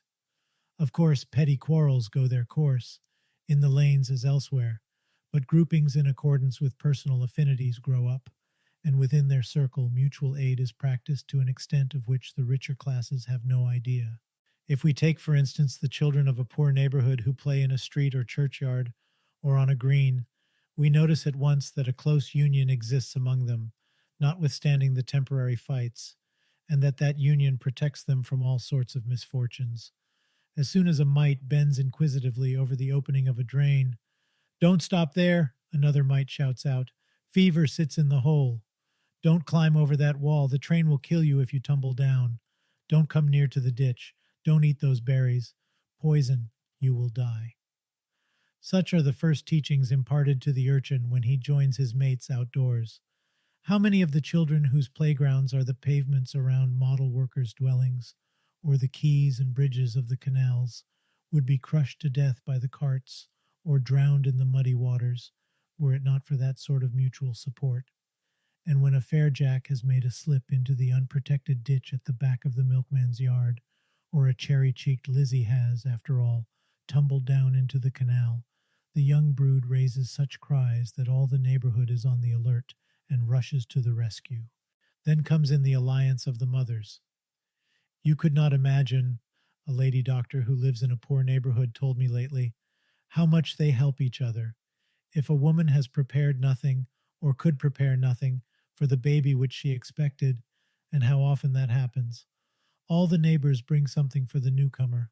One of the neighbors always takes care of the children, and some other always drops in to take care of the household, so long as the mother is in bed. This habit is general. It is mentioned by all those who have lived among the poor. In 1,000 small ways, the mothers support each other and bestow their care upon children that are not their own. Some training, good or bad, let them decide it for themselves, is required in a lady of the richer classes to render her able to pass by a shivering and hungry child in the street without noticing it. But the mothers of the poorer classes have not that training. They cannot stand the sight of a hungry child. They must feed it, and so they do. When the school children beg bread, they seldom or rather never meet with a refusal. A lady friend, who has worked several years in Whitechapel in connection with a workers' club, writes to me, but I may perhaps as well transcribe a few more passages from her letter. Nursing neighbors in cases of illness, without any shade of remuneration, is quite general among the workers. Also, when a woman has little children and goes out for work, another mother always takes care of them. If, in the working classes, they would not help each other, they could not exist. I know families which continually help each other, with money, with food, with fuel, for bringing up the little children, in cases of illness, in cases of death. The mine and thine is much less sharply observed among the poor than among the rich. Shoes, dress, hats, and so on, what may be wanted on the spot, are continually borrowed from each other, also all sorts of household things. Last winter, the members of the United Radical Club had brought together some little money, and began after Christmas to distribute free soup and bread to the children going to school. Gradually, they had 1,800 children to attend to. The money came from outsiders, but all the work was done by the members of the club. Some of them, who were out of work, came at 4 a.m. to wash and to peel the vegetables. 5 women came at 9 or 10, after having done their own household work, for cooking, and stayed till 6 or 7 to wash the dishes. And at mealtime, between 12 and 1:30, 20 to 30 workers came in to aid in serving the soup, each one staying what he could spare of his mealtime. This lasted for 2 months. No one was paid. My friend also mentions various individual cases, of which the following are typical. Annie W. was given by her mother to be boarded by an old person in Wilmot Street. When her mother died, the old woman, who herself was very poor, kept the child without being paid a penny for that. When the old lady died too, the child, who was 5 years old, was of course neglected during her illness, and was ragged, but she was taken at once by Mrs. S., the wife of a shoemaker, who herself has 6 children. Lately, when the husband was ill, they had not much to eat, all of them. The other day, Mrs. M., mother of 6 children, attended Mrs. M.G. throughout her illness and took to her own rooms the elder child. But do you need such facts? They are quite general. I know also Mrs. D., Oval, Hackney Road, who has a sewing machine and continually sews for others, without ever accepting any remuneration, although she has herself 5 children and her husband to look after, and so on. For everyone who has any idea of the life of the laboring classes, it is evident that without mutual aid being practiced among them on a large scale, they never could pull through all their difficulties. It is only by chance that a worker's family can live its lifetime without having to face such circumstances as the crisis described by the ribbon weaver, Joseph Gutteridge, in his autobiography. And if all do not go to the ground in such cases, they owe it to mutual help. In Gutteridge's case, it was an old nurse, miserably poor herself, who turned up at the moment when the family was slipping towards a final catastrophe, and brought in some bread, coal, and bedding, which she had obtained on credit. In other cases, it will be someone else, or the neighbors will take steps to save the family.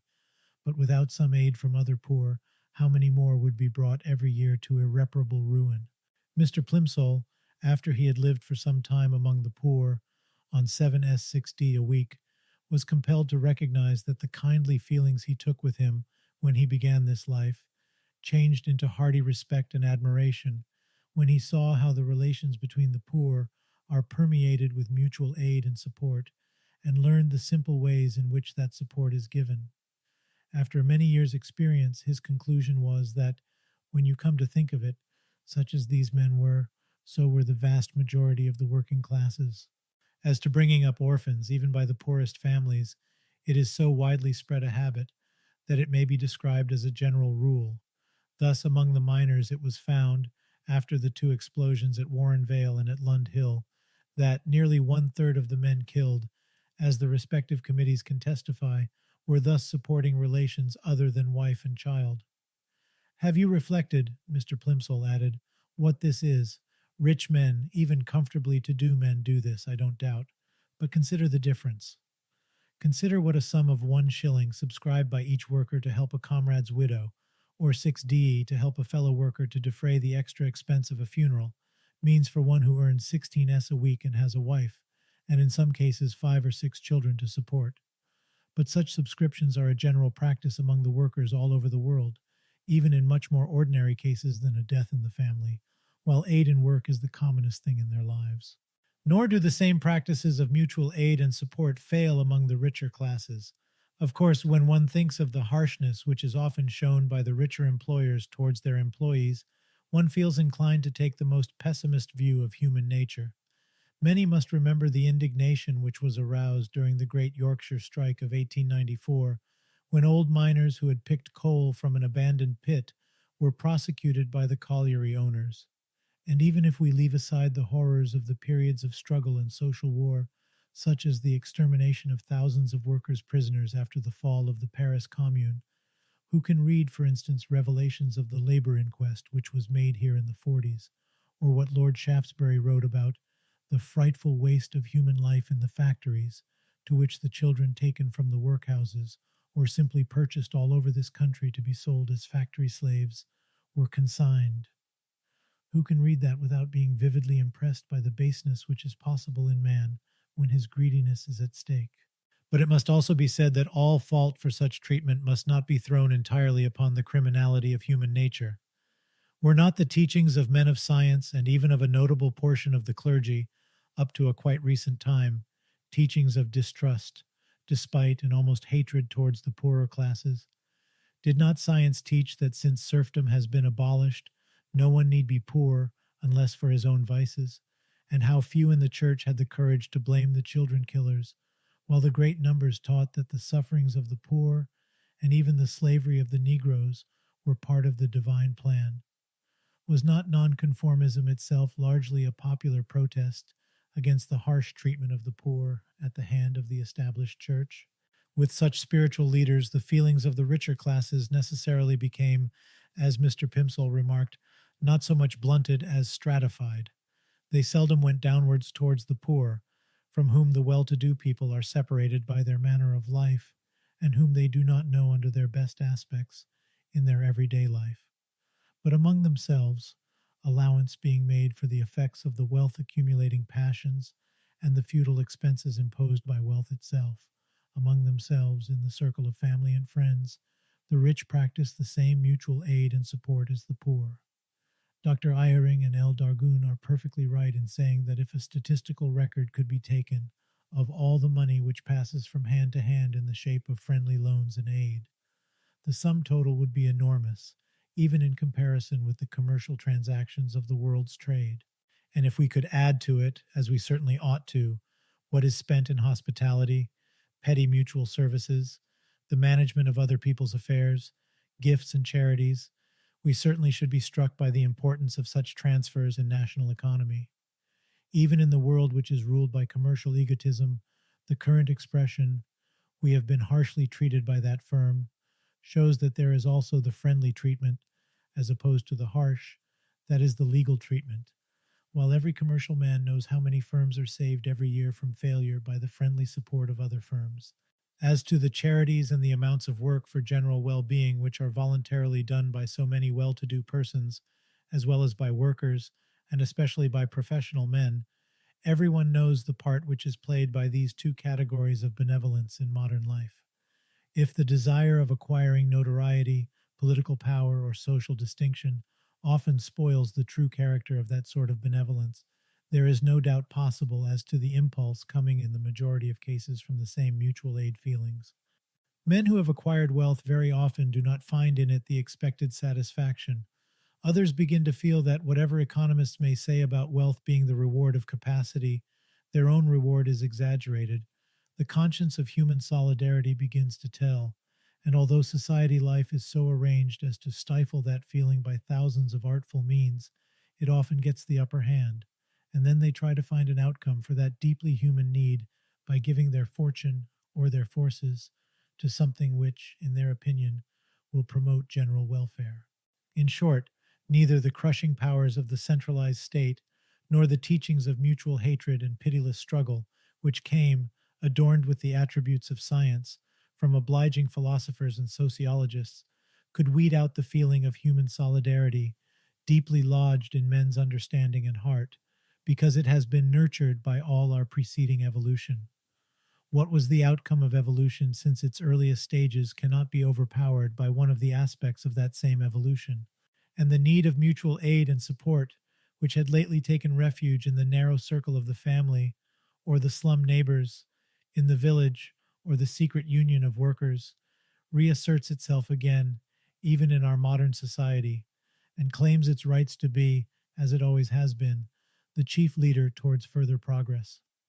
Such are the conclusions which we are necessarily brought to when we carefully ponder over each of the groups of facts briefly enumerated in the last two chapters. Chapter 9, Conclusion.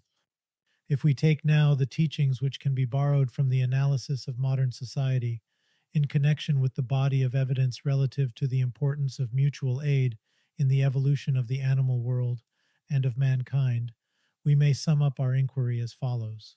In the animal world, we have seen that the vast majority of species live in societies and that they find in association the best arms for the struggle for life, understood, of course, in its wide Darwinian sense, not as a struggle for the sheer means of existence, but as a struggle against all natural conditions unfavorable to the species. The animal species, in which individual struggle has been reduced to its narrowest limits, and the practice of mutual aid has attained the greatest development, are invariably the most numerous, the most prosperous, and the most open to further progress. The mutual protection which is obtained in this case, the possibility of attaining old age and of accumulating experience, the higher intellectual development, and the further growth of sociable habits, secure the maintenance of the species, its extension, and its further progressive evolution. The unsociable species, on the contrary, are doomed to decay. Going next over to man, we found him living in clans and tribes at the very dawn of the Stone Age. We saw a wide series of social institutions developed already in the lower savage stage, in the clan and the tribe, and we found that the earliest tribal customs and habits gave to mankind the embryo of all the institutions which made later on the leading aspects of further progress. Out of the savage tribe grew up the barbarian village community, and a new, still wider circle of social customs, habits, and institutions, numbers of which are still alive among ourselves, was developed under the principles of common possession of a given territory and common defense of it, under the jurisdiction of the village folk mote, and in the federation of villages belonging, or supposed to belong, to one stem. And when new requirements induced men to make a new start, they made it in the city, which represented a double network of territorial units, village communities, connected with guilds, these latter arising out of the common prosecution of a given art or craft or for mutual support and defense. And finally, in the last two chapters, facts were produced to show that although the growth of the state on the pattern of imperial Rome had put a violent end to all medieval institutions for mutual support, this new aspect of civilization could not last. The state, based upon loose aggregations of individuals and undertaking to be their only bond of union, did not answer its purpose. The mutual aid tendency finally broke down its iron rules. It reappeared and reasserted itself in an infinity of associations which now tend to embrace all aspects of life and to take possession of all that is required by man for life, and for reproducing the waste occasioned by life. It will probably be remarked that mutual aid, even though it may represent one of the factors of evolution, covers nevertheless one aspect only of human relations, that by the side of this current, powerful though it may be, there is, and always has been, the other current, the self assertion of the individual, not only in its efforts to attain personal or caste superiority, economical, political, and spiritual, but also in its much more important, although less evident function of breaking through the bonds, always prone to become crystallized, which the tribe, the village community, the city, and the state impose upon the individual. In other words, there is the self assertion of the individual taken as a progressive element. It is evident that no review of evolution can be complete unless these two dominant currents are analyzed. However, the self assertion of the individual or of groups of individuals, their struggles for superiority, and the conflicts which resulted therefrom have already been analyzed, described, and glorified from time immemorial. In fact, up to the present time, this current alone has received attention from the epical poet, the analyst, the historian, and the sociologist. History, such as it has hitherto been written, is almost entirely a description of the ways and means by which theocracy, military power, autocracy, and later on, the richer classes' rule have been promoted, established, and maintained. The struggles between these forces make, in fact, the substance of history. We may thus take the knowledge of the individual factor in human history as granted, even though there is full room for a new study of the subject on the lines just alluded to, while, on the other side, the mutual aid factor has been hitherto totally lost sight of. It was simply denied or even scoffed at by the writers of the present and past generation. It was therefore necessary to show, first of all, the immense part which this factor plays in the evolution of both the animal world and human societies. Only after this has been fully recognized will it be possible to proceed to a comparison between the two factors. To make even a rough estimate of their relative importance by any method more or less statistical is evidently impossible.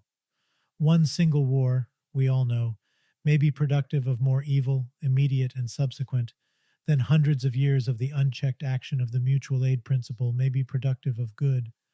But when we see that in the animal world, progressive development and mutual aid go hand in hand, while the inner struggle within the species is concomitant with retrogressive development, when we notice that with man, even success in struggle and war is proportionate to the development of mutual aid in each of the two conflicting nations, cities, parties, or tribes, and that in the process of evolution, war itself, so far as it can go this way, has been made subservient to the ends of progress in mutual aid within the nation, the city, or the clan, we already obtain a perception of the dominating influence of the mutual aid factor as an element of progress.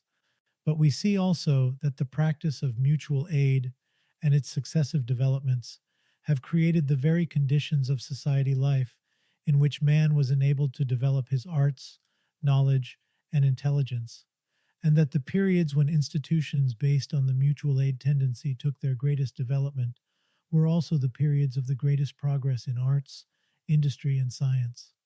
In fact, the study of the inner life of the medieval city and of the ancient Greek cities reveals the fact that the combination of mutual aid, as it was practiced within the guild and the Greek clan, with a large initiative which was left to the individual and the group by means of the federative principle, gave to mankind the two greatest periods of its history, the ancient Greek city and the medieval city periods, while the ruin of the above institutions during the state periods of history, which followed, corresponded in both cases to a rapid decay.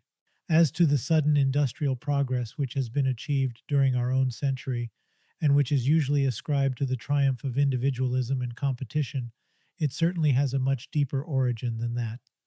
Once the great discoveries of the 15th century were made, especially that of the pressure of the atmosphere, supported by a series of advances in natural philosophy, and they were made under the medieval city organization. Once these discoveries were made, the invention of the steam motor and all the revolution which the conquest of a new power implied had necessarily to follow. If the medieval cities had lived to bring their discoveries to that point, the ethical consequences of the revolution effected by steam might have been different, but the same revolution in technics and science would have inevitably taken place. It remains indeed an open question whether the general decay of industries which followed the ruin of the free cities, and was especially noticeable in the first part of the 18th century, did not considerably retard the appearance of the steam engine as well as the consequent revolution in arts. When we consider the astounding rapidity of industrial progress from the 12th to the 15th centuries in weaving, working of metals, architecture, and navigation, and ponder over the scientific discoveries which that industrial progress led to at the end of the 15th century, we must ask ourselves whether mankind was not delayed in its taking full advantage of these conquests when a general depression of arts and industries took place in Europe after the decay of medieval civilization. Surely it was not the disappearance of the artist-artisan, nor the ruin of large cities and the extinction of intercourse between them, which could favor the Industrial Revolution. And we know indeed that James Watt spent 20 or more years of his life in order to render his invention serviceable, because he could not find in the last century what he would have readily found in medieval Florence or Brugge, that is, the artisans capable of realizing his devices in metal and of giving them the artistic finish and precision which the steam engine requires. To attribute, therefore, the industrial progress of our century to the war of each against all which it has proclaimed is to reason like the man who, knowing not the causes of rain, attributes it to the victim he has immolated before his clay idol. For industrial progress, as for each other conquest over nature, mutual aid and close intercourse certainly are, as they have been, much more advantageous than mutual struggle. However, it is especially in the domain of ethics that the dominating importance of the mutual aid principle appears in full.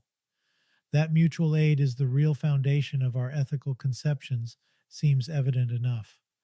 But whatever the opinions as to the first origin of the mutual aid feeling or instinct, may be whether a biological or a supernatural cause is ascribed to it, we must trace its existence as far back as to the lowest stages of the animal world, and from these stages we can follow its uninterrupted evolution in opposition to a number of contrary agencies through all degrees of human development up to the present times.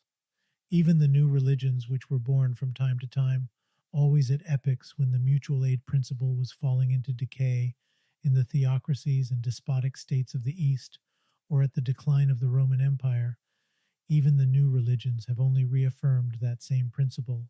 They found their first supporters among the humble, in the lowest downtrodden layers of society, where the mutual aid principle is the necessary foundation of everyday life, and the new forms of union which were introduced in the earliest Buddhist and Christian communities, in the Moravian brotherhoods and so on, took the character of a return to the best aspects of mutual aid in early tribal life. Each time, however, that an attempt to return to this old principle was made, its fundamental idea itself was widened. From the clan it was extended to the stem, to the federation of stems, to the nation, and finally, in ideal at least, to the whole of mankind. It was also refined at the same time.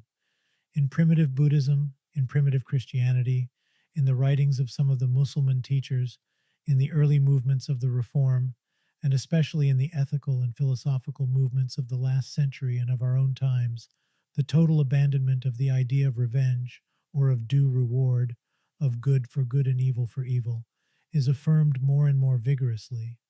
The higher conception of no revenge for wrongs, and of freely giving more than one expects to receive from his neighbors, is proclaimed as being the real principle of morality, a principle superior to mere equivalence, equity, or justice, and more conducive to happiness. And man is appealed to be guided in his acts, not merely by love, which is always personal or at the best tribal, but by the perception of his oneness with each human being. In the practice of mutual aid, which we can retrace to the earliest beginnings of evolution, we thus find the positive and undoubted origin of our ethical conceptions, and we can affirm that in the ethical progress of man, mutual support, not mutual struggle, has had the leading part. In its wide extension, even at the present time, we also see the best guarantee of a still loftier evolution of our race.